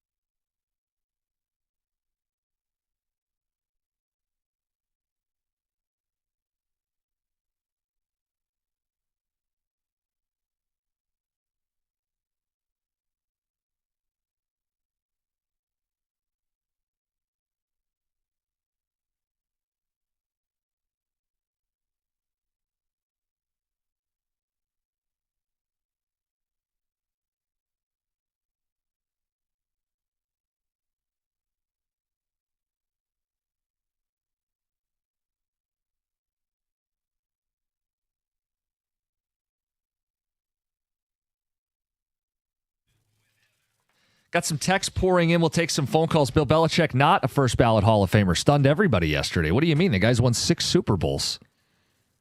As a head coach, a couple more as an assistant. Right. He's the greatest coach of all time, period, bar none. No one fights or argues it. Yet he's not a first ballot Hall of Famer. And then now it's, supposedly because people took issue with Spygate and Deflategate, and they're sticking it to him. He'll get in, but he's got to pay a morality price. Got to wait a year, have a stain on him.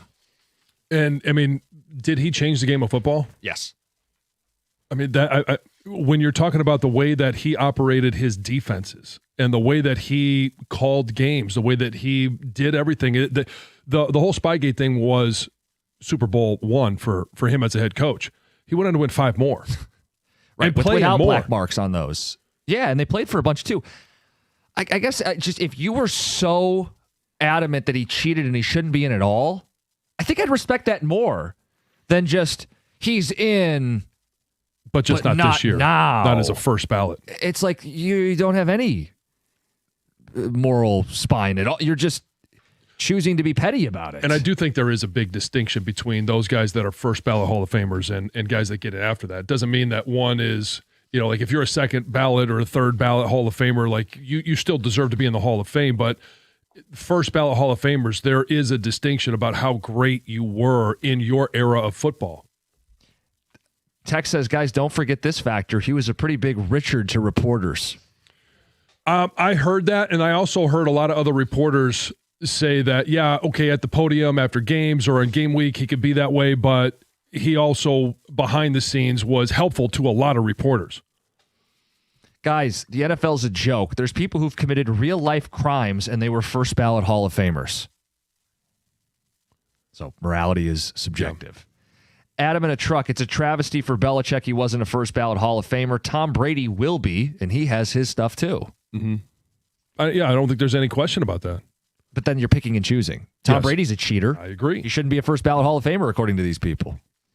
Will they choose to apply the same standard, or is this just however they feel that day? Goes with the breeze and the wind. 248-539-9797. The first caller you guys had is 100% correct. You should pay a price for cheating. That's part of the difference between we're talking about the steroid era of baseball. Like those guys never paid a price at the time.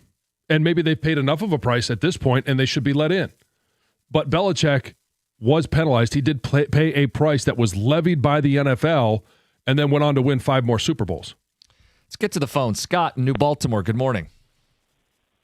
All right. Hi, guys. First of all, I don't think Hall of Fame should be voted on by reporters. It should be voted on by peers, people that really know ball. Thank you, Amon-Ra, right?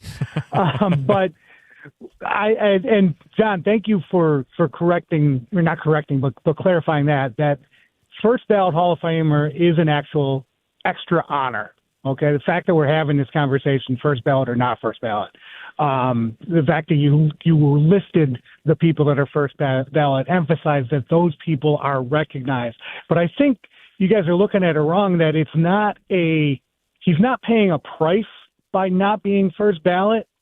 I think that, the Hall of Fame is about an honor and who is the best of the best. And these people, and Belichick should be a Hall of Famer as being a phenomenal coach. Like you said, the Spygate was the first year, but without that, he was still an incredible coach. But it's not that it's a penalty for not being a first ballot. I think it should be an extra honor going the other direction for the people that really are the cream of the crop, the best of those first ballot guys that don't have anything. Yeah, but let me ask you this. Do you think that Bill Belichick is, at least in the conversation, if not the greatest coach, greatest NFL coach of all time? I do, yes. So it is, there's kind of a mixed thing there. To me, it's the total body of work. Yeah. I get what you're saying. Put him in, but did he earn the extra gold star? Like, I think if you think a guy's a Hall of Famer, you should just vote him in first time. I don't think he should play games with the ballot. Thank you. Dave in Plymouth. Dave, good morning. Yeah, well, first I'll say this. I think, he's certainly going to get into the Hall of Fame. But I think it's worthy asking yourself, so too, I mean, what did the man do without Brady, before him and after him? And Brady leaving and going and winning a Super Bowl instantly with Bruce Arians even, makes that point even more valid. I mean, the guy was a loser really before Brady. He stunk after him. He's stinking in Carolina right now. A little different. I don't want to compare that, but I just think the fact that everyone wants to hang and say he's the greatest, this, that, and the other, I don't know. How many would have Bruce Arians would have won with him? Before Tom Belichick, Brady's the reason he won a lot of those games. There's no doubt that that Brady's a huge reason why those Patriots teams won Super Bowls, but let's not get it lost in translation here. The early Patriot Brady teams, Brady wasn't elite. Right, John, you had the stats earlier. And up to his first Super Bowl, he threw like 2 touchdowns before the Super Bowl. They had a great defense. Who architected that defense? All of Brady's Super Bowls in New England came with top 10 defenses. Well before Belichick was a head coach, he was the defensive coordinator for the Giants when they had that game plan to stop the Buffalo Bills and Jim Kelly in the Super Bowl. And that game plan is in the Hall of Fame. Right. And talking about the relationship between Belichick and Brady is certainly a part of the conversation, but who was the one that built all those teams? Bill Belichick was the de facto general manager. He had final say on all personnel decisions, which ended up what was his final demise in New England, but he was the one that constructed all of those teams. Yeah, I mean, again, I'm going to reiterate that point. The Belichick devised game plan in the Super Bowl to beat Jim Kelly and Thurman Thomas. That game plan is in the Hall of Fame. That's before Brady had ever taken a snap in the NFL. And then he won 6 Super Bowls as a head coach. Yeah, it seems to me to be ridiculous. Look, if you want to give Brady more credit than Belichick, I don't want to have like one of those it doesn't have to played out devolve into sports that, radio debates. I think there's plenty of credit to be given to Belichick for those Patriots Super Bowls. Let's get to Heather with the news. Well, this news is brought to you by Gardner White. So this is an uplifting story. When temperatures began to plummet and are still there, they haven't risen yet, the need for emergency shelter really spiked, right? So New Birth International Church in Pontiac opened its doors as a refuge, housing more than 70 people, most of them kids, right? Women and children who otherwise would have had to stay out in the cold. Well, the shelter was only supposed to be open at night, but then it quickly became open around the clock, and the strain was quickly becoming overwhelming. The 35-year-old furnace was failing or is failing. The roof started leaking. And after the story was highlighted on the news, several organizations stepped up in a really big way. Some donated mattresses and hot dinners and toiletries. But one foundation donated $100,000 to fully fund a brand new roof and a brand new furnace, which is incredible, especially for those who need a warm place to stay. Yeah, that's the ultimate good news story when the weather's like this. Exactly. There's a bear on the loose in West Michigan, and police want your help to find it. Police say a 6-foot taxidermied bear has gone missing from a resident's home. Yes, in Allegan County, and that's a they hard one want to get you out to the door. be on the lookout. Well, it was already out the door, so it just needed to get down the porch. It was like... Oh, it was outside? Yeah, it was sitting on the porch, and it's a specific bear. It was wearing a ring and a necklace and a fake sheriff's badge, had a toy gun in the holster. Oh, wow. Yeah. And they say there's video evidence that shows this thief walking up to the porch and then dragging the bear down. The suspect is described basically as a person, a male or a female, thin to medium build, wearing glasses and black attire. That's all they've got. Yes, a human stole this. Yes, exactly. So if anyone has any information, please call the Michigan State Police. Taylor Police recently arrested 4 men in an undercover child predator sting operation. The high-stakes undercover operation had Taylor Police detectives pretending to be minors online. It's exactly what you would imagine, right? They were using these fake profiles, and then once a suspect would send their phone number, another team would jump in, they'd identify them, and then they'd use really high-tech tracking devices, whether it's drones or flock cameras, to find these guys. And then when the suspects thought they were going to meet a child, that's when they were actually met by police instead. And here's one Taylor Police detective discussing the operation that they call Dragon.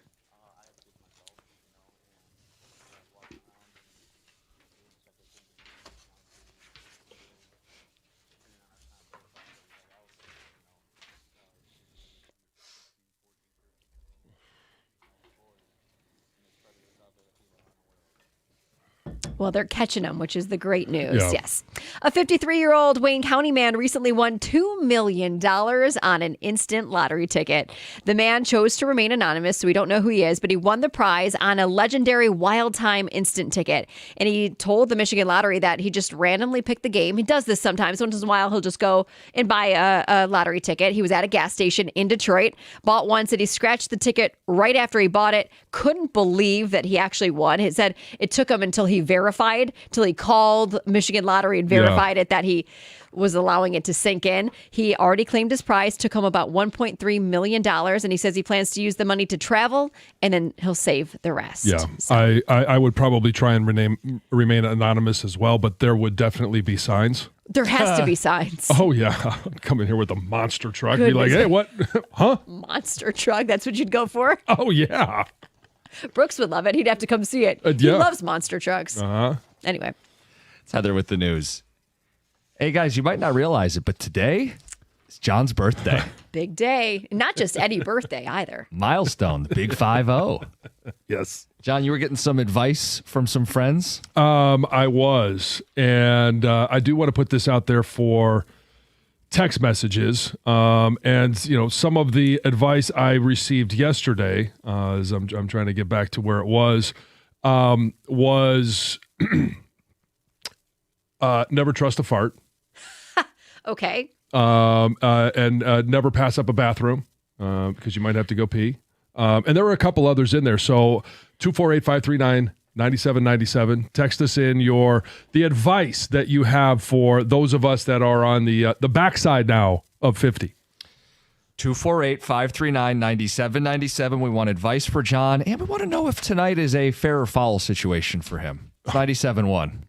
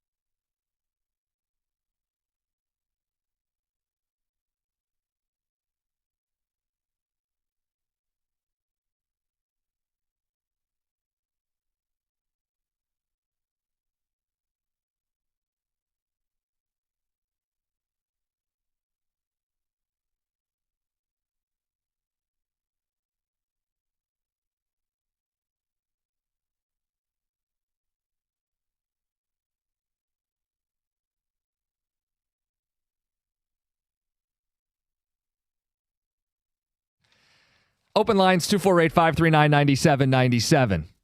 Today is John's 50th birthday. So when you call in, make sure to embarrass him. He doesn't like it. Doesn't like the attention. Wish him a happy birthday. The big 5-0. Member of the show threw a flag on your plans for tonight. We'll get to that in a second. But you want to know from our more seasoned listeners. Experienced listeners. Yeah. Yes. What are some of the things I need to be aware of when I go? I already wear glasses. And that's something that has changed over the last, 5 or 6 years. I understand, and this is coming from someone who has lost a lot of weight recently. It becomes more difficult to shed the pounds as you get a little bit older. These are things that I am aware of. And you keep in shape, so you've done yourself I do well. my best. And you're only halfway there, so. Right, yeah, which I've talked about this before. My goal is to get to 100. Anything over that is gravy. Anything under that is just, lame and coming up short. A failure. So how do you best position yourself for the next 50 years? Yes, exactly. It's so obviously my buddies were texting me all of the advice yesterday as I prepare for 50 today, and it's kind of tried and true things about life, right? That they were sending me, just never trust a fart, don't pass up a bathroom. One of the other ones, they said, don't waste an erection. Are you, Lisa getting you Blue Chew for present? Oh, no, not necessary at this point. No, not necessarily. So Dante and Royal Oak. John, now that you're 50, what used to be considered flirting will now be considered creepy. That's a great one. And I knew our textures would come through. John, now that you're 50, get ready for all your AARP mail. That's PJ in Harrison Township. That's okay. I'll take as long as I get a good discount. I mean, but does that mean I have to go to dinner at 4? For the early bird special? When do you qualify for the early bird special? I don't know. When do you get the senior discount? It's certainly not at 50. It's got to be 55, 60, 62. I thought it was in the 60s. I'm pretty sure 55 was the thing. You get the senior discount? Yeah. Does senior discount start? If only we could use the internet for all this. I'll do that in a second. Your plans tonight are? We're going to dinner. So Jack is having to make the sacrifice. He doesn't get to go to his after school workout so that we can all go to dinner together. Lucy and Ruby will not be present because both of them are in college. But it'll be Grandma, Grandpa, Lisa and I, Jack, Ellie, and Teddy. Obviously, we'll all be there. So we're going a little bit earlier, which is why Jack can't go to his workout, so that Teddy doesn't fall apart at the end of the meal. But the flag was thrown by Tom Milliken, Gov, because you're not going to a steakhouse, which we all know is your preferred meal. Sure. There'll be plenty of time for that. I've had a lot of great steaks in my life. And would I prefer the 48-ounce porterhouse tonight? Yeah. But we all make sacrifices as a family to go to somewhere that everyone can enjoy, and it's not going to cost me an arm and a leg. Well, the flag is that I come from the tree that once in a while in life you splurge. And you do it up with the family, like your immediate family with your mom and dad, right? That's who's going. Yeah. And you got how many of you? There will be 7. Yeah. If you drop $500, $600. Yeah, but the one time. That's how I feel. Like this isn't something you do even every significant birthday or whatever. But I just think 50's kind of the last one. Yeah, it is. And I just kind of feel a little sad for you because, I don't want to get too deep into this, but being a little frugal for a special day. The big thing for me is that everyone's going to be there. And I know that, Ellie has made, concessions because she normally goes to batting practice on Wednesday night, but we were able to get that done earlier in the week. Jack's going to miss a workout. It's there are some concessions involved, and I'm fine with that. I just want everybody that could be there to be there. Okay. Selfish man at his 50th birthday. You guys can be a little, but Tom, to your point, you could be a little selfish for your 50th. So I am in regards to what I asked for my birthday, and that is I want to be able to go back on a fishing trip that I haven't been on in 8 or 9 years. And a lot of it is because of all of the different things that are going on with the family. The kids are all in sports at that time of the year. So I'm going to be going up to Canada. Is that the lake with all the mosquitoes? There will be a bunch of biting insects. Previously, we had callers and texters say it was a infestation. It is an infestation. In fact, when you get out of the truck and you're trying to make it down to the boat, you will be breathing them in. So there are a bunch, but I don't. They don't affect me. They don't bother me like they do some other individuals. So once you get on the lake, you get out there and you kind of avoid some of them. There's always a little breeze to keep them away. They can't fly that high. Right. Yes, exactly. Yes. So that's your and I will have my the best tried and true bug deterrent in being able to smoke a couple cigars. Okay. That's where I'm really going to be selfish. I'm going to make the most of that one and going up there with some buddies. When you treat yourself at a steakhouse, how big a steak do you get? The biggest one they've got? Oh, sure. Yeah. I'll look and say, what's the biggest chunk of meat you have? And a lot of them will have that 48-ounce porterhouse. And I love it when they come up and they're like, well, this one's to share. And I'm like, yeah, I'm going to share it with me, myself, and I. And then there's always this spectacle of, will he actually finish it? And yes, I can certainly I can still do that. A lot of things I can't do in life anymore, but I can put away a 48-ounce porterhouse. Let's check in the phones and the text, 248-539-9797. Daryl in Belleville, you're on 97.1. Good morning, fellas. Good morning. Happy 50th, John. Thank you. I got out of that club probably almost 14 years ago next month. Okay. All right. So from me to you, are you familiar with the word stoicism? Stoicism. I know what it is to be stoic. So I think I know it. Okay, so look at the ism part and relish in that, revel in that. And activity is your best friend. Because you don't get old, sit down. You sit down and get old. So stay active. Stay active, brother. Okay. God willing, next month I'll be 64. I don't look it, don't feel it, because I've stayed active. I'm grateful that I don't look like what I've been through. That's good perspective. Yeah, it is. It is. And I do try and that's why not the reason, but I do think Teddy is keeping me younger. He's 4. I got to keep up with him. I don't think there's any doubt that's going to help keep you younger. Yeah. It's going to keep me working. 248-539-9797. Advice for John on the lines of never trust a fart. A number 1 can turn to a number 2 very quickly. Jim at work, turning 60 soon. Yeah. You're standing there going, more than I thought. Says, hi, John. Happy upcoming 50th birthday. What's today? 50th birthday. Says, welcome to the 50 and over club. Go Blue. My advice for you, get a colonoscopy completed. Ken and Howell. Great advice. Uh-huh. You should have done that So 5 years ago. I've done the mail-in one. Okay, well, you're doing something. The colon the poop in a box. guard or something. Cologuard. Yeah. And funny story, the first time I said it, they said I said too much. It can only be 200 grams. I'm like, I don't know what that weighs. I'm like, you expect me to stop? I'm already sitting down. They couldn't just take a portion that they... That's what I thought. If there's too much. No, so they sent me a new box So you and had to said, do it again? Yeah, don't send us so much. All right, well, I guess I won't do it in the morning. Oh, man. Yeah, not the email I thought I was going to get the results. Hey, everything's great. No, it was I couldn't test it. You sent us too much. That's actually really funny. Says John, advice, early morning, don't get out of bed too quickly. You might pull something or get lightheaded. Yeah, well. I can tell you what I'm not going to do. That news story that you had of you get up and then you just jump for 50 times. Yeah, every morning. Yeah. John, getting up the tree stand is slower and more strenuous. Take your time. Mm-hmm. John, the years between 50 and 70 are the hardest. You're being asked to do things. You're not decrepit, but you have to turn some stuff down. That's signed Rob. There's nothing I've had to turn down to this point. Like, I can't do that. I do think, obviously when you get to, hopefully I get to 65, 70, and plus, that there are things I'm sure you would have to turn down.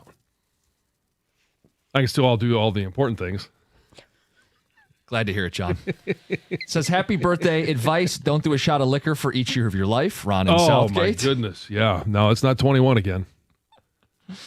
And this one says, John, I hate to break it to you, but between playing a long career in the NFL and your bacon intake, I'm not sure if you're making it to 100. Oh, I think the odds are still in my favor. You think so? Oh yeah. There are measures that I have taken to counteract the bacon intake. Now, there's nothing I could do about my time in the league, and I mentioned this earlier. I looked it up. Like, what's the life expectancy of NFL offensive linemen? And it's gone up. It was originally at like 53. Now it's at 56. So hopefully you guys can enjoy your time with me while you have it. 6 more years. Wait a minute. That's true? Yeah. I'll Google it again. The average age? The life expectancy. Of any, like all offensive linemen ever? Yeah. Wow. That shocks me. But John's not your average offensive lineman. No. Not a first ballot. You kind of got the tall thing working against you, too.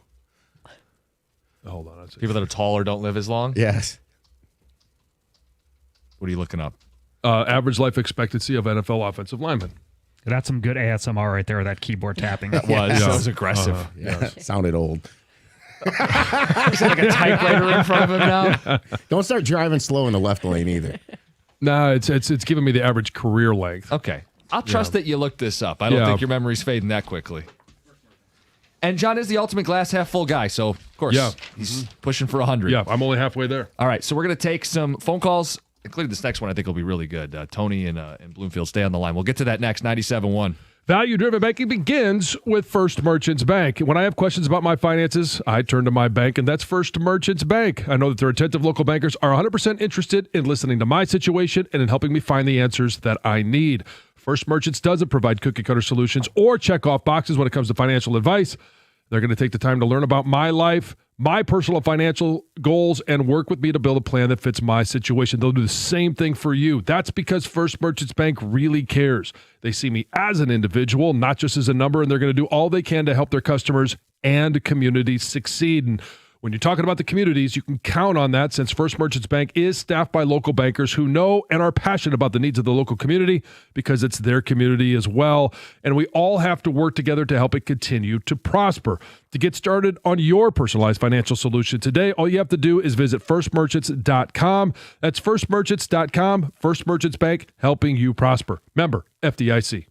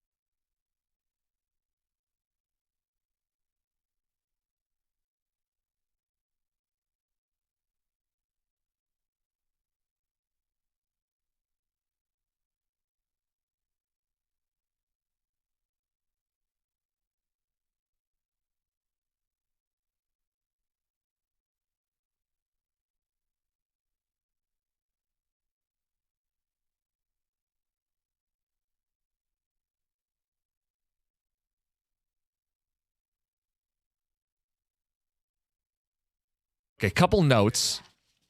55 is when many early bird specials. 55? Yeah, 55. So you got 5 more years. Happy birthday, John. Happy 50th birthday. Heather, you double-checked the numbers. Oh, and he was right. Yeah, it does say the median death of a NFL offensive lineman is around 55 to 57 years old. But a lot of that is guys that don't drop the weight. It's basically the sheer size. It's often due to heart disease associated with high weight. Size matters. But We have John, proof. John, you lost a lot of weight, and you've probably did. added a lot of years to your life when you did it. Well, that's what I'm hoping. Yes. I mean, you talked about at 50 compared to 40. Oh, yeah. And I mean, it's kind of been one of those things where it's kind of, as everybody who's battled their weight, right, it's an ongoing battle, and it's kind of it's an up and down thing. I was down at 40 in terms of my weight, but my life circumstances are so much better at 50 than it was at 40. I asked Doug Karsh a question, and he wanted me to ask it to you on the air. Oh. I said, Doug, are you older or younger than John? Well, I think just by looking at us. Wait, say that again? I asked Doug if he was older or younger than you. Yeah. Yeah. Doug is older. Significantly older. He took it as a compliment. Yes, I'm sure he did. Yes. Significantly? It's not significant. Oh, yeah. He's like 5 or 6 years older than me. Wikipedia says, he's 56. Yeah. So Yeah. Significantly. So if he was an offensive lineman, he'd be. Yeah. Well, and so the funny thing about his. He'd be a kicker. His 50th birthday, Sue, his wife, put on a surprise party for him, and Lisa and I met him at a bar, and he thought it was just going to be the two of us, and then all of a sudden everybody else showed up, and we did one of those, like bicycle carts around Ann Arbor.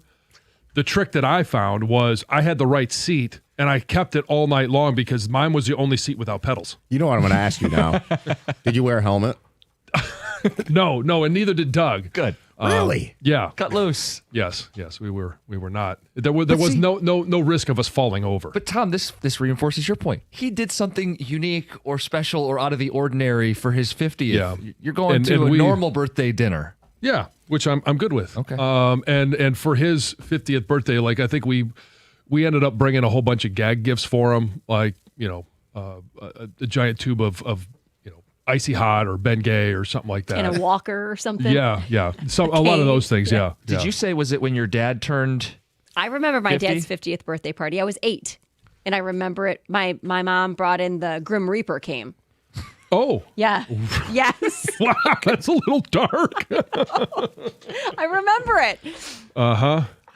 248-539-9797. We've been asking people for advice, our more seasoned, veteran, wise listeners. What advice do you have for John now that he is 50? Mm-hmm. Let's get to Tony. You're on 97.1. Good morning, you guys. Good morning, Tony. Guys, I listen to you every morning. Love you guys. John, happy birthday. Thank you. I just turned 50 in July. The wife took me to Chicago, and hot baths, mineral baths place, and you jump right into a cold bath, ice bath. So it's really cool. I suggest that a lot.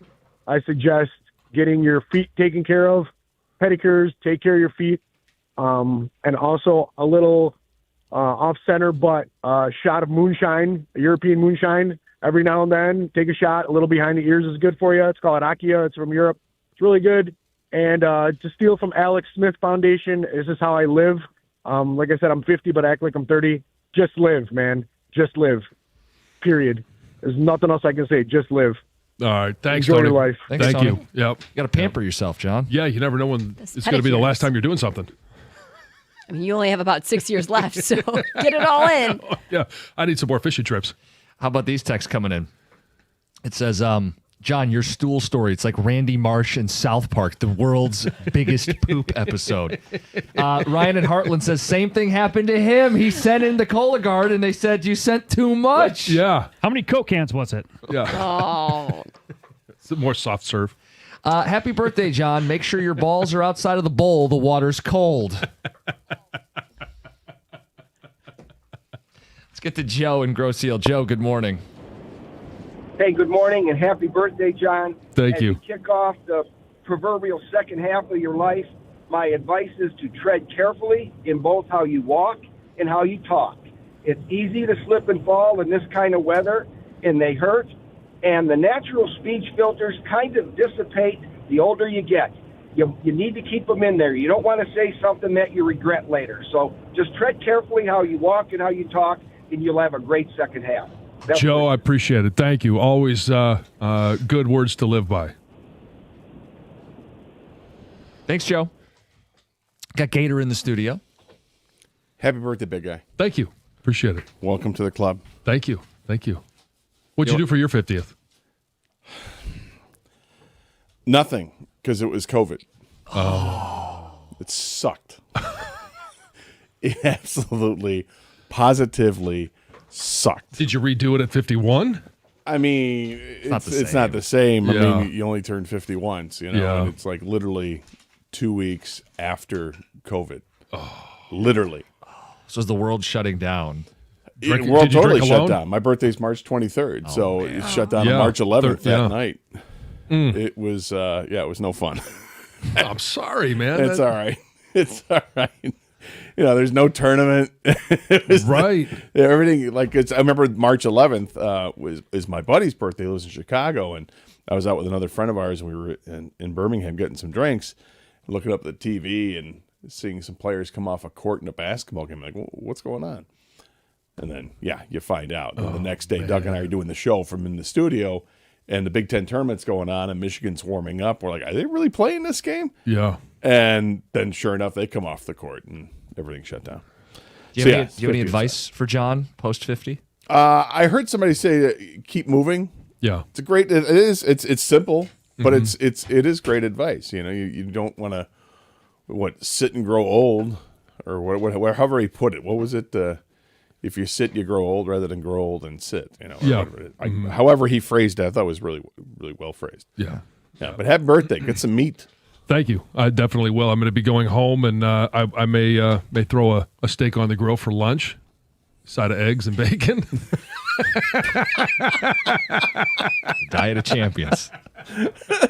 They live it up for a day. That's incredible. It's your birthday. Yeah, I'll wash it down with a little ice cream. Strawberry? No. Mackinac Island fudge. There you go. Oh, well, that's the flavor. Okay, sure, great. You've never had Mackinac Island fudge ice cream? No, I've had it. Okay. It's fine. All right. Yeah, it's fine. It's not my go-to, but it's good. Okay. Yeah. What is the go-to for the show today? We're going to actually ask Doug. I go, so what we start with? And Doug goes, everything. Everything happened last night. Yeah. So it's like, what got your attention? What did you think what's your biggest takeaway of what you saw last night? There's a lot to digest with four of our teams playing last night. Well, with Michigan State, stay winning, setting up Friday night. That's going to be fun. So Carson Anderson, every food group to begin the show. Stick around. It's coming up next right here. Meat. 97.1.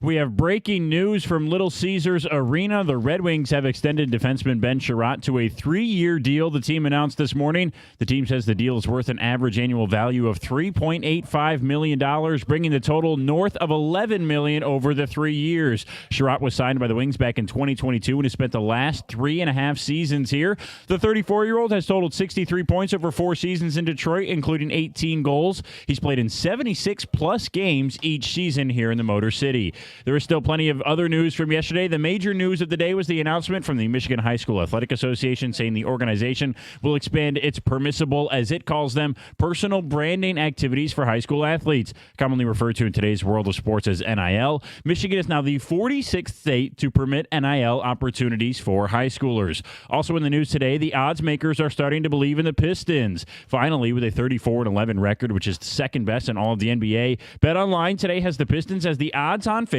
to win the Eastern Conference. The bookmaker gives Detroit 7-2 odds, or plus 350 to win the East. FanDuel actually gives the Pistons better odds at plus 320, but they still have the Celtics in front of Detroit at plus 310. After last night's win over the Nuggets, the Pistons will continue heading west as they will face the Suns in Phoenix tomorrow. That game tips off at 9 o'clock Eastern Time. At the Corwell Health Sports Desk, I'm Brendan Shabath. For more, go to 97.1 The Ticket or Odyssey.com.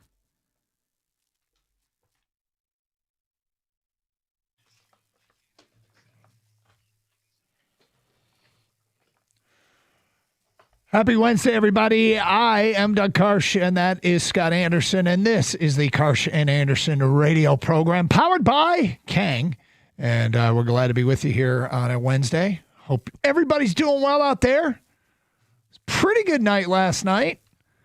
Pretty good night. Could have been perfect had the Red Wings taking care of business down at LCA in a kind of frustrating game filled with opportunities, filled with all kinds of opportunities, but thought the Kings, Forsberg and net, and the Kings defensively very good. Michigan State comes from behind, gets a win at Rutgers. Michigan wins the showdown game with Nebraska, and the Pistons take care of business out in Denver.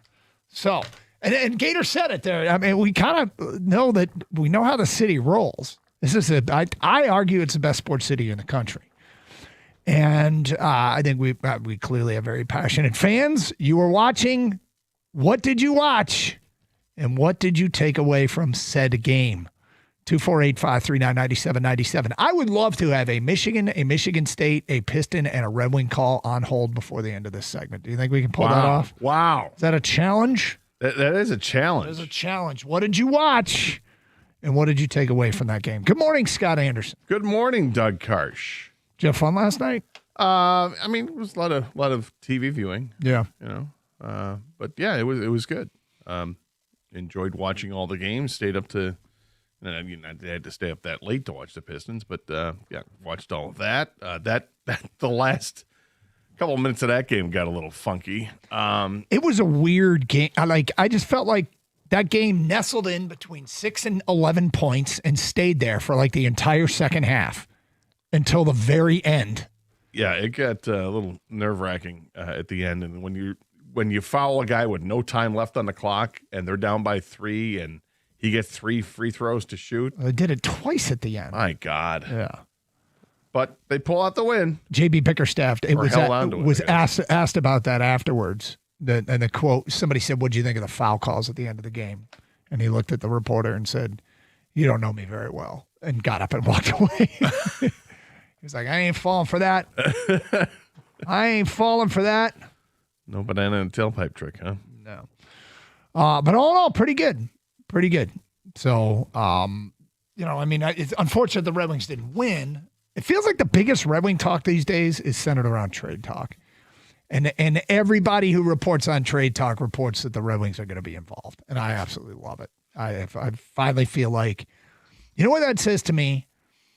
It says to me that our guy in charge believes in this group. After years and years, not years and years, but what feels like a long time of not being able to add, it's probably the most credible person that we have, more credible than you or me or any of the fans, is Steve Yzerman, and Steve Yzerman finally believes that they're worth giving gas to. Well, I'll believe it when I see it. I do think Fair that's enough. the case. I don't want to completely throw the wet blanket on here. I think they're heading that direction. I think they're going to make moves, and I think Yzerman does believe in his team, and I think it's time to make that move. But until it happens, it hasn't happened yet. That's true. But when I was thinking about the Red Wings last night and this morning and about the show and looking through rumors or whatever and sifting through it, and then I remember something I saw yesterday on Twitter about one of the teams out west that has a couple of, actually I think it's Minnesota, that has a couple of really good netminders.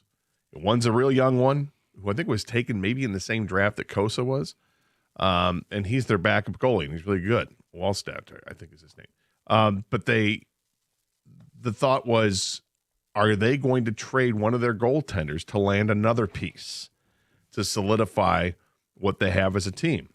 And they made the big move earlier. Are they going to make another big move?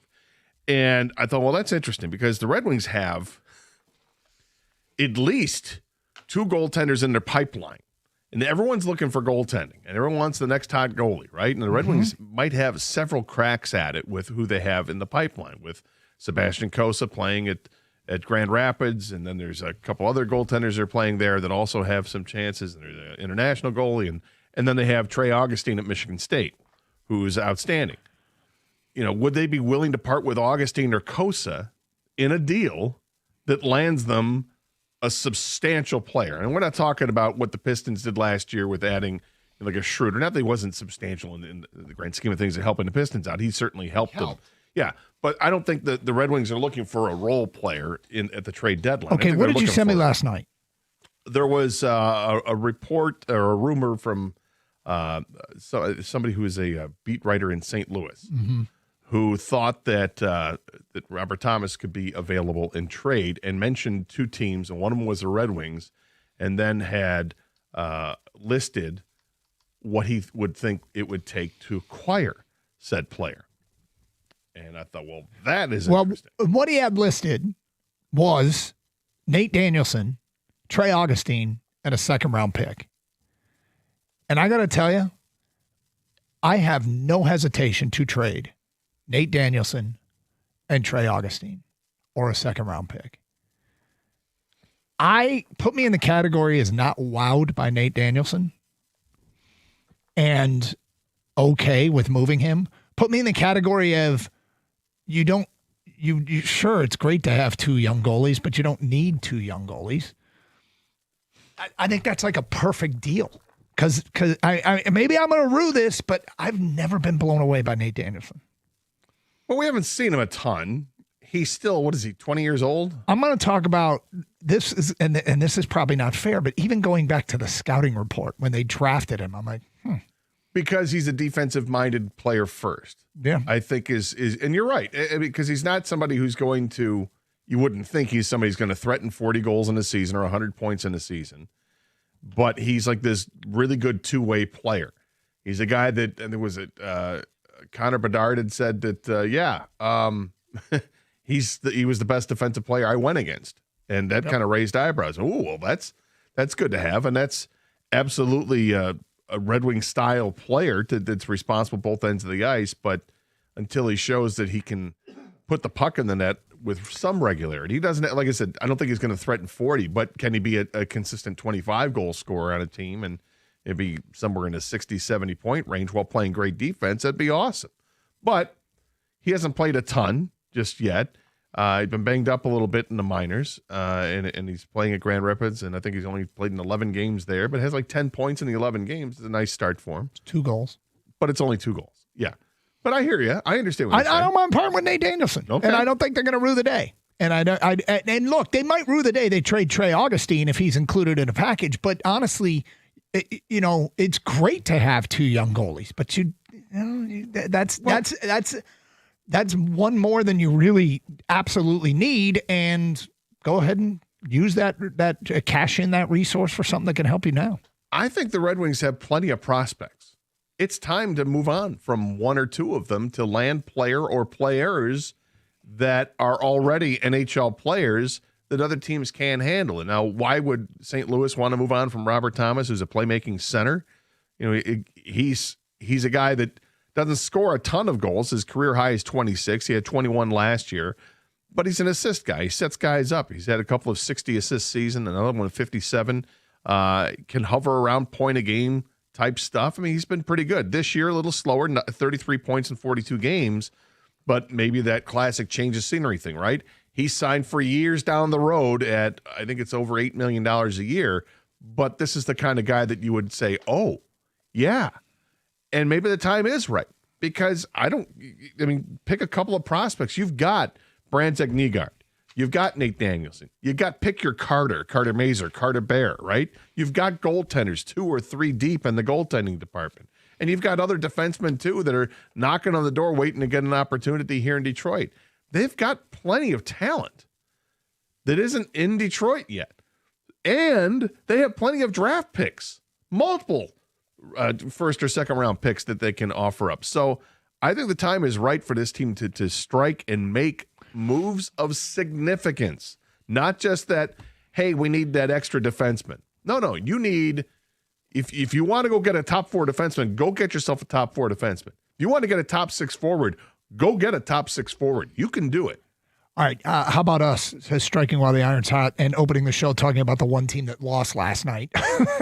But the trade deadline, and it feels like people are thinking that trades are going to go down before the Olympic break, so that's right around the corner.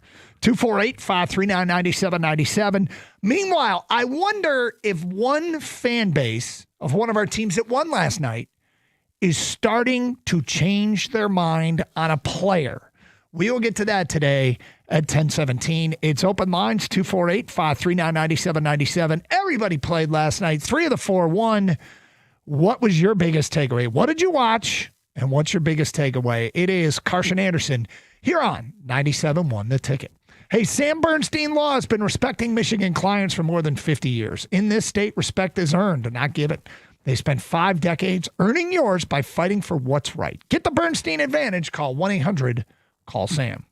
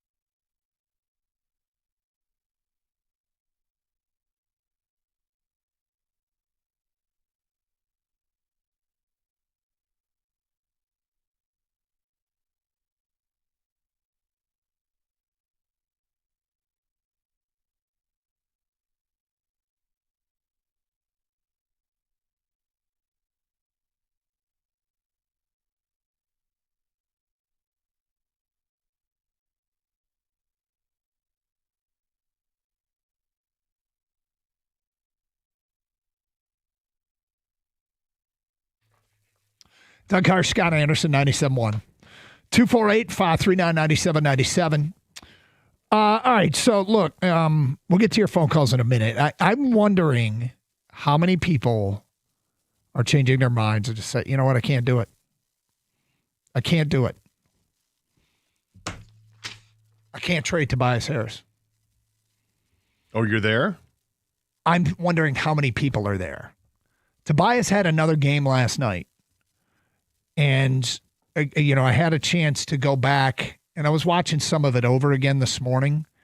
And it happened to be the highlights I had was the Denver feed. And the Denver guys were raving about Tobias. He played his 1,000th game last night. And Tobias has been involved in trade rumors. And he cannot, he's got the contract that you can move for a better player, a good player. But it feels like since the trade rumors have heated up, so has Tobias. And it could be a mistake to hang on to him. There's no question. And yet, it feels like we're watching a player that is making a statement, and it feels like a team whose chemistry is a big part of their success. And I know we got Piston fans out there that die to hear about their team and love talking about their team. And I also know that you want to see what's best for the team. Is what's best for the team hanging on to Tobias Harris? And what I mean by that is in lieu of any other trade that we've possibly heard. Like if you could move Tobias Harris, for a first-team All-NBA player, fine, right?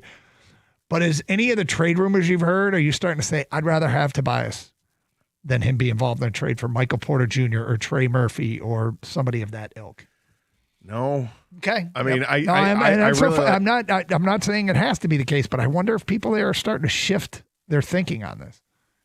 I mean, I'll tell you, I think it makes it tougher because of an emotional attachment that we have with Tobias Harris. I think, and me personally, sometimes when you meet somebody and you talk to somebody for a minute, it's going to change your opinion. And when we had a chance before last season, when we were at Pistons camp and we did our first interview with JB Bickerstaff, and then we had Tobias Harris on, I came away like, I really like this guy. Okay. And I don't want him to go. Right. And yet at the same time, put your business hat on and understand what's going to be best for the team moving forward. Now, he brings intangibles, and of course, everybody likes him. But I think everybody is that's a big part of it. But I think also people understand that it is a business, and it's going to suck if and when he gets traded. But they're going to have to live with it. It's part of maturing as a player and as an organization. You have to make the tough decisions, and if that means that Tobias goes because you're going to bring in Michael Porter Jr. or Jaren Jackson Jr., then okay, did they get better or not? The argument to me is not centered around do we like Tobias, and it's not centered around can you get a better player than Tobias. It's centered around that it feels as though it's an accurate statement that the Detroit Pistons are maximizing chemistry and maximizing what they have as far as everybody embracing their role. And taking away a key element and adding a brand new element is a risk. And Tobias is such a leader and is so well respected. Is what they lose in that regard going to exceed what they gain in terms of a player's skill set? Because the skill set we dream about is another perimeter shooter. But is adding that another perimeter shooter going to upset the apple cart in all the other things that this team and what Tobias provides and brings to the table? And that is something that I think we need to be cognizant of. I think it's a debate worth having, but I'm intrigued as to how many Piston fans out there are saying, you know what? No, I'm going to roll with this dude and this team. I feel like you're directly asking me, Doug, because I'm a guy, right? Because I'm a guy who maybe a little too harsh on the words I use with Tobias, but I'm a guy who was like, hey, you got to trade him. You got to trade Onk. Yep. And is he playing better lately? And is he a big reason why they won last night? Yes. But that still doesn't change my mindset of I'm trying to win it all this year. You asked yesterday, should the Pistons try to win all this year? And I say yes, because you don't know when these windows closes. You don't know when injuries happen. They don't have to happen in stages. Do you think the New England Patriots thought they'd be in the Super Bowl this year? No, but they're going to damn as hell try to win the whole thing at this point, right? I think the Pistons are that moment where they look like they're the best team in the East. That's not for sure, though, because playoff basketball is different than regular season basketball. And I think in the end, you have to ask yourself, does this current team, constructed as the way it is, can they win it all? And I personally don't think so. I think they need a little bit more, and that's why I'm willing to trade Tobias Harris. And I hate doing it too, trust me, because the romantic Piston fan in me just wants to see this group stick it together and win it all together, right? From the beginning to the end. I would totally love get it. Yeah, but I totally get it. I don't think they can. So I got to make that move. 248-539-9797. Piston fans want to hear from you. In the meantime, let's get back to your open line calls as we go to Paul in Shelby Township. Hello, Paul. Hey, thank you. I listen to you every day. Great show, great questions. We are the best sports town in America. We're the only city to win all professional championships. I think it's 35 and have Joe Louis as the heavyweight champion. We've won 3 women's basketball championships. The only thing we haven't won is football, and God forgive if New England wins again. I think I'll go nuts. Yeah, I was about to say, we aren't the only city to win every championship. New York has, L.A. has, Boston has. No, it's the same year. When you look at it, I think in 35, and we have more heavyweight champions in the Hall of Fame, the bowling capital of the world, the There's other softball stuff. capital of the world. Hockey town. There's so much stuff that comes from this city. Hydroplane races, we started it. People don't realize how great a sports city we are. And I want to also, during the Chicago game, I saw that Chicago has a sports hall of fame. What happened to our sports hall of fame? We should be promoting it in a building so we bring people down here to see how great of a sports town we are. Well, there's a Michigan Sports Hall of Fame. So there is that. That's what I'm talking about. Yeah, there is that. But look, Paul, it is. I don't want to argue with you. It is a great, great sports city, and we win our share of championships. Boston's on a roll right now, and it's nauseating. I mean, it's totally nauseating. But at the end of the day, we hold our own. I mean, there's only 12 cities that have all 4 major sports teams, and using the word cities loosely includes like San Francisco, where the football team's an hour away. And so, but you give them that. Yeah, and there's only, I think there's maybe 2 cities that have all 4 teams in closer proximity to each other than Detroit. And I'll tell you what matters here more than a lot of these cities is the college game. College game matters a lot more here than it does in some of these other major cities like Boston, New York, New York, D.C., L.A.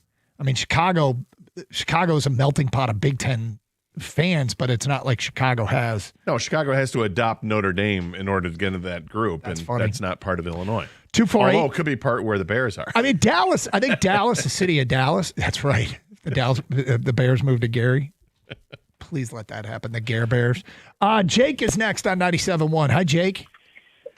Hey, what's going on, fellas? How you doing, sir? Good.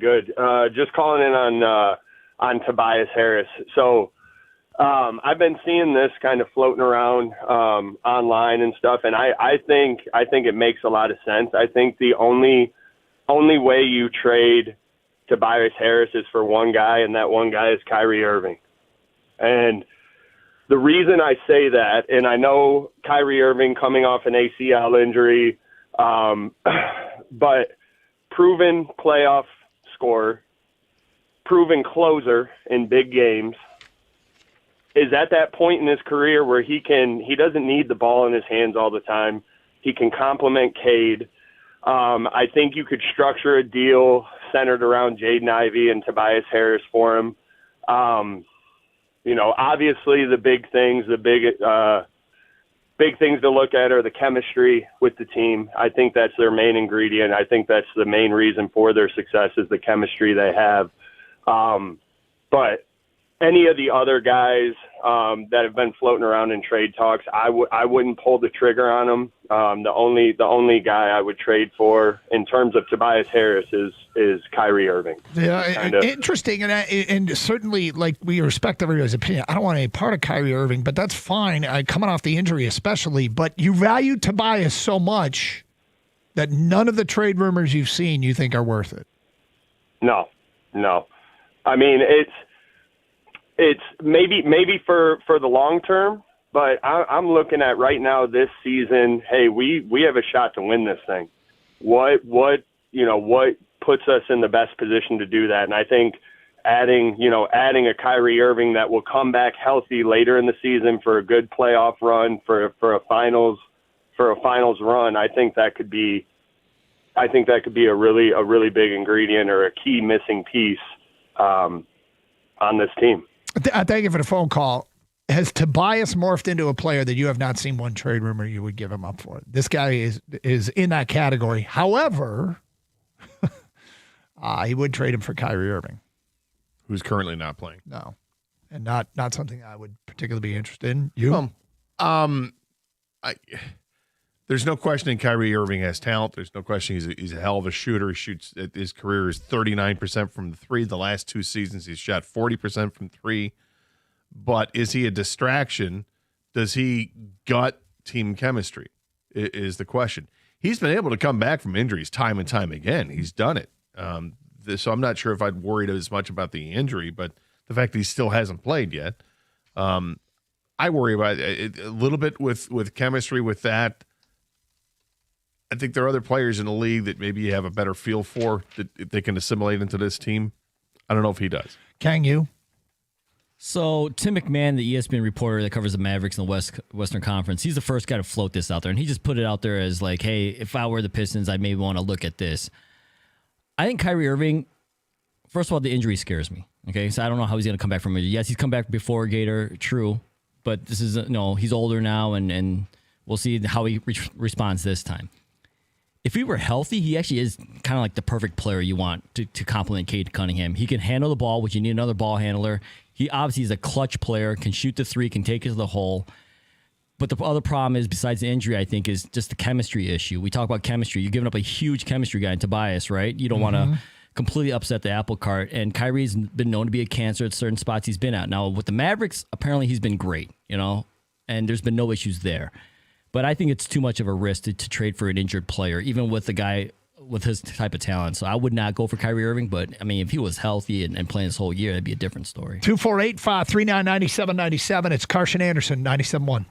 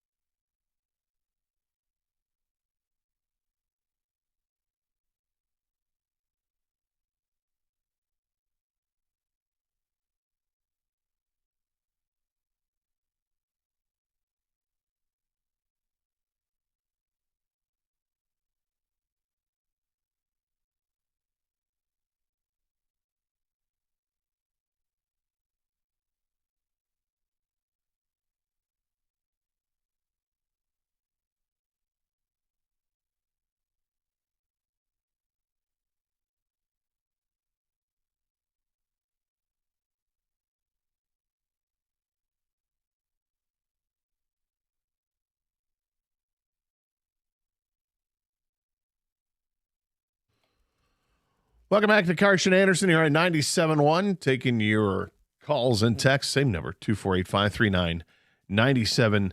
A lot to digest from what happened last night. Michigan and Michigan State hoops took place. Both teams coming away with wins. Michigan does it in regulation. Michigan State needed overtime to to get their win at Rutgers. Michigan getting handing Nebraska their first loss. That's pretty cool.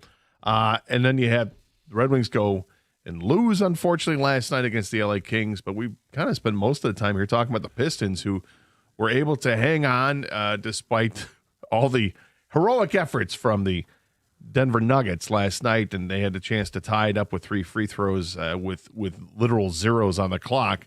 They missed the middle free throw and thus lost their opportunity to win it, but the Pistons held on, and now we're talking about trade possibilities. So it was another great game from Tobias Harris, Yeah. and he's really seems to be trying to. I don't know if he's trying to make a case, but it feels like a case is being made to keep the guy.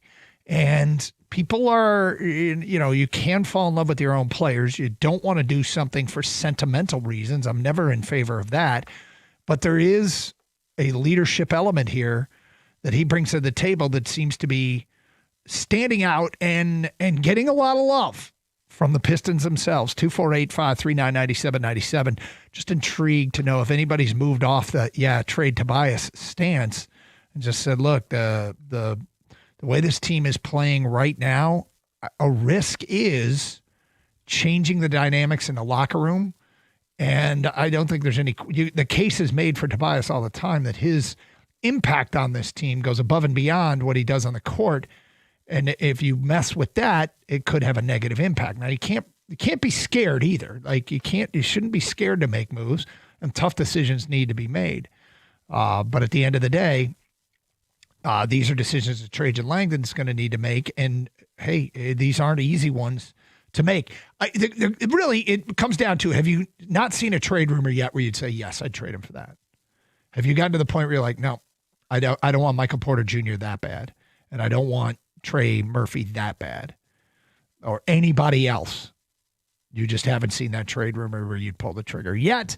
248-539-9797. Love to take your Wolverines and Spartan calls. We got some thoughts on those games we'll get to at 11 o'clock. Also, the Red Wings, they are in the midst of their name shows up all over the place with trade rumors. We got a Clarence in Detroit. You're next on 97.1. Hello, Clarence. Hey, how's it going, brother? We're good. Man, I'm kind of disappointed in my city, man. I'm glad a lot of these people aren't general managers. We'd be back in the Joe Dumars post-04 days. I haven't seen anything that I accept in exchange for Tobias Harris, partially because that $20+ million contract for what the caliber of player we would get at that number doesn't make sense for the style of basketball that we play and what Tobias brings to a team outside of the high IQ decisions he makes. Michael Porter Jr. makes no sense because he's a cone on defense. He doesn't make high IQ plays on offense. Once the ball gets to him, it stops moving, it goes up. So we lose a lot just in that. Any player I would look to would almost be like we're getting a younger version of Tobias, like a DeAndre Hunter. They're saying he wants out of Cleveland, but statistically and just style of play, he plays hard on defense, but his IQ on offense isn't as high. So just nothing makes sense to me. And Kyrie Irving, mentioning him is just, guys got to really watch hoop or play basketball or something. And just that opinion is insane to me. Anthony Davis is insane to me. Why are we buying other people's issues? What about Jaren Jackson Jr.? He can't shoot. Why are we giving up shooting when we're saying we need shooting? Well, you get great defense out of it, and he's not. I don't think he's as bad as you think he is as a shooter. I like that because we do. We when JD goes to the bench, we lose size. I like that there, but I don't think I'm willing to give up Tobias for him.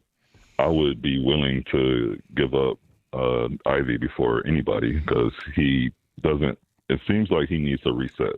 It almost looks like he's lost a lot of his confidence that he showed us last year. I think he needs a fresh start. Hey, thank you for the phone call, Clarence. You know, I'm a little afraid we're being prisoner of the moment too, because Tobias has put together a string of some really good games, and if he drops a 1 for 10 and a 2 for 15 in the next week, I can see this being got to move him, right? So we got to be careful with that. But again, there might be a skill set that you want so bad in terms of shooting, essentially. Well, and Jaren Jackson Jr. is actually a better shooter from 3-point than Tobias. So, I mean, there is that. He is a defensive stud, and he's more. How old is he? Jaren Jackson Jr.? Yeah. I think he's Not that old, right? 26 or something. Yeah. And does he have term? 26. Or is he a free agent? I know I've looked this up before and I basically forgot. But 248-539-9797 as we do look that up. Brian's in Detroit and next. Hello, Brian. Hey, y'all. Hey, I just want to say, man, I value that turnaround jumper that Tobias has, man. I think that'll be a game winner shot that can get us a playoff win or a championship win. I think that, and his leadership. And then I want to know what is it that the Piston fans think that we need exactly to get to that next hustle? Another shooter. 3-point shooter? Yep, another shooter. Another shooter. Yep. So I don't think that you can bring in a 3-point shooter that will take precedence over what Tobias offered. I mean, what you'd be giving up is some intangibles and probably some size, but at the end of the day, are you getting back and some defense? Are you getting back a player that makes up for it in their ability to another player that can stretch a defense and provide another score next to Cade? Yeah, I think that's the go unknown, but also I seen Jaden Ivey at the last game. And he was not in tune with the team while the team was over there doing their huddle. I went to the game where they played Houston Rockets, and he was just away from the team doing shoot-arounds, and he was not talking to them or anything but until they did the breakdown. And I thought that was pretty weird. Yeah, the Jaden Ivey thing, I've noticed that we've gotten more calls and texts about this. It feels like if Jaden Ivey scratches his nose, people are reading into it. And I get why, because he doesn't look like the same guy. Is he disillusioned at all? I don't hear anything about that, but there's a lot of people reading a lot of body language when it comes to Jaden Ivey these days. Yeah. Thanks, fellas. Appreciate the phone call. Jaren Jackson Jr. is a massive contract still. Yeah. He'll get paid basically $50 million a year for the next 3 years. It might be a 4-year with an option at the 29-30 season. But it's a big contract, but he's a big player. He's a 20-point-a-game guy, plays defense. And it's the defense part that I latch on to, because everybody else you talk about, well, he's a shooter, but can he play defense? This team is successful in large part because of their willingness to play defense. Adding another one, if you don't have to subtract Duren, would be big. And some teams just want to get rid of salary. They want to start over.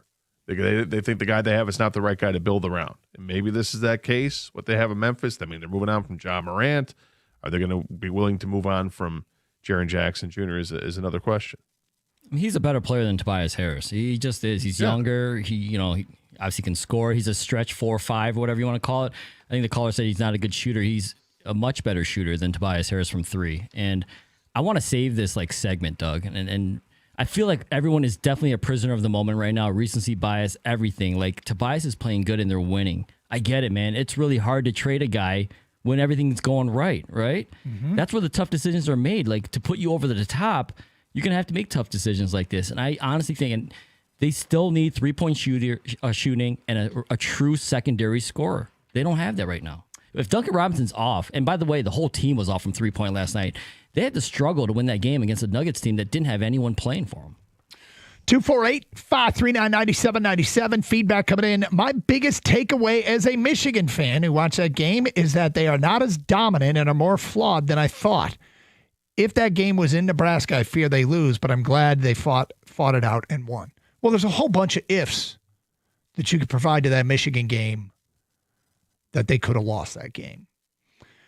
When they were beating ranked teams by 40 earlier in the year, there's a reason why we say seasons are long, because there are ebbs and flows. You know that feeling you get when your team, like Purdue's going through it right now. Purdue is really good. They've lost 3 in a row. And when you get in these losing streaks, you feel like you're never going to win again. When you get a hot streak, you feel like you're never going to lose again. You know, when Michigan smoked, Villanova or Gonzaga or those teams, you might have been getting those teams at a time where they weren't playing well, and it can overinflate your opinion of yourself. And so you got to let things play out. The other thing is you run into buzzsaws. In college basketball, I watched a Washington-Indiana game a few weeks ago, and they were both white hot to start the game, and they're just draining threes and 45-40 at the half or something like that. And quite frankly, that's what they ran into in Wisconsin. Wisconsin was white hot, beat them. And Nebraska was for a half. But Michigan got a big break in that game. Well, a big break, and we'll get to that in a minute. But, I mean, the other thing is this. Nebraska's pretty good. Yes, they are. I mean, yep. I recognize people just think your team's invincible, not yours and University of Michigan. Everybody's going to talk about their team and think we're invincible. We should win every game, and when we don't, they got to find reasons. Well, it's this or this. Nebraska's really freaking good. They are. They're really freaking good, and they might make a run in the tournament. I mean, they were 20-0 going into last night, and they looked like a team that was legitimate 20-0 going into hostile territory and almost knocking off the Wolverines. 248-539-9797. Again, we'll get to Michigan and Michigan State talk at 11 a.m. If you're a Spartan or Wolverine fan, love to hear from you here on Karsch and Anderson 97.1.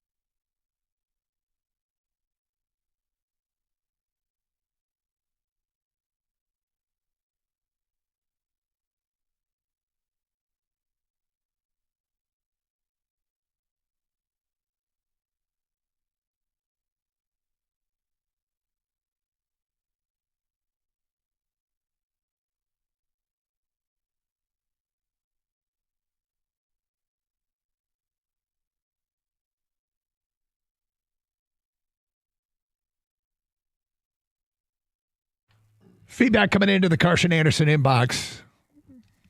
248-539-9797. Red Wings, Pistons, Michigan State. Hey, we got everything to talk about today, and we are going to. From an unnamed texter, you've got to keep Tobias. Next text from Bruno. Tobias, I don't want to trade Unk. The guy has value, is a veteran presence, and he's playing well. He's a great asset and not a blanking liability. Keep him right here, right now. That's the best move. From an unnamed texter, Doug, if you're struggling to trade Tobias, just look at his recent playoff numbers. Regular season, he's good. Postseason, he struggles. I'm willing to let him go to improve a championship push. He took a huge hit in his reputation for what happened a couple years ago in Philly, where he had a bad postseason. Last year, for Detroit, his points per game went up in the postseason. I believe his shooting percentage went up in the postseason. It stayed about the same. But he, he was fine in Detroit last year. In Philly, his reputation got damaged a little bit. But Tobias was a huge reason we beat the Celtics too. He just shows up in big games. Mike in Rochester writes in, getting Michael Porter Jr. for Tobias Harris, I would feel like trading Adrian Dantley for Mark McGuire. He writes, Mark McGuire to win for a championship run. Not a day goes by where somebody doesn't mention Rasheed Wallace and Mark McGuire. Well, I mean, those were moves on championship teams at the deadline, right? So, Stampab Pistons, they are rolling. He's a great mid-range shooter. 248-539-9797. Daryl's in Detroit. And next, what's up, Daryl? How you guys doing? Good morning, everybody. Good morning, Daryl. Okay, I'm the guy that always calls in. I was going at Kane the last time when he said that Tobias provide little or nothing. Okay, here's the thing. People keep talking about J90 like he's a liability. Here it is. He's averaging 17 minutes a game, 8.5 points. He's shooting 46%, 38% from three, and he's shooting 78 from the line. So the guy is providing. He's just not playing a lot. Now, we all do remember when Detroit made a trade and they traded Iverson and got rid of Bills. Remember that, right? Yeah. And what happened? The rest is history. We went straight down and stayed down until these Pistons brought us back up. So sometimes when you make that one trade, it can mess up your whole franchise. Allen Iverson came off a year where he was third in the league in scoring, 27 a game. So it should have been a great fit in Detroit. And what happened? Joe Dumars told that guy to stay home because it was so damn horrible. So we got a good thing going here. What Detroit's problem is this. It's just like the Lions and the Tigers. They got too good, too quick, and Detroit fans just mad. I mean, it's only been less than 2 years ago, they was in the middle of a 26-game losing streak. Here it is. They done went to the playoffs already and got the best record in the league. Just let it be. This team will get you there. But Detroit just won't. They always got to keep nitpicking. Well, this person was out. That person was out. Just let these guys do their job, and they'll bring the championship home. That's all I got to say. Daryl, I love your passion. Yeah. I absolutely love your passion, and feel free to call anytime. I find zero relevance in the Iverson trade, however. Zero. Well, none. That was the end of a run for a team. Iverson was on an expiring contract. They were freeing up money. And then they made the wrong decision on players they used to free up the money they freed up on. I mean, that was the mistake. Love your passion, though. Yeah. Charlie Villanueva and Ben Gordon didn't get it done in the offseason. Yeah. After they traded Iverson. They made some bad moves. They had resources and they didn't capitalize. They ended up with Nazi Muhammad. It all didn't work. Trading Chauncey for Iverson wasn't a mistake. The mistake was how they spent the money in the offseason after Iverson's contract expired.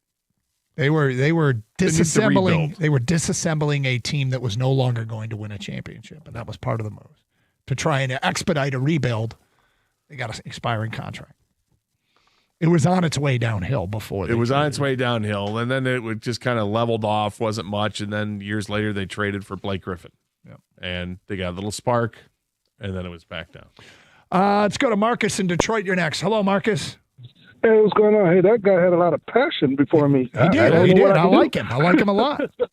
Absolutely. So I just want to just come in on just two topics really quick.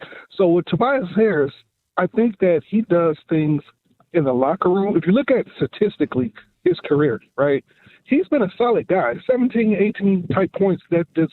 Sometimes that's all that you need, right? He's not a single-digit 6-point guy, 2-rebound guy. He does the little things. That little turnaround jumper awesome. So it's the veteran leadership. I see him sometimes on the sideline, right? He's out, he's talking to the guys. He's talking to the young guys. And next thing you know, you see him, that bench is amazing. We don't know what Tobias Harris is telling those young guys when they come in. But guess what? It's working.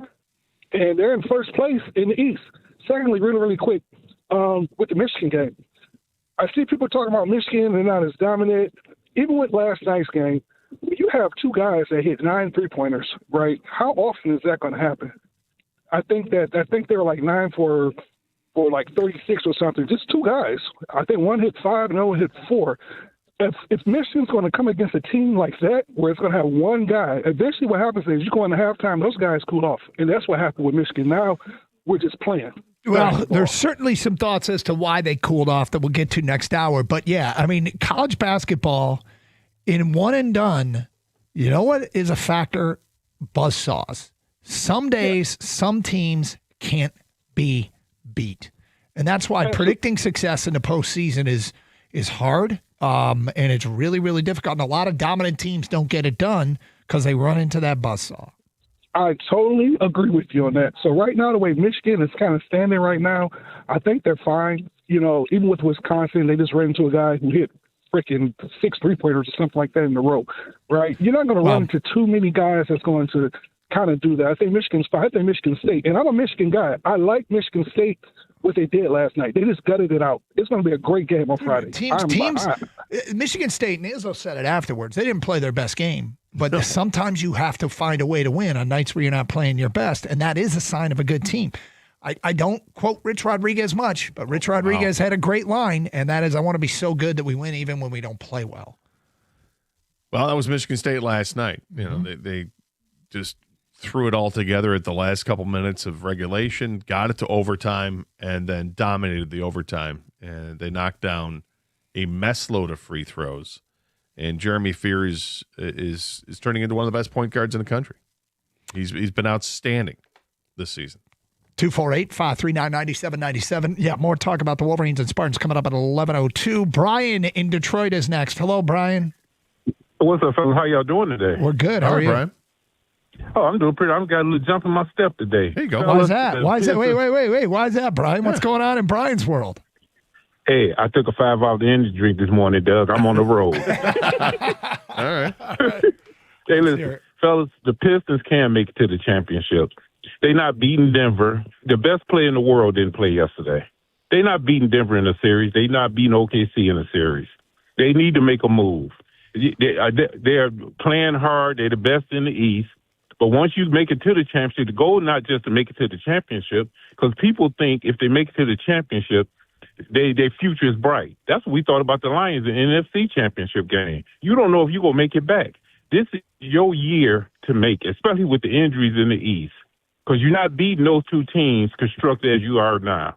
It's a feel-good story, but you're not winning the championship with these group of guys right now. Am I right or wrong? Yeah, I mean, I think you're probably right. I think, but the question you have to ask yourself is, while there are no guarantees, they do have a young core, and is skipping a step and trying to add a piece now going to hurt them long term? See, the poor problem with that, Doug, is Tatum's coming back. It doesn't. You're right. It doesn't come without risks itself. Yeah. So they got to. Well, while we had a chance, and I love the Pistons, we have to take advantage of it and go get somebody, because this might be their year. You know, you never know. But they're not beating. And Brian, I think the thing that I can fall and seriously fall in a victim to is watching Piston teams of the past do it stage by stage. Right, the bad boys that go into work. They did it stage by stage. They built up to a championship, and I'm sitting there going, "Hey, so what if they go to the finals and lose? It's part of the next step. Like they're just naturally going to go win the title the next year just because those other Piston teams did." You guys know what I know. Once the playoffs start, man, we double team Cade. Whoever it is, every team is going to double team him. It's definitely a different animal when you get to the postseason. 248-539-9797. Karsch and Anderson, 97.1.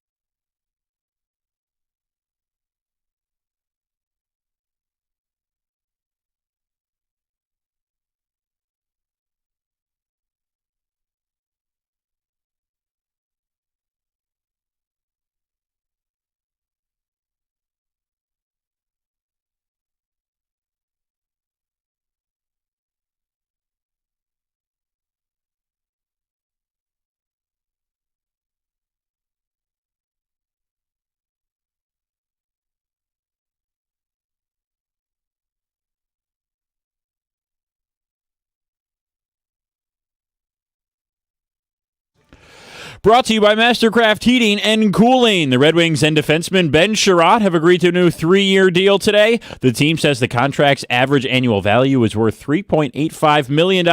That brings the total to about $11.5 million on the deal. Sherratt has been in Detroit since signing with the Wings in 2022. The 13-year NHL vet has totaled 181 points in his career. 63 of those have come in a winged wheel uniform. The Wings take the ice again tomorrow at home against the Washington Capitals. That game starts at 7:30. And the big news of the day in the NFL, the Browns have their next head coach. Cleveland is hiring former Ravens offensive coordinator Todd Monken to be their next bench boss. That means the New York Giants are now in search of an offensive coordinator, as Monken was believed to be joining John Harbaugh in New York from Baltimore, unless, of course, he got a head coaching job. It also means there's only 2 head coaching vacancies left in the National Football League. Those are of the Las Vegas Raiders and the Arizona Cardinals.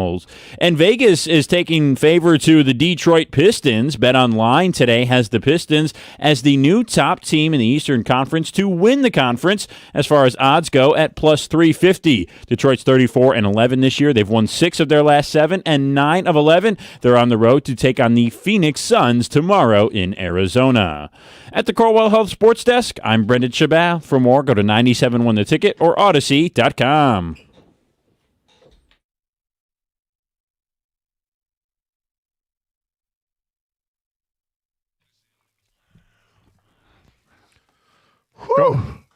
Go ahead, ask me. I'm off the hook. I'm off the hook as Georgia offensive coordinator and quarterback coach, formerly Todd Monken. College guy gets an NFL job. Woo! Am I ever relieved? He was an Eastern Michigan offensive coordinator back in the day. Yes, he was. And also, most recently, the offensive coordinator of the Baltimore Ravens. Oh, we're counting that? Yeah. Oh. Yeah. I'm sorry. That's all right. But hey, go ahead and ask me. Lincoln Riley to Vegas is probably going to. I expect it to be announced by 11:30. Yeah. Go ahead. All right. Schwartz didn't get the job. No, he didn't. So what am I supposed to ask you? Are you okay with that? Is that what I'm supposed to ask you? No, I thought you would ask, should the Lions go after Jim Schwartz to be the defensive coordinator for the Detroit Lions? And my answer would be yes, they should. However, I've got this funny feeling that Schwartz will stay to be defensive coordinator in Cleveland and work with Todd Monken. Yeah. That's my sneaking suspicion. However, if Schwartz becomes a free agent, if they're going to move on from the Schwartz, yep. I mean, my feelings aside, would you inquire? I might, yeah. I mean, because at this point, look, I trust Brad Holmes and Dan Campbell to do what's in the best interest of the organization. I've said this all the time. I'm sorry if it's on repeat. They're not in the business of keeping Calvin Shepard employed. They're in the business of winning football games. So if you can improve upon Calvin Shepard, do it. I don't care who it is. And if they think they can get Jim Schwartz and Schwartz is an upgrade, take him. Maybe just hire him to a high-level defensive coaching spot like they do with Kafka as the offensive side, undefined. I don't want to ruin your dreams or anything, Gator, but there's got to be 0% chance he comes back to the Lions after what happened. What? Like Brad Holmes and Dan Campbell would have to sweet talk him and convince him, and I do think he's a better choice as a defensive coordinator than Shepard, but it's the Lions, and what happened here with him as the head coach, I don't think he ever wants to come back here. They lifted him on the player's shoulders when they beat the Lions. When he was with the Bills, I think it was. Hey, time heals many wounds. It does. I mean, it's been a while. It's been a minute. You know, total. As a person who's very spiteful, Gator, people don't forget. That's a good point. It's true. The most spiteful guy. Yeah. Mm-hmm. But also, facts. I wonder where his head is at, though. I mean, he probably thought he was going to get the Cleveland job, had a really good chance of getting it, doesn't get it. How many more opportunities is he going to get to be a head coach somewhere? If he stays there and is successful again as a defensive coordinator for Cleveland, I suppose he gets invited in the next cycle of head coaching interviews. But you hang another year on a guy, Doug, and it's harder to get there. And at some point, people just accept that they are really good at being a coordinator, and that's fine. Okay, yeah. And if that's the case, would he come back to Detroit? Probably not. No, I agree with that. Probably is. It's my own pipe dream. All right, we said we get to some college basketball stuff, and we've had a couple of texts and a call about Michigan and about, when you run into a team that shoots like that. Nebraska shoots like that. Let's start with that. There are going to be teams that you play that can light you up from the perimeter. And there's no question, we talked about it yesterday, how Nebraska was the best three-point shooting team in the Big Ten. We warned you about the Sanford kid who's got an incredible quick trigger. The offense that Nebraska runs, you cannot turn your back on somebody. You can't, because they're constantly moving. They free themselves up for open threes. They get good looks. And if you turn your back, your guy's going to get loose. Jamarcus Lawrence had 18 points and it hit 7 3-pointers before the second TV timeout. 18 points. He didn't hit 7. But I think it was all on 3-pointers before the 18 points on 6 3-pointers before the second TV timeout, which is insane. Here's where Michigan caught a bit of a break, and they deserve all the credit in the world for winning this game. But we mentioned yesterday that Frager was potentially going to miss the game with an ankle. And then when Mast came down with the flu, that cut into Nebraska's rotation. Nebraska scored 50 points in the first half. I think they had 10 threes in the first half. And they scored 22 points in the second half. Nebraska's starting 5, okay? 40 minutes. The maximum you can play is 40 minutes a game. So if the whole starting 5 played the entire game, it would be 40 minutes a player, 200 minutes. The starting 5 played 177 minutes. Michigan caught a bit of a break, and then Nebraska was shorthanded, and I think they ran out of gas. Wolverines deserve credit. I don't want to take it away from them, but that is a bit of a break. Now, they came out, they made some big plays down the stretch. The refs let them play. Boy, did they let them play throughout that game. And Nebraska took a 70-65 lead with 5:52 to go. Almost 6 minutes left. And Nebraska scored 2 points the rest of the way. And, you could see it. Like, you could see the Michigan defensive effort at the end of that game. But there's work to be done, right? I mean, they have, when they were trailing 50-48 at half, I was like, well, at least they got their offense going, because lately they haven't quite been in sync offensively as much. And at least they got their offense going. It kind of went away in the second half. But Nebraska's a well-coached team. So is Michigan. And it was a hell of a game. And Michigan now 19-1, and they set up the showdown on Friday night in East Lansing. But you don't apologize for any wins. They did catch a bit of a break in terms of when they got Nebraska on the schedule. But, look, you got a ton to prove still. It's a long season. Yeah, and it's college basketball, so you can put this in a rearview mirror quickly, because it doesn't matter until you get into March and what happens in the second, third, fourth week of March. Yep. And it's the same thing with Michigan State. Look, it was a nail biter last night for them. They struggled in the first half mightily to score. They trailed by 9. The second half, they outscored Rutgers by 9, and then you go to overtime and they outscored Rutgers again by 9, winning by 9. Lots of 9s in that game. But they relied heavily on the leadership from Jeremy Fears in the second half. He came alive in the second half and the overtime. Ends up with 29 points and 9 assists. He's been dishing them out like a madman.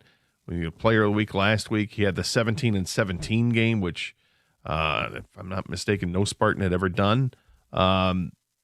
He's been great for this team. But last night, again, they didn't have their best. They weren't shooting it great from beyond the arc. They missed opportunities. They turned the ball over way too much, which has always been the Achilles heel of Michigan State, is they turn the ball over too much. And typically that kind of coincides with bad free throw shooting. That wasn't the case last night. They only missed 2 free throws out of 26. They shot their free throws very well, and Jeremy Fears was 16 of 17, leading the way with that. But that was, I think it was a bit of a wake-up call. Like, hey, well, you can't just float through these games. You got to win. I mean, I know that Rutgers is not the most formidable foe, but Rutgers was winning that game up until the last seconds of that game. I think what happened last night is Jeremy Fears and Jackson Kohler each picked up 2 fouls. Rutgers took advantage. Then they got confident. They carried it over in the second half, but they left the door open just a crack, and Michigan State took advantage of this. Don't ask me how I know this, okay? But Jeremy Fears had 2 points at the half. The over-under on Jeremy Fears' points scored was 13.5. He went over with like 3 minutes to go. 13.5. He went over with 3 minutes to go. He finished with 29. Think about that. Kept going to the free throw line. And if you watch that game, I wonder if you had the same feeling about Tariq Francis that I did. Which is? The player who came off the bench from Rutgers ended up scoring 23 points. Mm-hmm. The next unethical scorer heading to the National Basketball Association. Yeah, interesting. It's funny. In the postgame, Tom Izzo loves himself some Steve Peichel, the head coach at Rutgers. I mean, he was telling Rutgers players, don't leave that program. You're going to be well coached there. Don't leave that program. Well, he had a conversation with him after the game when they shook hands. He was there for a while. Dude, he loves Steve Peichel. He loves Steve Peichel, and he's a good coach. 248-539-9797. Let's get to your phone calls. Fritz, you're on 97.1. Hello, Fritz. Hi, guys. Gator, Doug, thanks. Sure. Michigan fan, and I'm a simpleton when it comes to college basketball. I think to win that championship, you need 3 things. You need to be able to shoot your free throws. You need to be able to limit your turnovers. And most importantly, you need superior guard play. I don't see any one of those being a strength at Michigan, and that's what scares me. Well, it's interesting. I thought they shot their free throws last night. What did they end up? 19 of 23. That's pretty good. But it's a one-off. Definitely free throw shooting is something they need to be cognizant of. I thought something that's really interesting with Michigan's rotation is LJ Kayson and Roddy Gale had 11 and 12 minutes respectively. And, it feels like they're starting to give Trey McKinney more of an opportunity. And maybe that's in response to that. Look, Roddy has had some huge games for them and some great contributions in the past. It feels like he's going through a bit of a rough patch here. But they have a number of guards. It's just finding, the right one to put on the floor at the right time. I am encouraged by McKinney. I think he's improving game by game. And the one thing about that kid is he is absolutely fearless. Yep. I mean, he hit the go-ahead bucket last night late, which gave Michigan their first lead since 3-2. I think they got to figure out Roddy Gale. I just looked it up, and I wasn't wrong. These are his last 4-game point totals, 3, 2, 5, and 2. Now, to be fair, he brings a lot more to the table than just his ability to put the ball in the basket. He made a huge impact in I think it was a Wisconsin game defensively, even though they lost that game. I thought he was a major, major factor in that game being close because of what he brought to the table defensively. But, yeah, I think they're still trying to figure out the backcourt a little bit. And turnovers were a massive problem last night. So, hey, thanks, Fritz. 248-539-9797. They're not 19-1, though, by mistake. Like, they've earned it, and now we've got 19-1 versus 19-2 on Friday night. Tony Paul tweeted this out. I'll give him credit. This is the highest ranking ever in a matchup between these two schools. Really? Yep. I was surprised by that. Number 3 and number 7, adding That's up to the 10. highest. Adding up to 10 is the lowest combined. If you add them together, does that make sense? Yeah, because we probably had other matchups where they were both top 10 in the country, but the number would be higher. I'm surprised by that. I would have thought that maybe some of those, the two teams of Chris Webber, the Michigan State match up well at that point, or some of the Beeline teams. Yeah, well, again, I haven't done all the research. Interesting. I'm trusting Tony Paul on this one. So, did he say is for all the chutney too, or is he did not? He left that for you? No, it's because it's not for all the chutney. Yeah, I guess it's not. Here's what he wrote: the combined AP rankings of 10, Michigan 3, Michigan State 7, will be the best in the history of the men's basketball rivalry when the teams meet Friday night. The previous best was 2013 when Michigan was 4 and Michigan State was 8. That would be 12. Mama, you're getting better, and I'm proud of you. Thank you. 97.1. Hey, looking for a brand new Chevy with a payment that actually fits your budget? head on over to Sarah Chevrolet of Southfield, where the deals are rolling in right now. You can get behind the wheel of the all-new 2026 Equinox EVLT for just $199 a month and only $999 down. You want even more options? You know you do. The 2026 Equinox LT or the 2026 Trax LT can be yours for just $249 a month, and again, with just $999 down. That's cutting-edge technology, bold design, and Chevy dependability, all at payments that make sense. So don't wait. Inventory is moving fast. Visit Sarah Chevrolet of Southfield at 696 and Telegraph today or online at sarahchevrolet.com and see why so many drivers are choosing Sarah. Together, let's drive.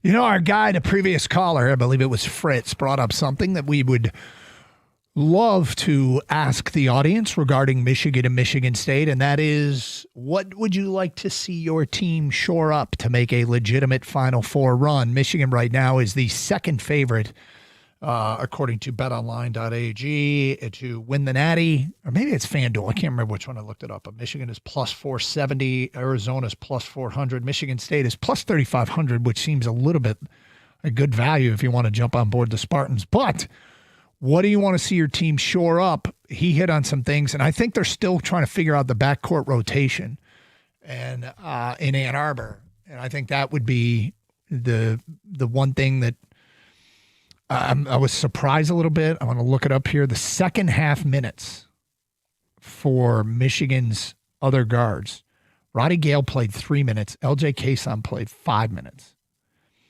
Now, Elliot Cadeau has been really good or not quite as much. Turnovers have been an issue, but he's definitely improved his stroke. And when he's on, I think they're probably playing at their best. I think they got to figure out the Kaysen and Gale thing. But for Michigan State, what do you think the number one thing that you'd like to see them shore up so they can make a Final Four run? Taking care of the basketball. It's always about turnovers with Michigan State. If they don't turn the ball over, they win their games. Mm-hmm. There's no question about it. They've got great guard play, which everyone says gets you through the tournament. They also have inside presence. Kohler and Carson Cooper, Jackson Kohler and Carson Cooper, both inside guys, can get the job done there. You've got a wing like Cohen Carr that is really developing into a nice player this year. He's knocked down some outside shots. Hit a big three last night. Huge three last night. And you know what a force he is once he's got the ball in his hand and he starts to move. It's like, Katie bar the door, get out of the way. And they're a very talented basketball team. But if they're loose with the basketball, that's going to sink them. So take care of that. 248-539-9797. Wolverine and Spartan fans love to hear from you. We had the Piston talk going on. Whether or not Tobias, I don't know anybody would say he's untouchable, but is he playing himself into a spot where to move him, you're going to have to blow the doors off of Trajan Langdon? Is that where you are right now?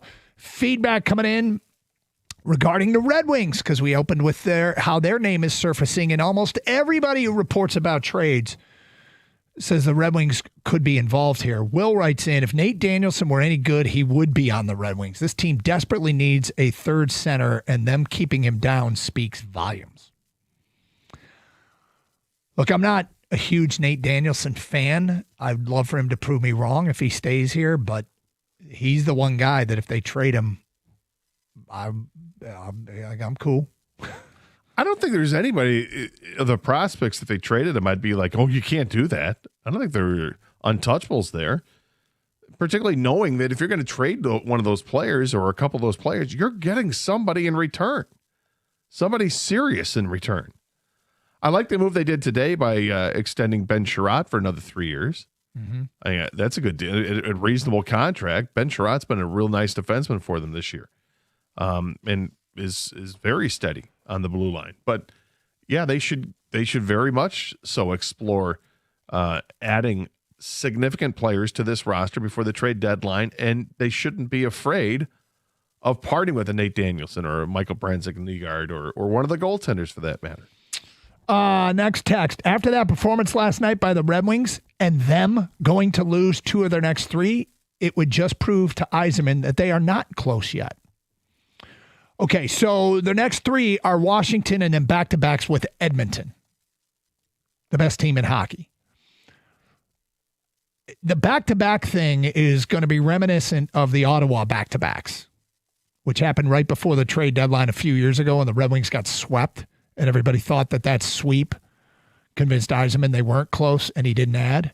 Well, Edmonton's not the best team in hockey. I'm sorry, they got Colorado. What did I say? Did I say Edmonton? You did, yeah. Okay, it's Colorado. They play back-to-back. Colorado's the best team in hockey. My apologies. Wrong name. Colorado's the best team in hockey. Okay. I don't know where I got Edmonton from. Colorado's the best team in hockey, and they play them in back-to-backs. Will that serve as the Ottawa, like the Ottawa series was a couple of years ago? Obviously, this texter thinks so.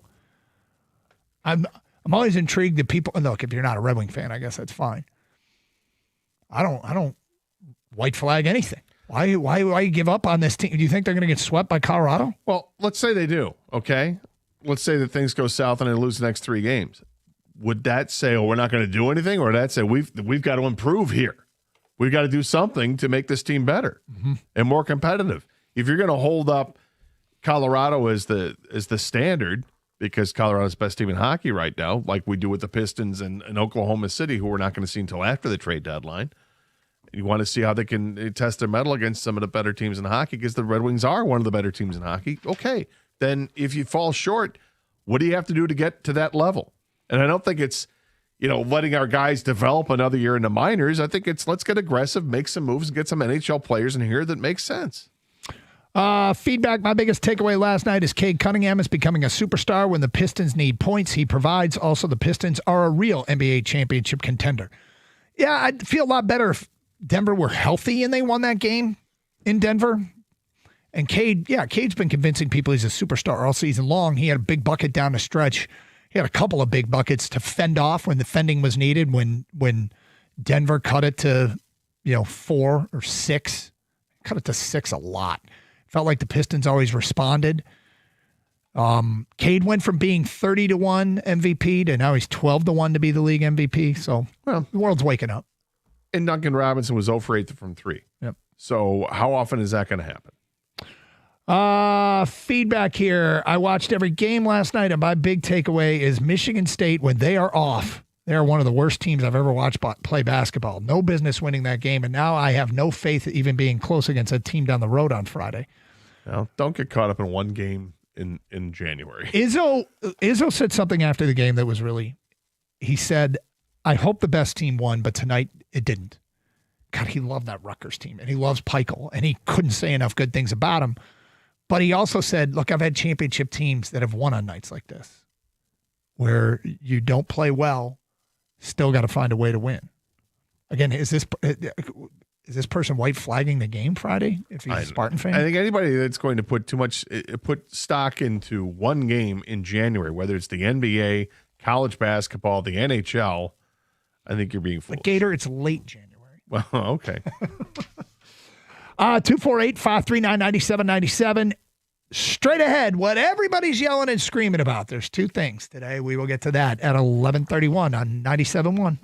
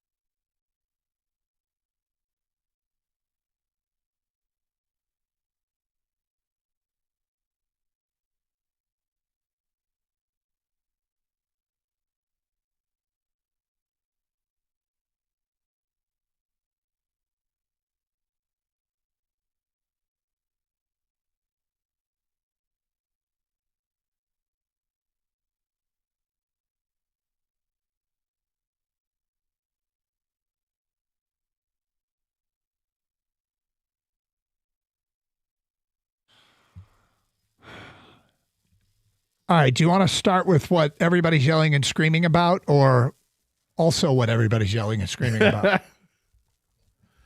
Yeah, let's do that. Okay. NIL for high school athletes has been approved in the state of Michigan. So social media endorsements, promotions, personal appearances, autograph signings. High school athletes can get paid for that. Are you ready to yell and scream? Are you feeling like you need to yell and scream? With the high school kids getting possible NIL, I don't know if I'm going to yell and scream, but I will say that I don't like this. I don't like where it's going. I don't at all. I'm intrigued. Why not? This is a big mistake. Why?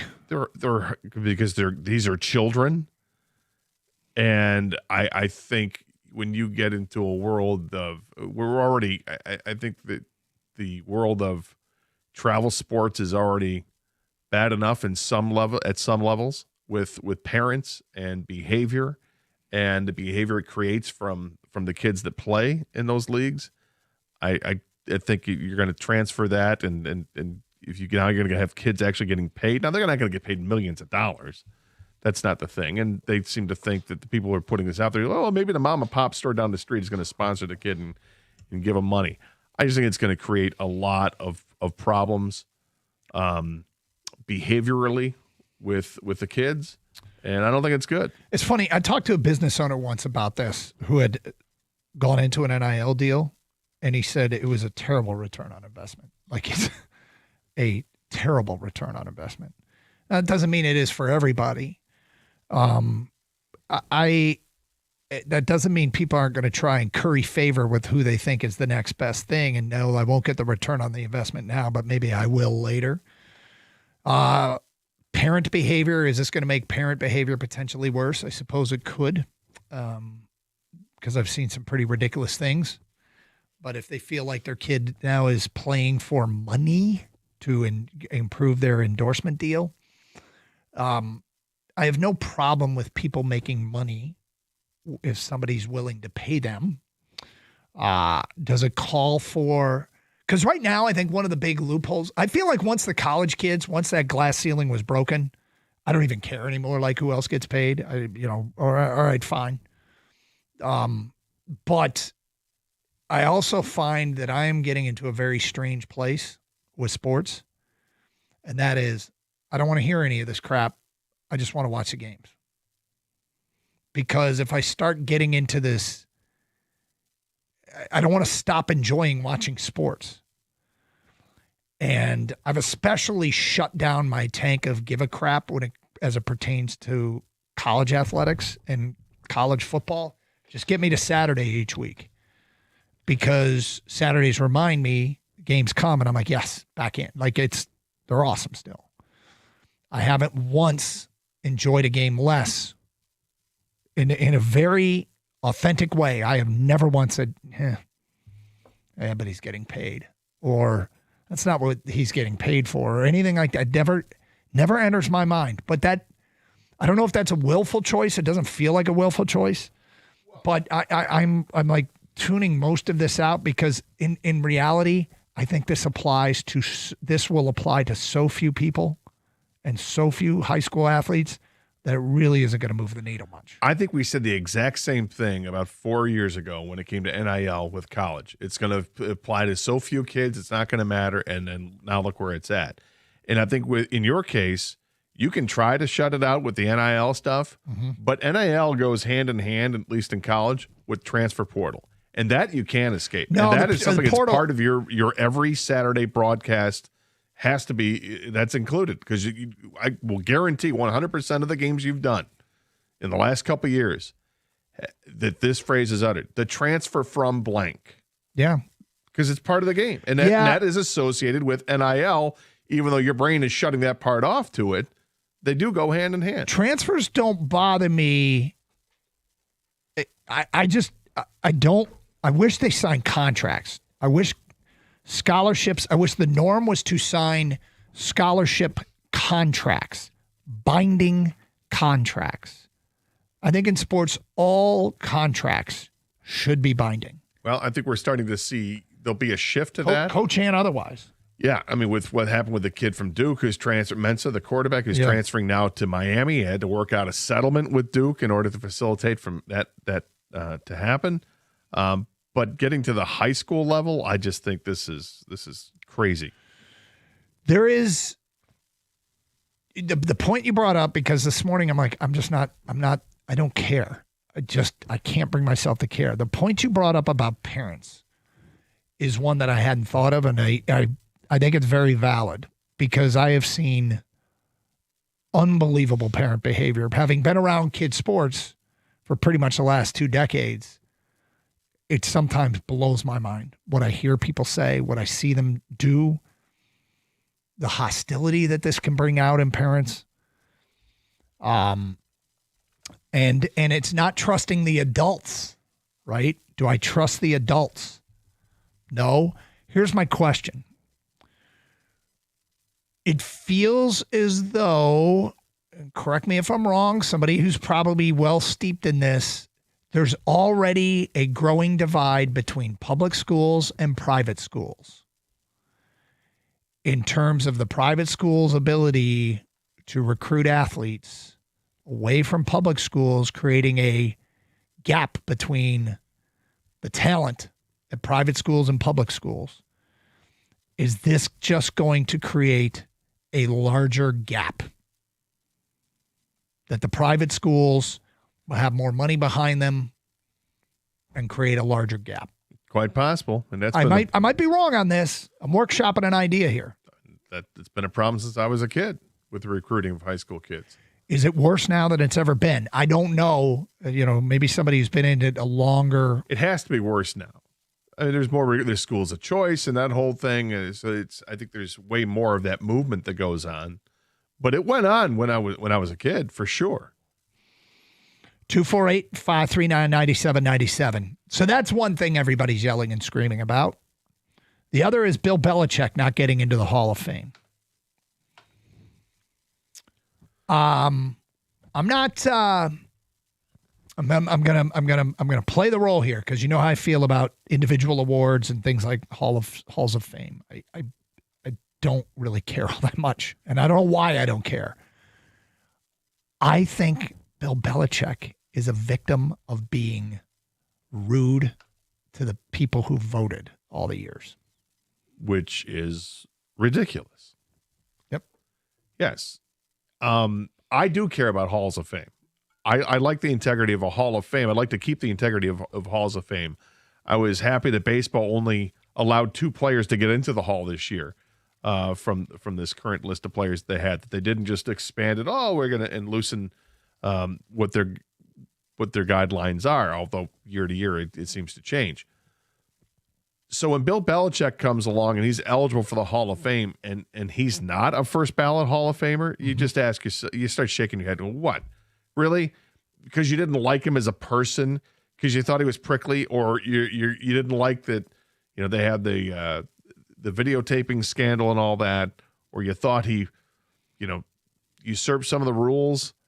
You can't ignore what a success he was. 6 Super Bowl championships? Yep. The record was amazing. A phenomenal coach has left his legacy and left his mark. And you're going to say, yeah, he's not a Hall of Famer. I mean, that makes you as a writer, the media person, whoever, because it's not all writers, as the media person who's got to vote for the Hall of Fame, you're a little too precious to start putting your own stamp on this and saying, well, this isn't how it is. Your own morality on it. I guess this has always been a problem. I guess one of the things that I think this is all really not that important is because I think he is going to clearly end up there anyway. So what difference does it make? Well, but here's fair enough. I mean, that is entirely possible. I would expect him to get in because he deserves to be in. And if he's not in as a first ballot Hall of Famer, my question is, what are you doing? Why? Why do you not vote him in? And but then as I'm asking this, I'm also realizing that's what they want. They want you to ask. And that's what who wants. That's what the voters who voted against him, they want you to know, why didn't you vote for him? Because it's so ridiculous that Bill Belichick would not be a first ballot Hall of Famer. Like, well, what the hell happened there? That's the obvious question. But you know how I am. I get a little spiteful. I'm like, well, I'm not going to give you the oxygen to tell me why you didn't. I think I can glean my own reason. And then I'm going to point it right back at you and say, you're the precious one. You're the one that's making a stand for something stupid, and you look foolish. And I don't need to hear what your explanation is, because Bill Belichick is without a doubt a Hall of Famer. 248-539-9797. It's Carson Anderson. Let's go to Stacy in Commerce. You're on 97.1. Hello, Stacy. Great show. Go Blue. Hey, Bill Belichick, the reason he is not in and the reason he should be in is his girlfriend. He should be in just for getting her. I mean, that's a classic move right there. But the reason he's not in, they're all jealous, those bastards. I mean, he is a crabby putz. I know that. That is funny. It is what it is. It is funny. I look. The guy is. I remember somebody told me that they think they only got votes for the Hall of Fame because they were nice to the media, and I think he was brutal with the media. He grunted answers back. And not everybody who votes is. The other thing, though, is any Hall of Fame that has a limit on how many people can get in each year, arbitrarily set, maximum of 8, feels to me like that's also a weird criteria that already brings into question whether or not it's. I think most of them do. Do they? I think. I don't think so.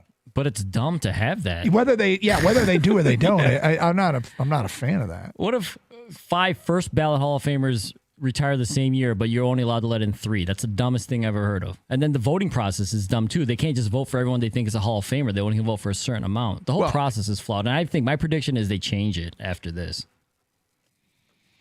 248-539-9797. Feel free. This is the forum and the time to yell and scream about high school NIL or Belichick not getting into the Hall at his first chance. 97.1.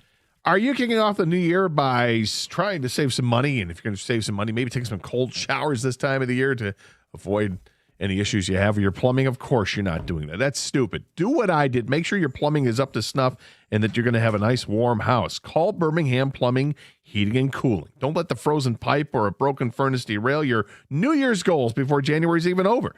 Their local licensed experts are third-generation family tradesmen who handle the serious stuff so that you can focus on starting the new year warm and stress-free. So whether it's your furnace or your water heater, your boiler or water filtration system, you got some strange noises coming from your house. Schedule your appointment online at birminghamplumbingco.com. That's birminghamplumbingco.com. Birmingham Plumbing, Heating, and Cooling, your Metro Detroit boiler experts.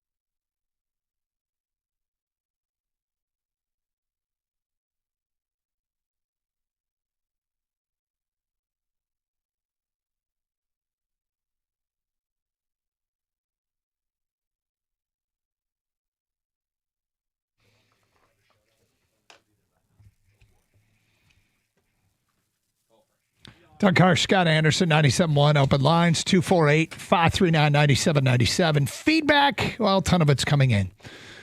Regarding the NIL, Tara writes in, Doug admitting he's taking his head in the sand approach, sort of. Yep. From Mike in a truck, some schools can't afford to pay for supplies.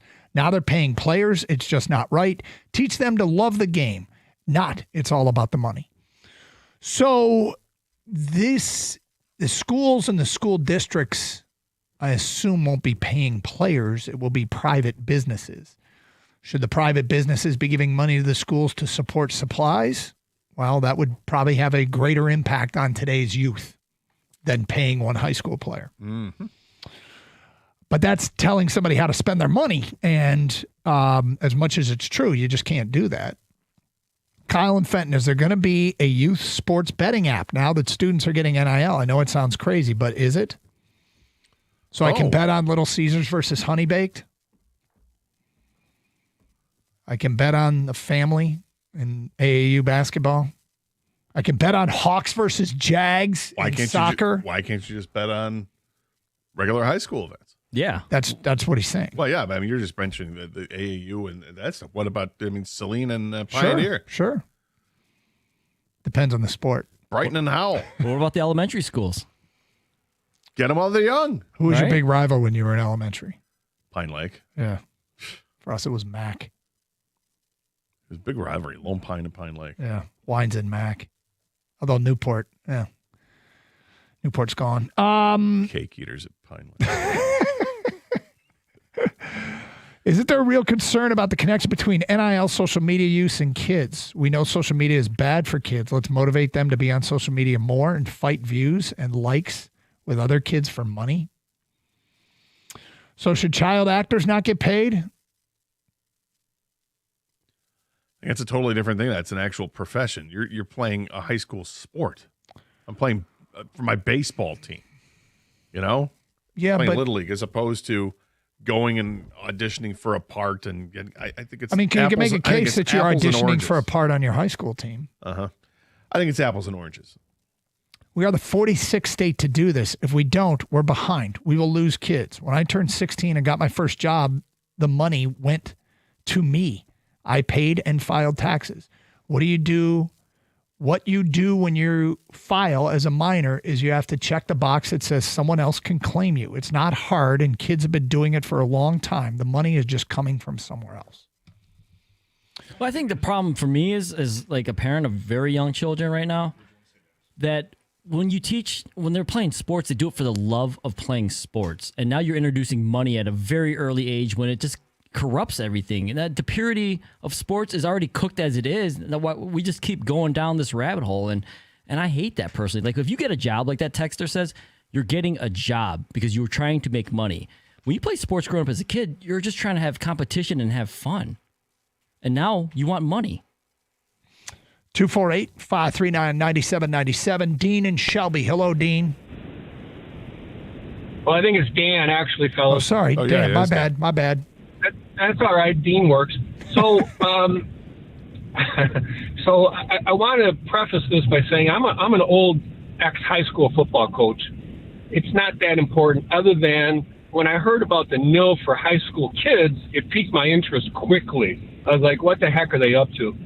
So I went out on the MHSAA website and read their release on what they're doing. And I just want to add, there's no affiliation with the schools whatsoever. Schools, if they are affiliated, can get punished severely. So I'm not quite sure how it's going to work, other than a kid can get paid for a speaking engagement by, let's say, Tubby's Submarine, but it can't be affiliated with the school in any way, shape, or form.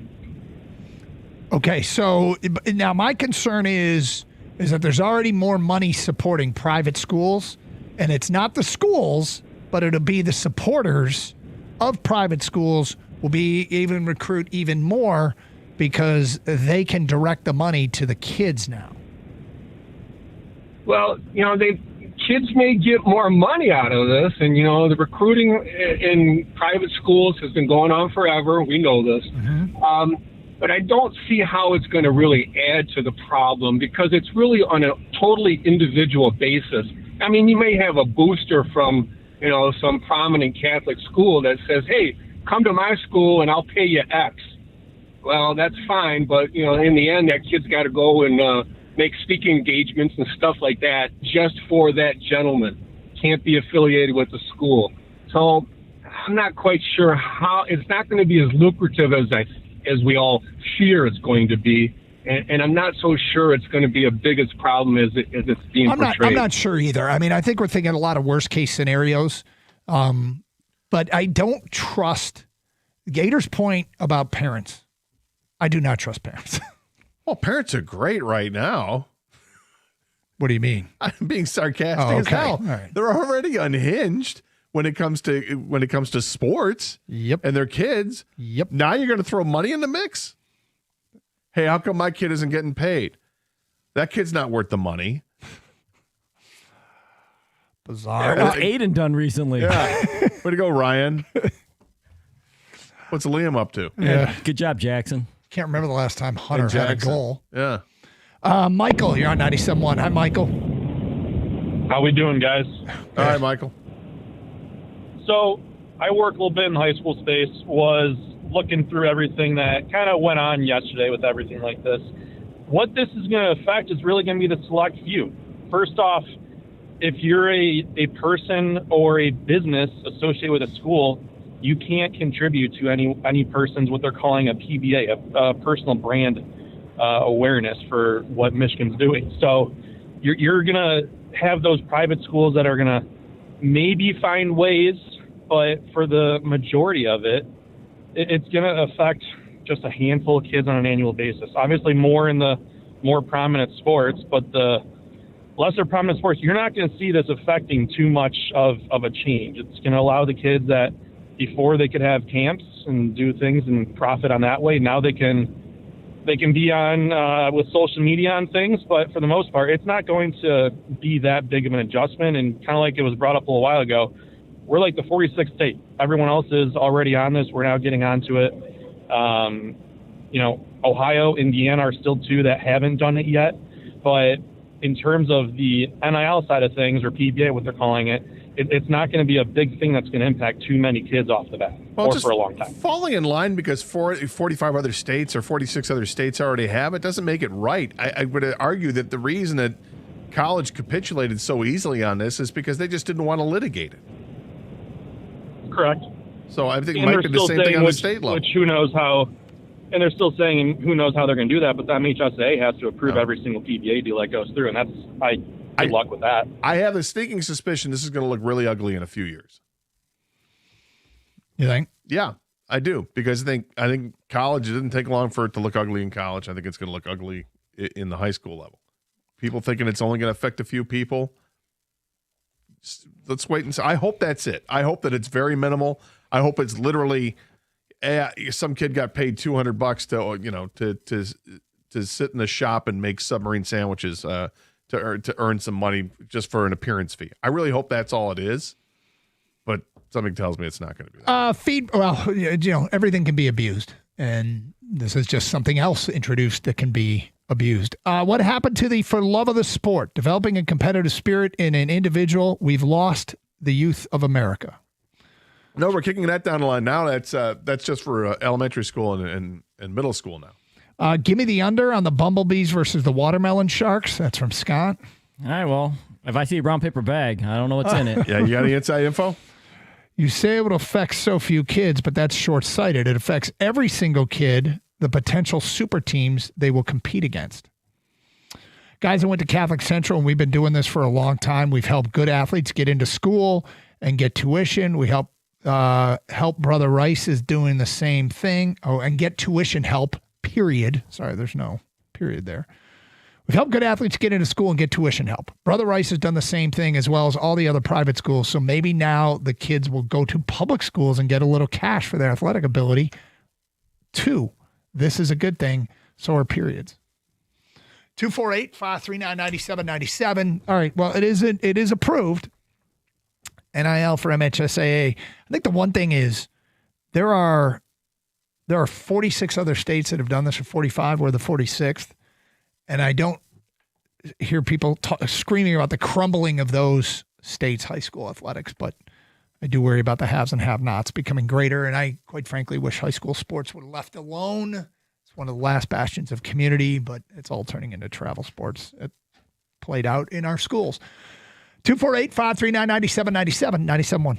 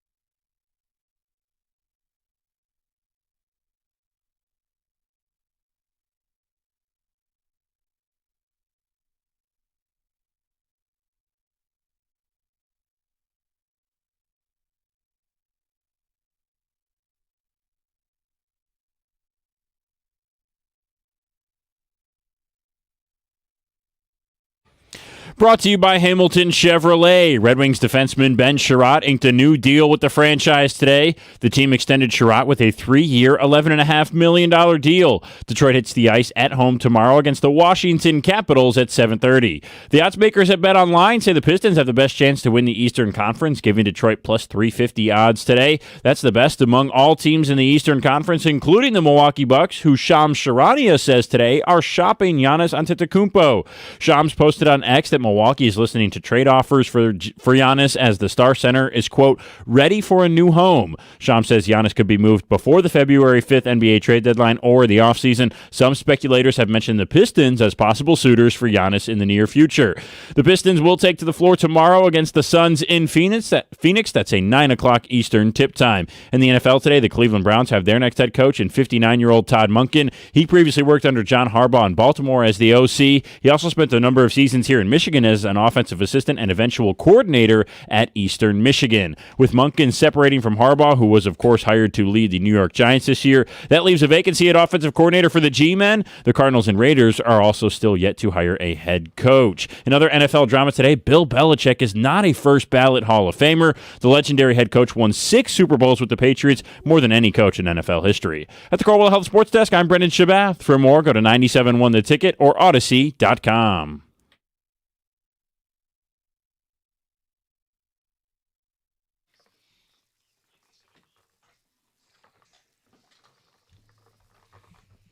Doug Harsh, Scott Anderson, as you just heard. Thanks, Update Kid. Coming up today at 12:30, predictions for the top 50 NFL free agents. Predictions on where they'll end up. Who, if anyone, is predicted to come to our Detroit Lions. We will get to that list coming up today at 12:30. 248-539-9797. Wow, lots to talk about today with both Michigan and Michigan State winning last night. Checking the notes here, they play Friday, one another. You've got the Pistons going on the road and winning at Denver, a game that they led, I swear they led between 6 and 11 points the entire second half till right at the very end when they somehow unconscionably fouled Jamal Murray, taking a game-tying three-pointer twice where he could have tied it with 3 free throws. And both times, an 87% free throw shooter, 88% free throw shooter missed one. Who had the foul? One time it was Javonte Green, and the one at the end was Javonte. I know that. I don't know who. Kang, do you remember who the first foul? Who fouled Jamal Murray the first time? I feel like it might have been Green as well. Well, they both. I'll have to look it up. It's obviously in the I think it was Green as well. I don't know, man. They both were terrible. So part of I would imagine the instructions in those situations is don't foul a 3-point shooter. And Javonte, we think, did it twice. That's pretty amazing. Let me look that up. It was Javonte Green both times. Dude, I mean, I know he didn't foul him, but like the second time as a coach, you're like, what the? Don't even get close to it. Like, you don't want him to, it's clear you don't want him to take a shot, but it's like, I mean, okay, don't let him get off a good shot, but good God, don't foul him. Well, he didn't foul him. He didn't foul him, but you don't want to even come close. And they had no timeouts so they couldn't even challenge it. But I mean, it's not. Look, in the end, the guy missed the free throw. The guy did miss the free throw, but Javonte Green went up Marty LaPointe. Remember when Marty LaPointe kept getting the penalties against the Kings and they blew a 4-1 lead? Yes. Like Javonte Green couldn't stop fouling 3-point shooters. Now, did he miss them both? Yeah, he missed. Well, he didn't make all 3 on either occasion. That was a good pull from you. Was it? Yeah. Thank you. That awful series against the Wings played the Kings last night. So it's full circle. Is that what I did? That's what you just did. Anyway, Pistons got the win, and it was another great game for Tobias Harris. Tobias, 22 points on 10 of 15 shooting. He had 8 rebounds, 3 assists. It was his 1,000th game. And we asked people at the beginning of the show, has Tobias changed your mind? Are you in the don't trade him camp? And now nobody would say Tobias Harris is untouchable, but it would now have to be an unbelievable deal. Like none of the proposed deals that we've seen so far are worth it for Michael. He being the contract that matches up with Michael Porter Jr. or Trey Murphy. Lauri Markkanen, like none of those you'd keep Tobias. Has anybody shifted into that space? And he just keeps playing well. Now we're 1-2 for 10 away from, I think, people saying, you got to trade him. Because it's so easy to be a prisoner of the moment. But it's fun watching Unk and all those 12-foot turnaround jump shots. Now, the mid-range game has been emphasized less and less in this league for a while here, and that seems to be his his forte. But if you trade him, you might be getting a skill set that makes more sense because you assume are going to get a shooter back, and people think this team needs to add another shooter. But you're losing something as far as chemistry in that locker room and leadership, and the intangibles that this team.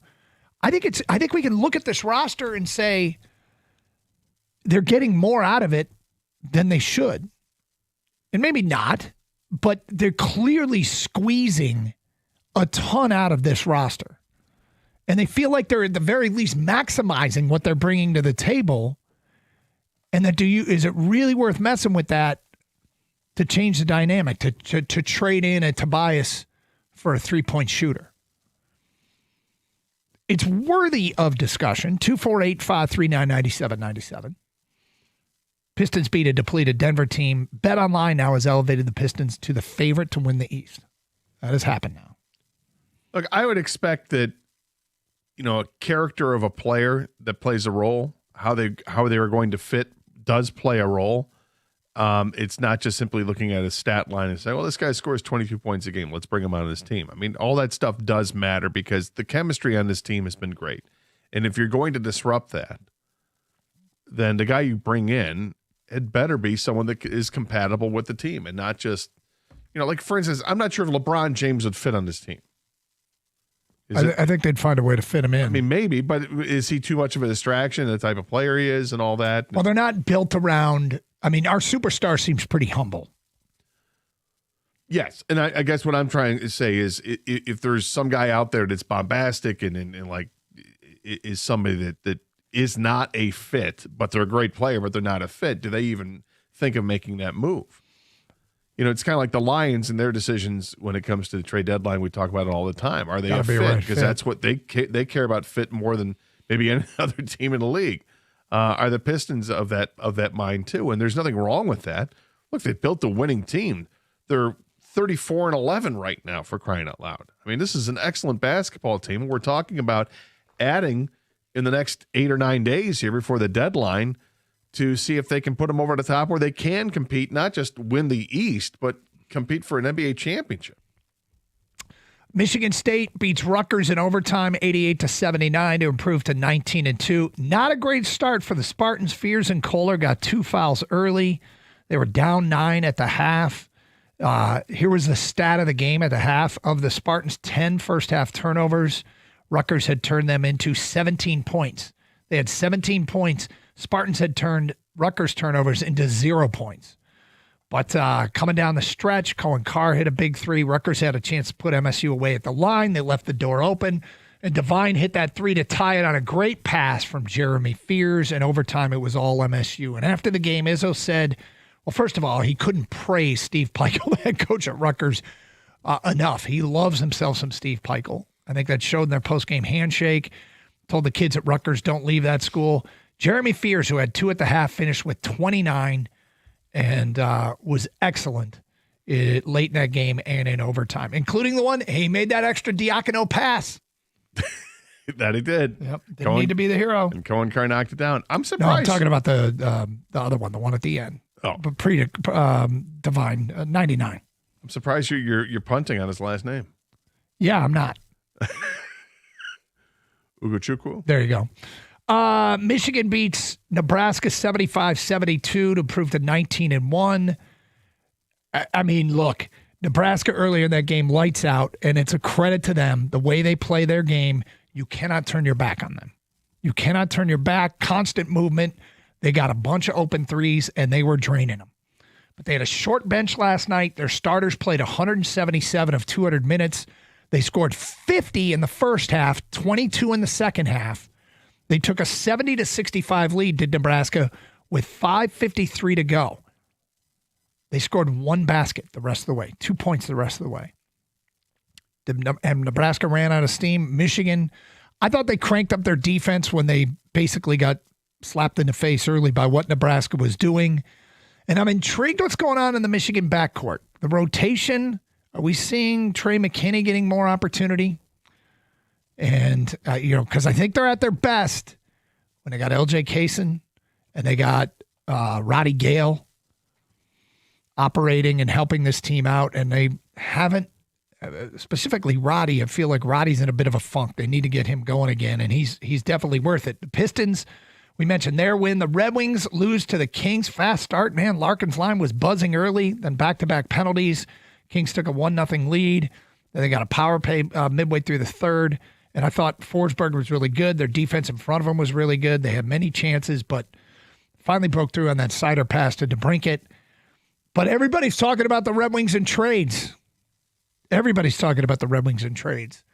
And it feels like this is the year Steve Yzerman gives it some gas. We had one person call or send a text saying he won't want to give it gas after this weekend because they're going to lose 2 of their next 3. They got Washington and then back-to-back games against Colorado. We have seen the back-to-back thing get the Red Wings in the past with that Ottawa series right before the trade deadline. So it would be nice to see them do well against Colorado this weekend. That'd be great. But I think either way, you can make the argument it gives you the impetus to make the move.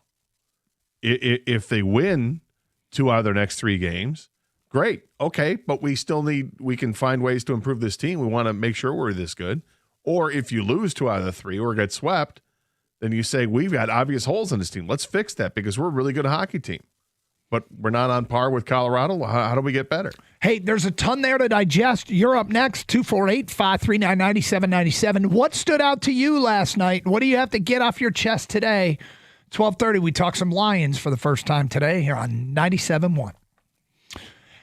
Sam Bernstein Law has been respecting Michigan clients for more than 50 years. When insurance companies deny or delay, they aren't respecting you. Sam Bernstein, they demand that respect, and they get the results to prove it. Get the Bernstein advantage. 1-800-CALL-SAM.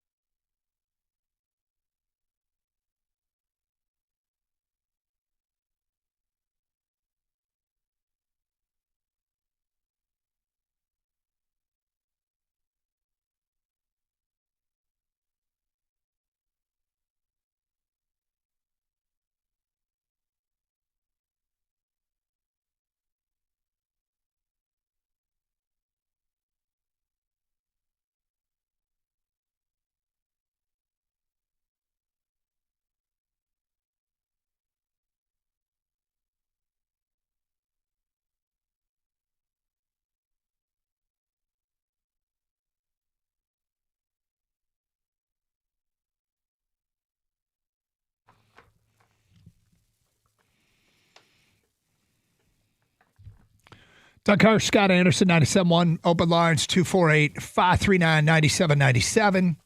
Okay, so lots on the table with 4 teams in action last night. It was kind of a fun night. Unfortunately, the Red Wings are the only team that didn't come through. But what was your number one takeaway? What really struck you last night in watching the Pistons, the Red Wings, Michigan, and Michigan State? In the meantime, a lot of feedback coming in. And, boy, the Tobias thing has certainly got people talking. From another unnamed texter, if Jaden Ivey and Ron Holland keep shooting the way they are, we don't need to add another shooter. Well, I feel like Ivey still has more to give. And it is a lack of a move could be a bit of an investment in Ivey. Weird thing is Ivey's going into a free agent year, and they still have a decision to make about whether or not they want to keep him around. He's had some good shooting nights of late, so hopefully he can keep it up. Ron Holland had a sequence last night that was just so awesome. If you missed it, he hits a 3. Then he gets a steal on the inbounds pass, feeds Ivey, who missed a 3. He gets the rebound and a putback, Ron Holland. So he hits a 3, steals the inbounds pass, makes a pass to a wide open teammate who misses the 3. Holland gets the rebound, puts it back up and in. I'm like, that's an awesome sequence for a guy who is, amongst other things, a big thing of what he brings to the table is that hustle and that hard work. After that, I thought he got a little heat checky and started shooting from everywhere. That can happen. But yeah, he airballed a 3 after that. But that sequence was awesome. That sequence is awesome. He's a hustle guy. He plays hard, tough-nosed defense. He doesn't back down from anybody. That bucket he got was because of hustle. He'll steal the ball, do all that stuff. But as a shooter, he's like 25% from 3, and he's a legit 25% three-point shooter. Like, he is. You don't know what's going to happen when he chucks it up there. So it's interesting that the caller included Holland in that observation. If Holland keeps shooting the way they are, they don't need another shooter. I would say if Ivey, half of that text is correct. Yes, I would agree.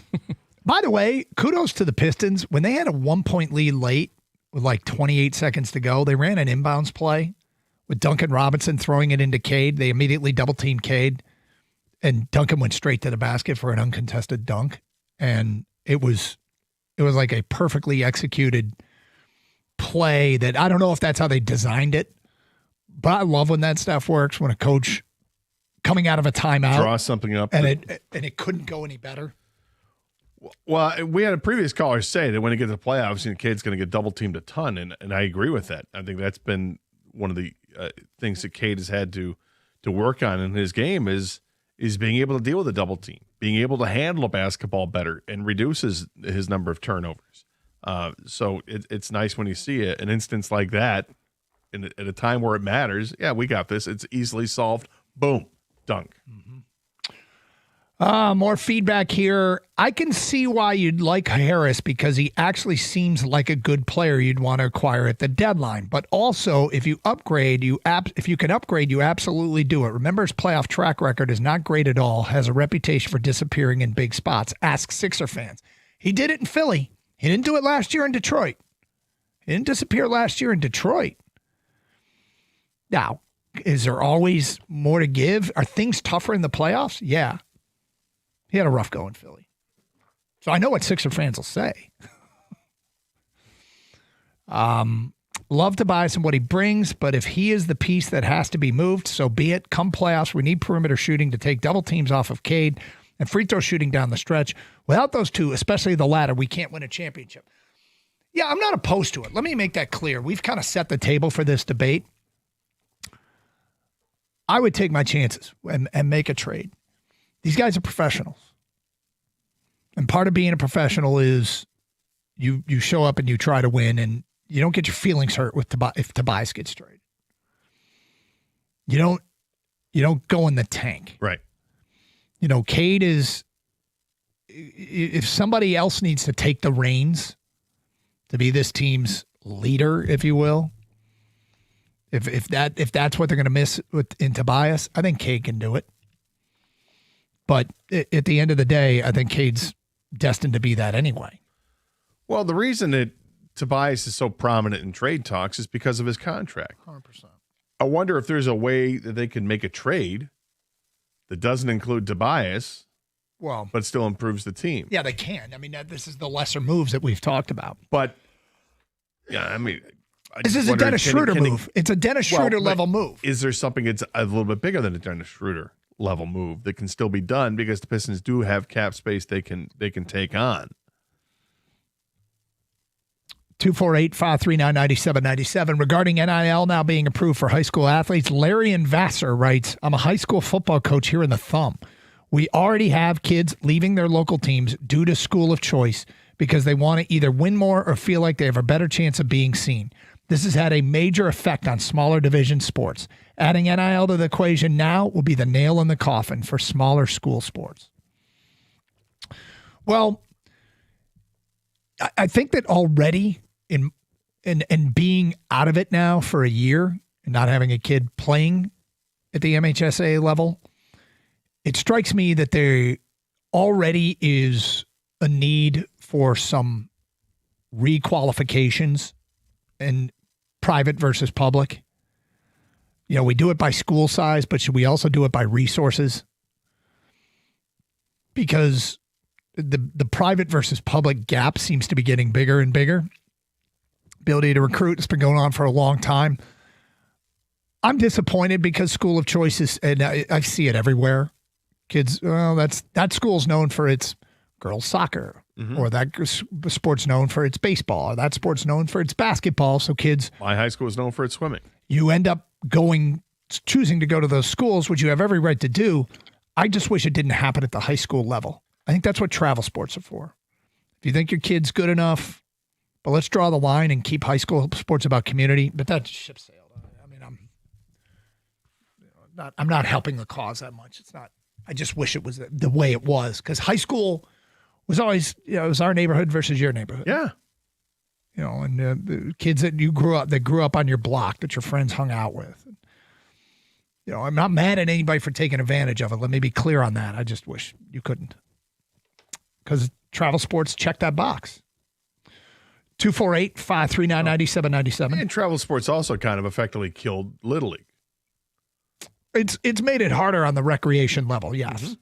Now, to be fair, travel sports are no longer, hey, you didn't make the team, we don't have a spot for you, very much. That's not true of but there are plenty of places for kids to go play now. So if you're not an elite player, you'll find a team. Oh, I hate that term, elite player. Well, I know. Not an elite player. Well, you remember what it was when we grew up, right? They were basically all-star teams for travel sports. Your town had maybe not exclusively, but where I grew up, there was like one travel soccer team, and everybody tried out, and they kept the 18 kids they wanted to, and everybody else played rec sports. Now, everybody can find a travel team. Because they're taking advantage of the parents with the money. They've just got different levels and those second, third, fourth, whatever team you have, play other programs second, third, or fourth. Not always, but as the son of a high school football, baseball, and wrestling coach, I wasn't playing to have fun. That's from Doug in Rochester. That's funny. 248-539-9797. Joe is next on 97.1. Hello, Joe. Hey, good morning, guys, or good afternoon. What's up? I was just calling because I feel like all of the kids nowadays are basically in travel, and nobody plays high school anything outside of football. It's to the point where, you're forced to only play one sport. Hold on. What sport? Because the only I don't think that nobody plays high school sports. Well, all the best hockey players are going to play travel hockey. That's all one the sport. best, all the best soccer, all the best Bingo. lacrosse. I mean, it's basically outside of football. Oh, what all about the best baseball and Baseball, basketball, they're still playing. Baseball's bad too. I don't know that we I'm had just saying, one year-round kid in baseball that I can think of that wasn't playing for their high school team. I mean, travel just feel like travel it. kicked up in the summer, not in the spring.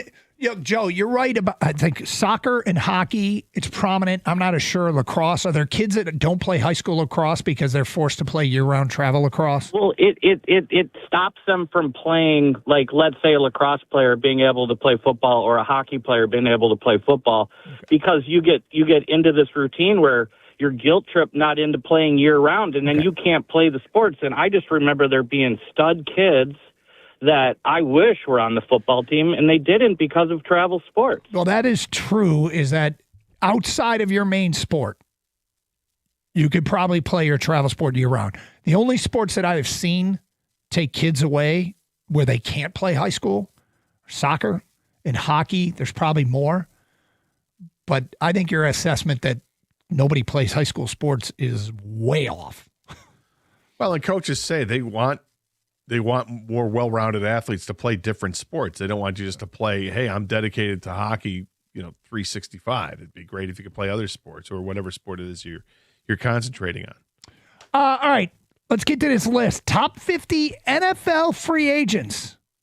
Who, if any, projected to come to Detroit? We'll get to that today at 12:32 on Karsch and Anderson, 97.1.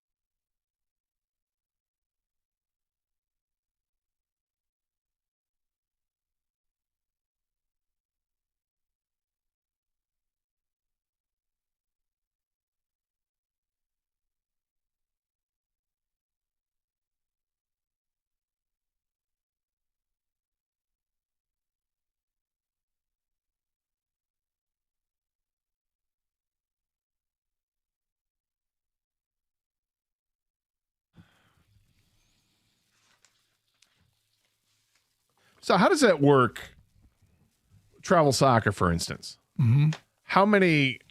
I mean, is there one season, or they do like 3 different seasons of it in 1 year? So girls played in the fall, I'm pretty sure, and then their travel, as soon as their high school seasons were done, they went to their travel programs for indoor through the winter, and then they play outdoor in the spring and into the summer, and then they go back to their high schools unless you were at, I think they believe it's called the academy level, and those elite teams play year-round, and you can't play for your high school team. And I think that's a shame. That is a shame. Because, as I've said all the time, there's plenty of successful high school hockey players from Minnesota, and Minnesota would shut down travel hockey so they could go play for their high schools. And high school hockey in Minnesota is awesome, but I'd like to see that return. Gator, NFL free agency. The top 50 free agents, according to CBS, and their new landing spots. I'm going to work our way through this list. I'm going to bring up guys that might make sense in Detroit. So these are top 50 free agents, and we'll just mention the ones that might make sense in Detroit. Like, for instance, Detroit's not going to go get Daniel Jones, who's number 3 on the list. Correct. Right, so I'm not going to go everybody. But at number 2 on the list, number 1 is George Pickens. They're not going to go get him. Number 2 on the list is Trey Hendrickson. He's projected to sign with the Ravens. Number 4 on the list is Jalen Phillips, the edge rusher who went to Philly. He's projected to sign with the Titans. Number 5 on the list, Tyler Linderbaum, the center from Baltimore. He's projected to sign with the Chargers. Others that would make sense in Detroit. Who else we got here? I'm working my way down the list. Number 16 on the list, Jalen Watson, corner. He's projected to sign with the Jets. Right tackle Braden Smith, projected to sign with the Colts. Let's see. Defensive tackle John Franklin Myers, projected to sign with the Jags. Getting down this list. Guard David Edwards, he's projected to sign with the Buffalo Bills. Center Connor McGovern, he's projected to sign with the Buffalo Bills. Edge Boye Mafe, he's projected to sign with Tampa. Center Cade Mays, he's projected to sign with the Panthers. You're not painting a very rosy picture here with these Linebacker predictions. Nakobe Dean, the Titans. Safety Cameron Curl, the Vikings. Corner Nashawn Wright, the Bears. Corner Jamel Dean, the Packers. We're up to number 40. Edge rusher Khalil Mack, the Bears. Going back to Chicago. Mm-hmm. Edge rusher Jadeveon Clowney, the Bengals. Guard Joel Bitonio at 46, projected to sign with the Texans. Oh. Defensive tackle David Onyemata, he's projected to sign with the Bills. Top 50, not once projected to sign with Detroit. Well, I mean, going into this, if it's right now, the Lions have no cap space. Mm-hmm. So maybe that's why there's no predictions going there before they make the adjustments and, players get released. And then you have a guy like Jared Goff restructure. They have no cap space. So I can see that. But that's a bleak picture. Kind of is. Month and a half before free agency that they're painting. Kind of very, is. very, very bleak. Now, to be fair, under each player, they also have at the bottom of the analysis something called other suitors.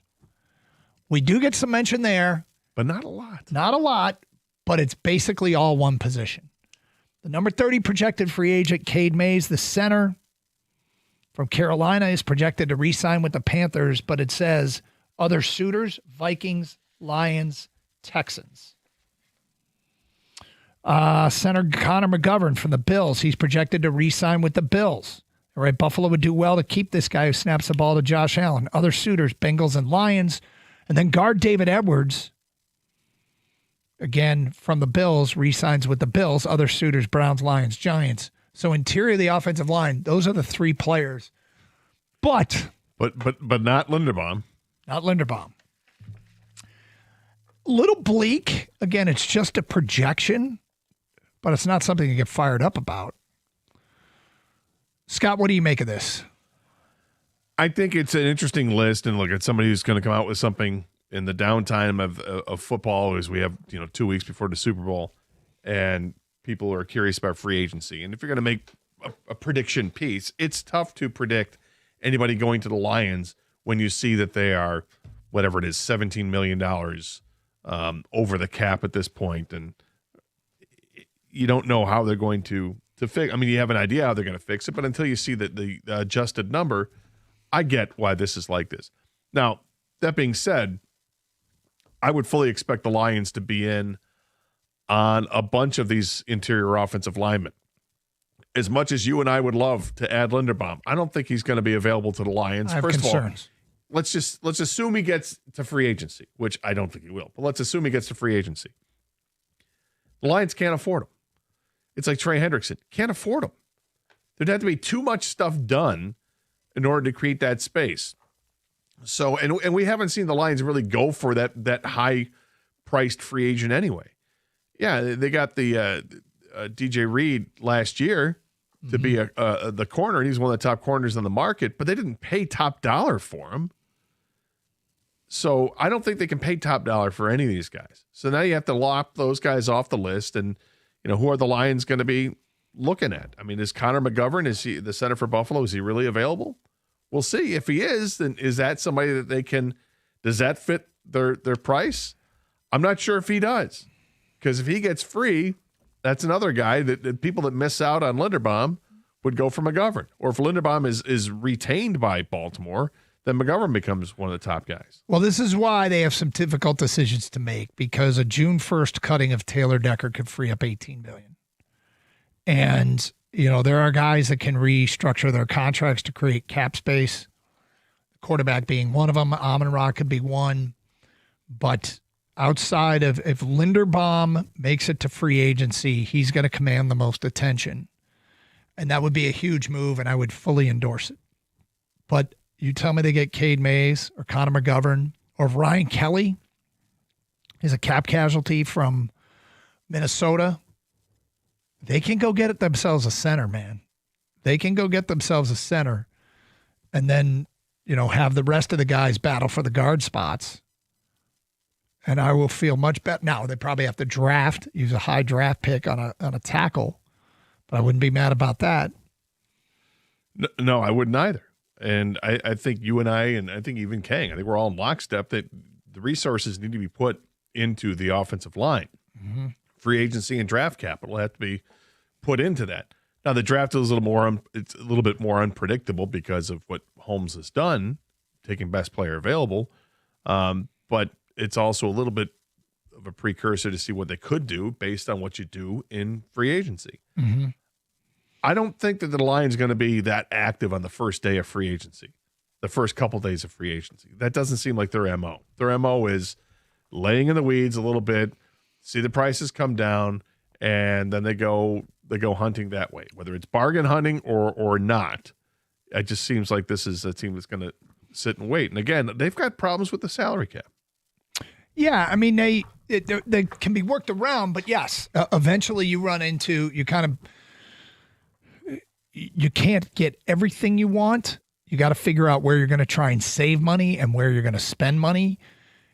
There's two things in the draft that can help in that regard. One is, we mentioned, move on from Decker and draft the tackle. The other is take the kid from Miami who's 25 years old to be the edge rusher opposite of Hutch, Akeem Mesidor. And at 25 years old, you're going, all right, dude, we have the higher expectations for you than a typical rookie. Mm-hmm. Go out there and make some of the plays that El-Quadin Muhammad did and save money not having to re-sign El-Quadin Muhammad, who you'd like to re-sign, but is probably going to be priced out. So in a world where you do actually have to find a way to save some money elsewhere and go on the cheap, not because you want to be cheap, but because you have to figure out how you're going to allocate your resources.